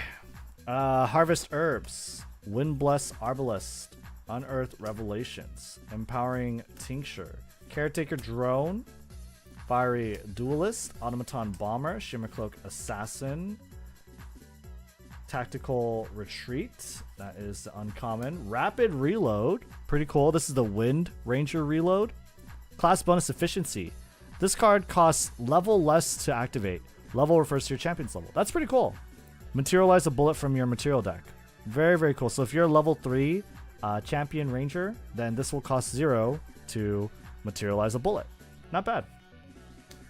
The Eternal Kingdom UR. Nice. We have a UR. Hell yeah. 4 cost. The Eternal Kingdom. Unique domain. Guardian Castle. Class bonus. Domains you control have reservable. Reservable? Okay. So this one too would have reservable. Wow. Reservable is pretty good. It says while paying for a reserve cost, you can tap this card to pay for one of that cost. So gives you extra value on all your domains, your obelisks. This sounds like really good. What the hell? Upkeep. At the beginning of your recollection phase, you may pay 2 reserve costs if you don't sacrifice the Eternal Kingdom. Oh, okay. So you have to pay 2 for every turn. But as long as you're getting 2 reserve costs from this, from the reservables, then it makes sense. It's kind of weird though. It definitely is kind of weird. That means you always have to reserve like 2 of your domains unless you somehow are able to generate way more. But that's pretty good. That sounds pretty good. It definitely depends on... It gets better the more domains you control, obviously, right? That's... It could get really ridiculous, for sure. So you would use your domains to pay for that cost, ideally. Alright, Razorvine. Reposition. Diffusive Block. Scry of the Skies. Imperial Alchemist. Awakened Deacon. Caretaker Drone. Enhanced Hearing. Oasis Trading Post. Nico Whiplash Allure. Very beautiful. Veiled Dash. And Attune with Flames. Guardian Skillcraft. Haven't seen a Skillcraft card. Cost 6. Fire. Action. This card costs 2 less to activate, so it costs 4 if you're a Guardian. Activate this card only during an opponent's recollection phase. Target Guardian weapon you control gets +5 until the end of your next turn. Okay. Okay. That sounds kind of crazy. That's a lot of power. That's a lot of power. Pretty cool. Interesting. So you could get...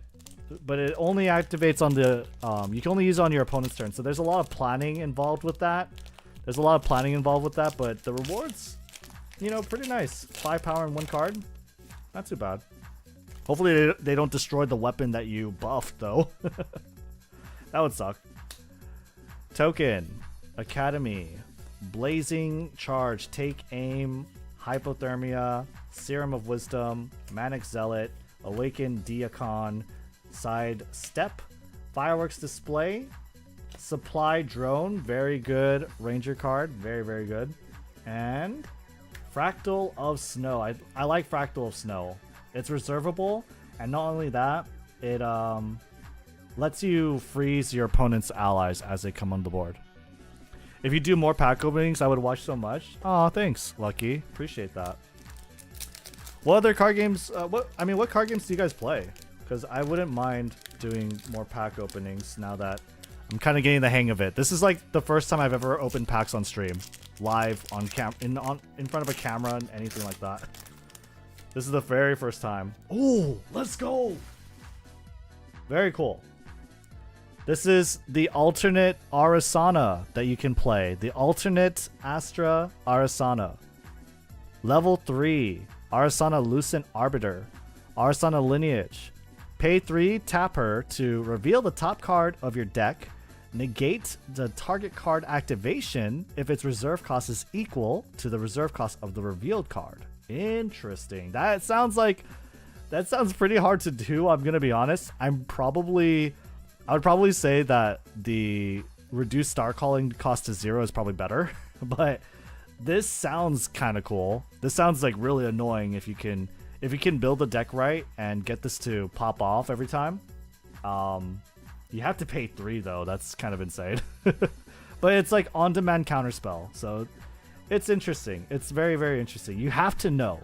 You absolutely have to know what's on top of your deck. So you have to plan it. You have to use Glimpse, which is it's very interesting. It's very, very, very interesting. I like it. Pretty cool.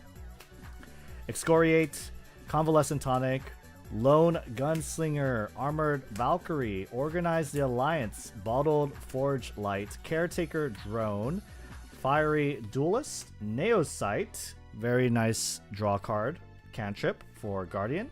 Freezing Round, haven't seen this one. This is a Ranger Water. Ranger Water Bullet. On champion hit, that player banishes a card at random from their memory. Return that card to their memory at the beginning of their next end phase. Interesting. Interesting. Very good flavor on this. 2 damage, 2 power, which is very, very good for a bullet. Also, not very, very good. It's like, I mean, it's pretty decent on a bullet, right? It's floating memory. Floating memory is very good. And on top of that, it does what it says. It freezes them, right? It freezes a part of them, which is really cool. I like that. Good flavor. Awaken Frostguard. Awaken Frostguard. This is another copy of that rare Guardian ally that we got that should be very, very good with Nico. Nice.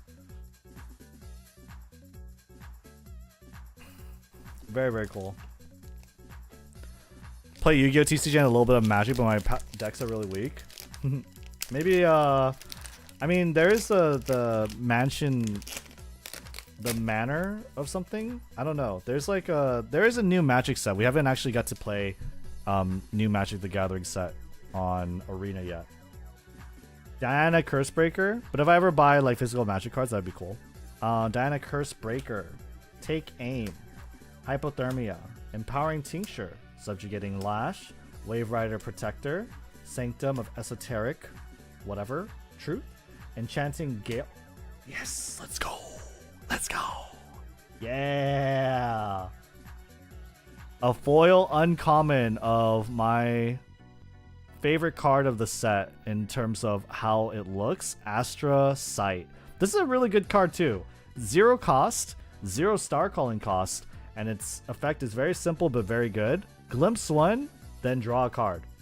So top check, then you could put on the bottom, you could keep it there, you draw it, which is nice. And this is just a very simple, very cool card, and it's also very pretty. I don't think you can see the foiling that well, unfortunately, but it is very subtle. It is very, very subtle. But yeah, there you go.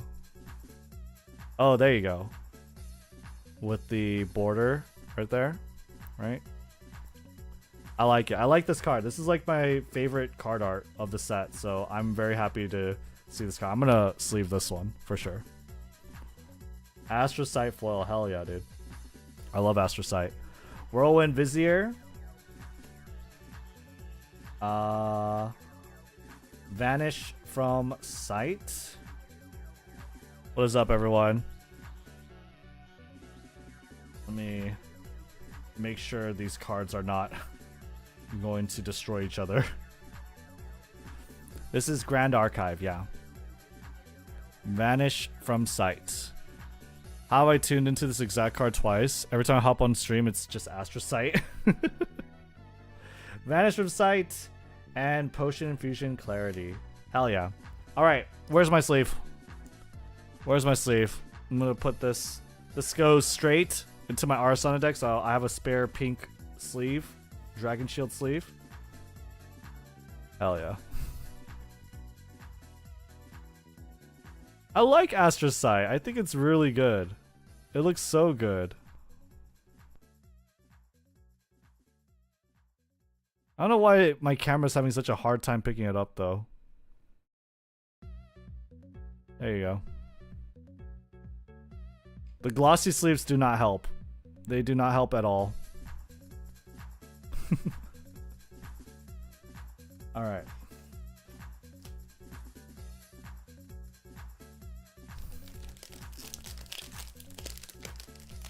They do not help whatsoever. Alright. Let's go! I'm happy with the Astrocyte for sure. Freyja Token. Airship Engineer. Into the Fray. Unearth Revelation. Stream of Consciousness. Forge Light. Shield Mated. Trained Sharp Shooter. Empowering Prayer. Airship Cruiser. Explosive Fractal. Nice. We almost have a playset of it, I think. Frigid Bash. We've seen that one before too. Exalted Doromegian Throne. Rare card. Pretty nice. Pretty good. This is the unique domain. Let me read this one again. At the beginning of your recollection, if you control 4 or fewer other domains, sacrifice Exalted Doromegian Throne. So you want 5 domains with this. And this is a pretty good one too. Allies you control get +1 power, +1 health for cost of 3. Not too bad. Not too bad at all. Very good card, I think. I mean, it sounds like it's pretty good if you could stack the effects, and especially if you could copy it. It's not a token though.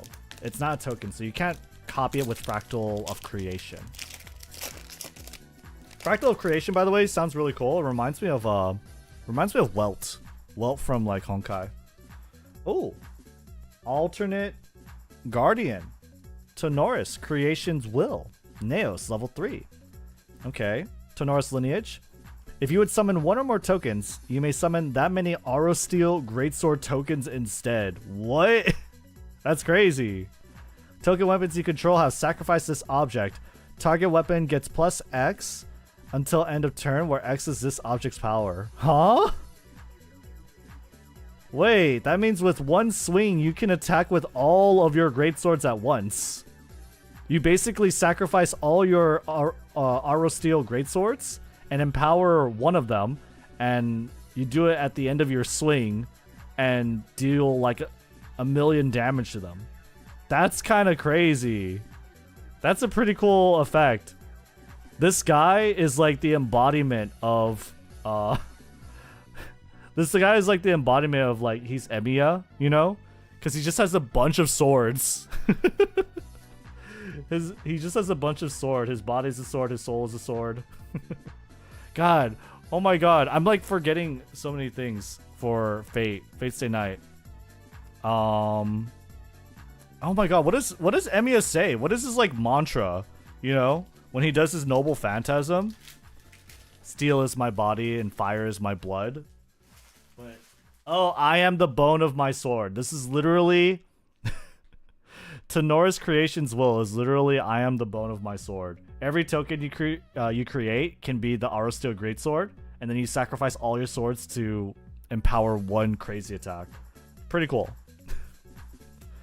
I am the bone of my sword. Windbless Arbalest. Potion of Healing. Plea for Peace. Healing Aura. Strategic Warfare. Automaton Bomber. Shimmercloak Assassin. Organize the Alliance. Umbra Sight. Windbless Gatekeeper. Ooh. Pretty nice art there. Gloom Spire, sorry, Wraith. 3 cost Umbra, Ranger Human. Ranged 2. Range 2, class bonus. As long as Gloamspire Wraith is distant, it has on hit recover X, where X is the amount of damage dealt by this hit. Nice. On hit recover X? Wow. Nice. That's actually kind of crazy. So she lifesteals for your champion. That's pretty cool. This is a really cool card. I'm surprised she's not like a unique ally. Ironic he's Emiya but looked like Gil in that one. I guess you could also say he's Gilgamesh. Because Gilgamesh just has Gates of Babylon and basically... I mean, like, it kind of is kind of... Yeah, you know, it could be either or. You know, like, Gilgamesh and Emiya, they're very similar. in, like, their ability, right? One spawns a bunch of weapons, but the other just spawns a bunch of swords.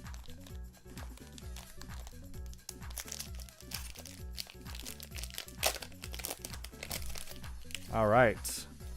First, Diana Deadly Duelist card. Token. Excoriate. Diffusive Block.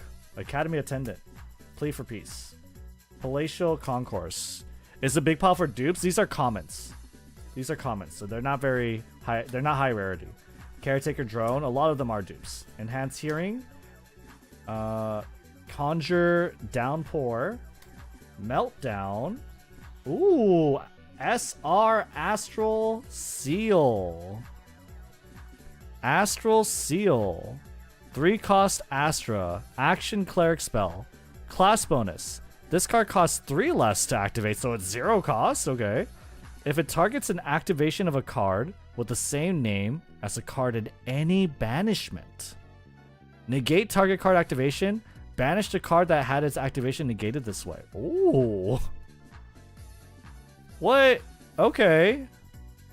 That's interesting. So you can counterspell, and if you counterspell the same card you've counterspelled in the past, or if for whatever reason they have it banished, then you're able to counterspell it for free. This is actually really nice. I like this card. It's pretty cool. It's very annoying. It's a very annoying card. That's really funny. 0 cost counterspell though. The card have indications for rarity? Yeah, on the bottom left-hand corner, it says like R, SR, C, or something like that. Oopsies. Usually your starting few cards are common, and then the last 3 cards, 2 of them are uncommon and 1 of them's rare. Okay. Here we go. Airship Engineer, Reconstructive Surgery, Take Aim, Convalescent Tonic, Oasis Trading Post, Serum of Wisdom, Manic Zealot, Awakened Dakin, Winds of Retribution. That's an uncommon. We almost have a playset of Rhymesoul Bishop. Very, very beautiful card. Shatterfall Keep. Unique Domain. Cleric Cataclysm. Cataclysm? What the hell? That's kind of crazy. Tap this card. Banish a card with floating memory from your graveyard. Put the top 2 cards of your deck into your graveyard. Okay, so you mill yourself. Okay, interesting. Upkeep. At the beginning of your recollection phase, if there are less than 3 water element cards in your graveyard, sacrifice Shatterfall Keep. Interesting. That's weird. I think this card probably goes well with Dahlia.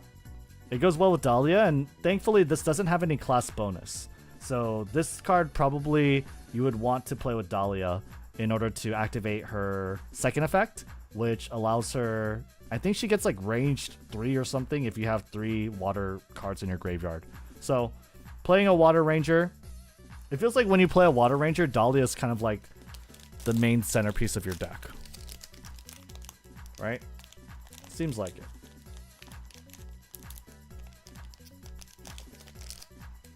Let me look that up actually.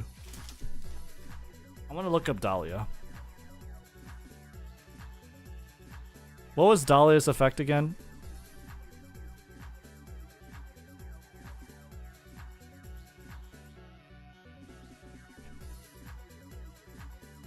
Dahlia Idyllic Dreamer. Dahlia has ranged X, where X is the amount of water element cards in your graveyard. Never mind. Never mind. That's gonna be crazy. Then she just scales. She just scales with the amount of water element cards in your graveyard. Yep. So self-mill Water Ranger sounds pretty good. Sounds not too bad. Doesn't sound bad at all.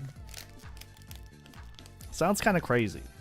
That girl, Dahlia, can swing for a lot then, potentially. Why is this not opening? Okay, we are almost down to our last pack. This is second to last pack. To last pack. We had 1 UR. Hopefully we could get like a foil rare. I think we've only had like a foil uncommon. Okay. Arasana, Astral Zenith. Take Aim. Blazing Charge. Convalescent Tonic. Lone Gunslinger, Forge Light Shield Maiden, Trained Sharpshooter, Empowering Prayer, Airship Cruiser, Overwhelming Swing, we've seen that, Draught of Stamina, Take Cover. Okay, so this is a rare card, and this is a rare card for the Ranger. Nice. Pretty good. A defensive card. Costs 4 if you're a Ranger, and they gain Stealth and Distant, which is not bad at all. Prevents an attack. Prevents them from dying. Guys, this is it. This is our final pack, and it is Diana. It is Diana. We already opened the UR in this box, but hopefully we have a pretty cool foil here. Let's see what it is. Fingers crossed for Diana. Imagine we just pull like $2,000 Diana card. That's kind of crazy. That'd be nuts. That'd be insane. They rigged it. This stream is sponsored and they rigged it. I can't believe it. That'd be funny. Okay, last pack, guys. Last pack. Thank you again, Weebs of the Shore. Thank you again, Weebs of the Shore, for sponsoring the stream, for providing this product. It has been a blast learning this game, playing this game, and opening these packs, for sure. Alright, Obelisk of Fabrication. Harvest Herbs. Reconnaissance Field. Last pack, Escape the Wreckage. Flame Blessed Trainee. Oasis Trading Post. Shimmer Cloak Assassin. Refresh Chamber. Ooh. This is the cold foil. If you can tell, it's the cold foil common. Oasis Trading Post. Gather, Glimpse 2, summon an automaton drone token. Very interesting. I would think this is better for Arasana, but who knows. It is a foil common. Yep. Wind Growth Elixir. That's an uncommon. Calculated Foresight. Ooh. This is one of the expensive cards. Rococo.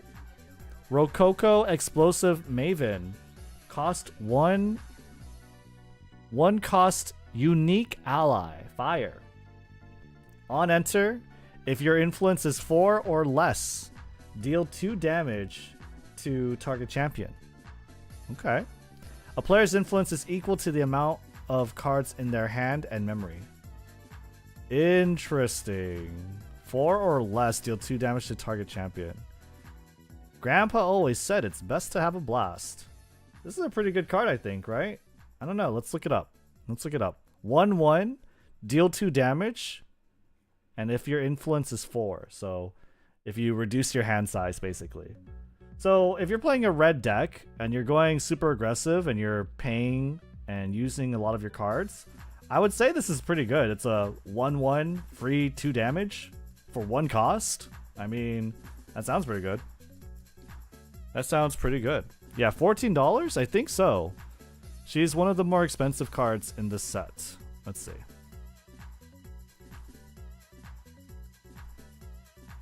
We have a $12 card with Neos Alt Elemental. Ooh, we got a $16 card with Eternal Kingdom. I should sleeve that. That card was actually pretty expensive. Out of all the cards in this set, it's pretty good. In these 2 boxes, hold up.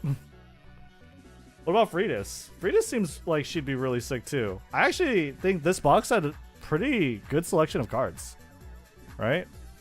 Had a pretty good selection of cards here. Here, so you can see Eternal Kingdom. We got Rococo. We got Freitas as well, but I don't know if Freitas is expensive.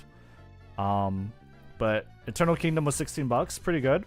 One of the more expensive cards in this set. Rococo is $14, another one of the expensive ones in this set, right? I mean, we're not talking about the big money cards, okay, guys? Like, these cards are like 1 per like case, 1 per like 2 or 3 cases. I don't know. I'm just talking on my ass, but I'm just saying, like, that's a lot. Astral Seal. Ooh, we did get Astral Seal. That was a good card, apparently. Wait, we actually got some pretty nice cards out of this set. We did not get Jenny. We did not get Jenny. Hex Chaser, Dusklight Communion. Dusklight Communion's good? I didn't know that. I would not have guessed that. I would not have guessed Dusklight Communion to be valuable in any way. But, shows what I know about the game. Shows what I know about the game. I think that's about it for like cards above $5, right? We did get Forge Light Scepter before. Seasoned Shieldmaster was $6. Not too bad. Dahlia's $4. And I think we're good after that. Percy's only $2.70. Freitas is only 1? I guess she takes way too long to like ramp up. Dang. Fritos is only $1. Unfortunate. I really like the art for Fritos. I really like the art for Fritos. Focus. Focus, camera. What the hell is wrong with you? Hello? Okay. It has to be like center first, which is weird. But whatever. I guess it's not. It was not meant to be for Fritos, unfortunately. But let me go ahead and sleeve those other cards.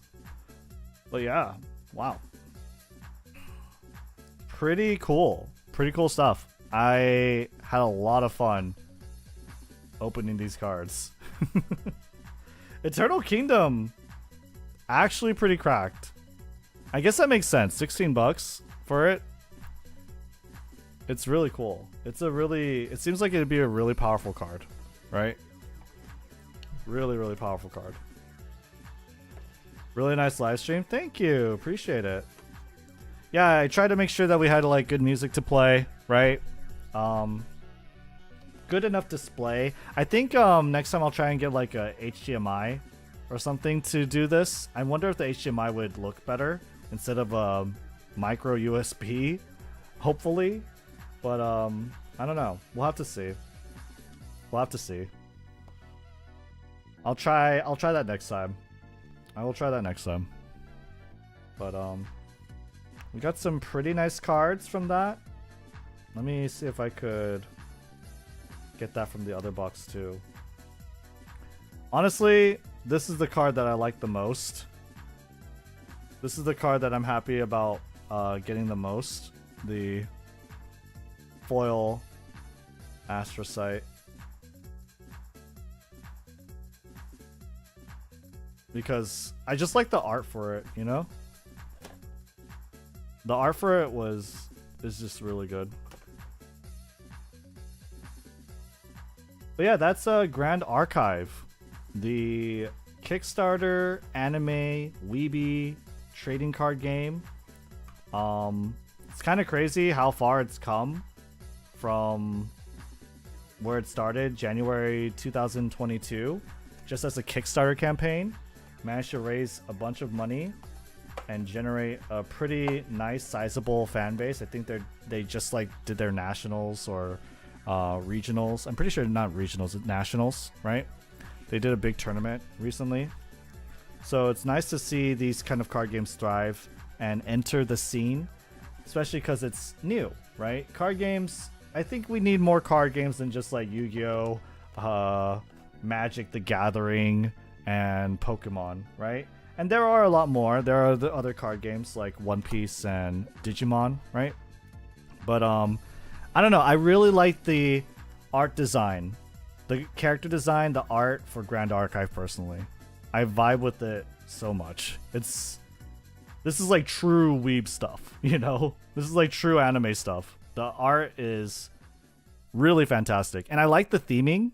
I like the abilities. Everything about this game is really, really cool to me.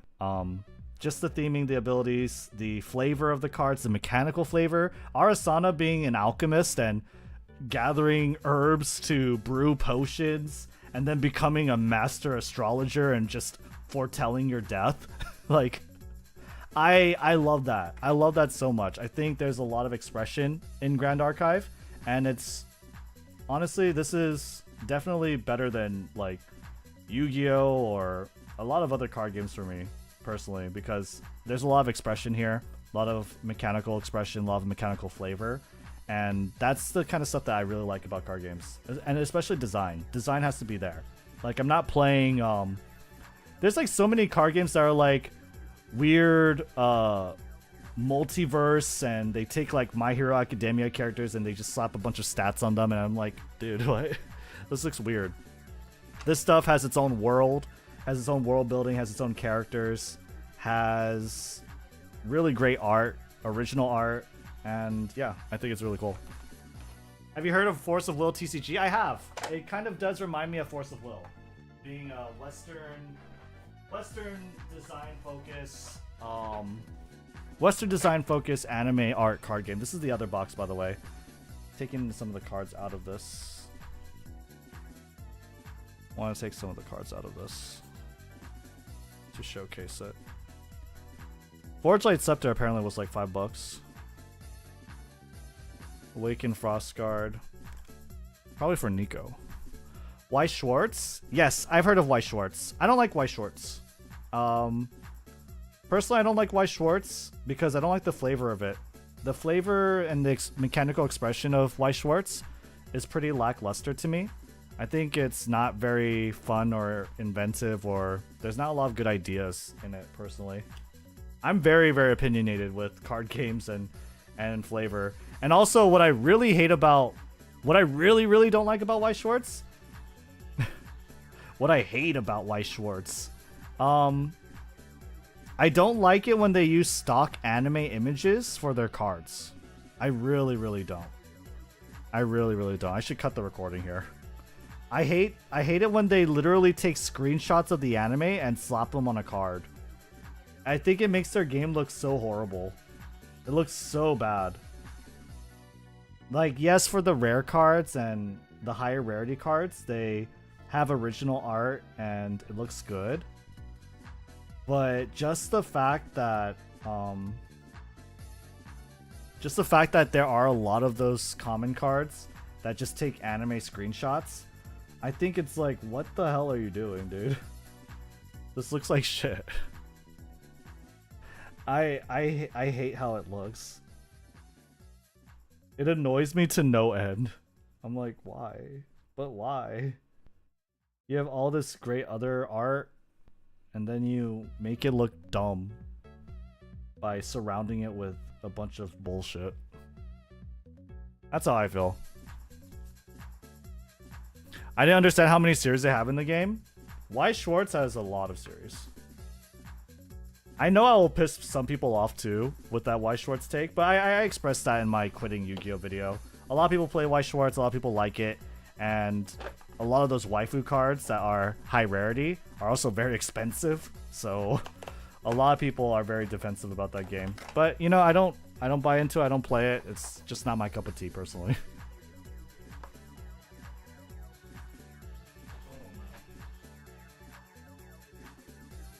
But yeah, that is it. That is it, guys. Oh my god, we have streamed for 5 hours. That was a full ass, double cheeked, double caked up stream. That was wild. I did not think we would actually stream for that long. I was thinking, personally, I was like struggling. I was like struggling with the thought of like, oh my god, how am I gonna fill in like 2 hours of time? How am I gonna do 2 hours of the stream? I thought maybe I would just blow through all those cards super quick and all my explanations and like talking about the game. But actually it was really it was not like it took a lot of time. It took a lot of time actually to cover everything and open all the packs too, especially. That took like 2-3 hours. That was kind of crazy. Yeah. If Genshin had a TCG, it would blow up. It would blow up. And they kind of do have a TCG in their mobile game. But yeah, no, Genshin has good design too. And I like, but it like Grand Archive so far. I think Grand Archive probably has my most, like, the best visual design for me. You know, I know anime weeby stuff is not like for everyone, but for me, I like how all the Grand Archive cards look, personally. But yeah, I think that about does it. I think that's gonna do it, guys, for this stream. Sorry, I'm like adjusting the mat and everything. That's gonna do it for this. Oh my god, that's gonna do it for this stream, guys. Thank you guys so much for watching and hanging out and just being here. Really appreciate it. I know this stream kind of came out of nowhere and it's not the usual stuff. It's not Power World, but probably gonna make this convert this somehow into a YouTube video, right? So talk about the game more, just why I think it's really cool. Thank you again, Weebs of the Shore, for sponsoring the stream, sponsoring the video, and being so generous with the product. It's been really fun opening the cards and playing the game, learning the game. Honestly, it's been actually really cool. I love the design of it. And yeah, I think that's about it. That's about it. I appreciate the long stream. I mean, it's a pretty normal stream, 5 hours, but I did not think this would take 5 hours. That's for sure. I did not think this would take 5 hours. That's for sure. But yeah. Thanks again, guys. Take care. Be safe. Is this a good screen? No, not really. Oops. Take care. Be safe, guys. Have a great rest of your evenings, and I will see you all on the next one. Otsu. Bye. Bye-bye.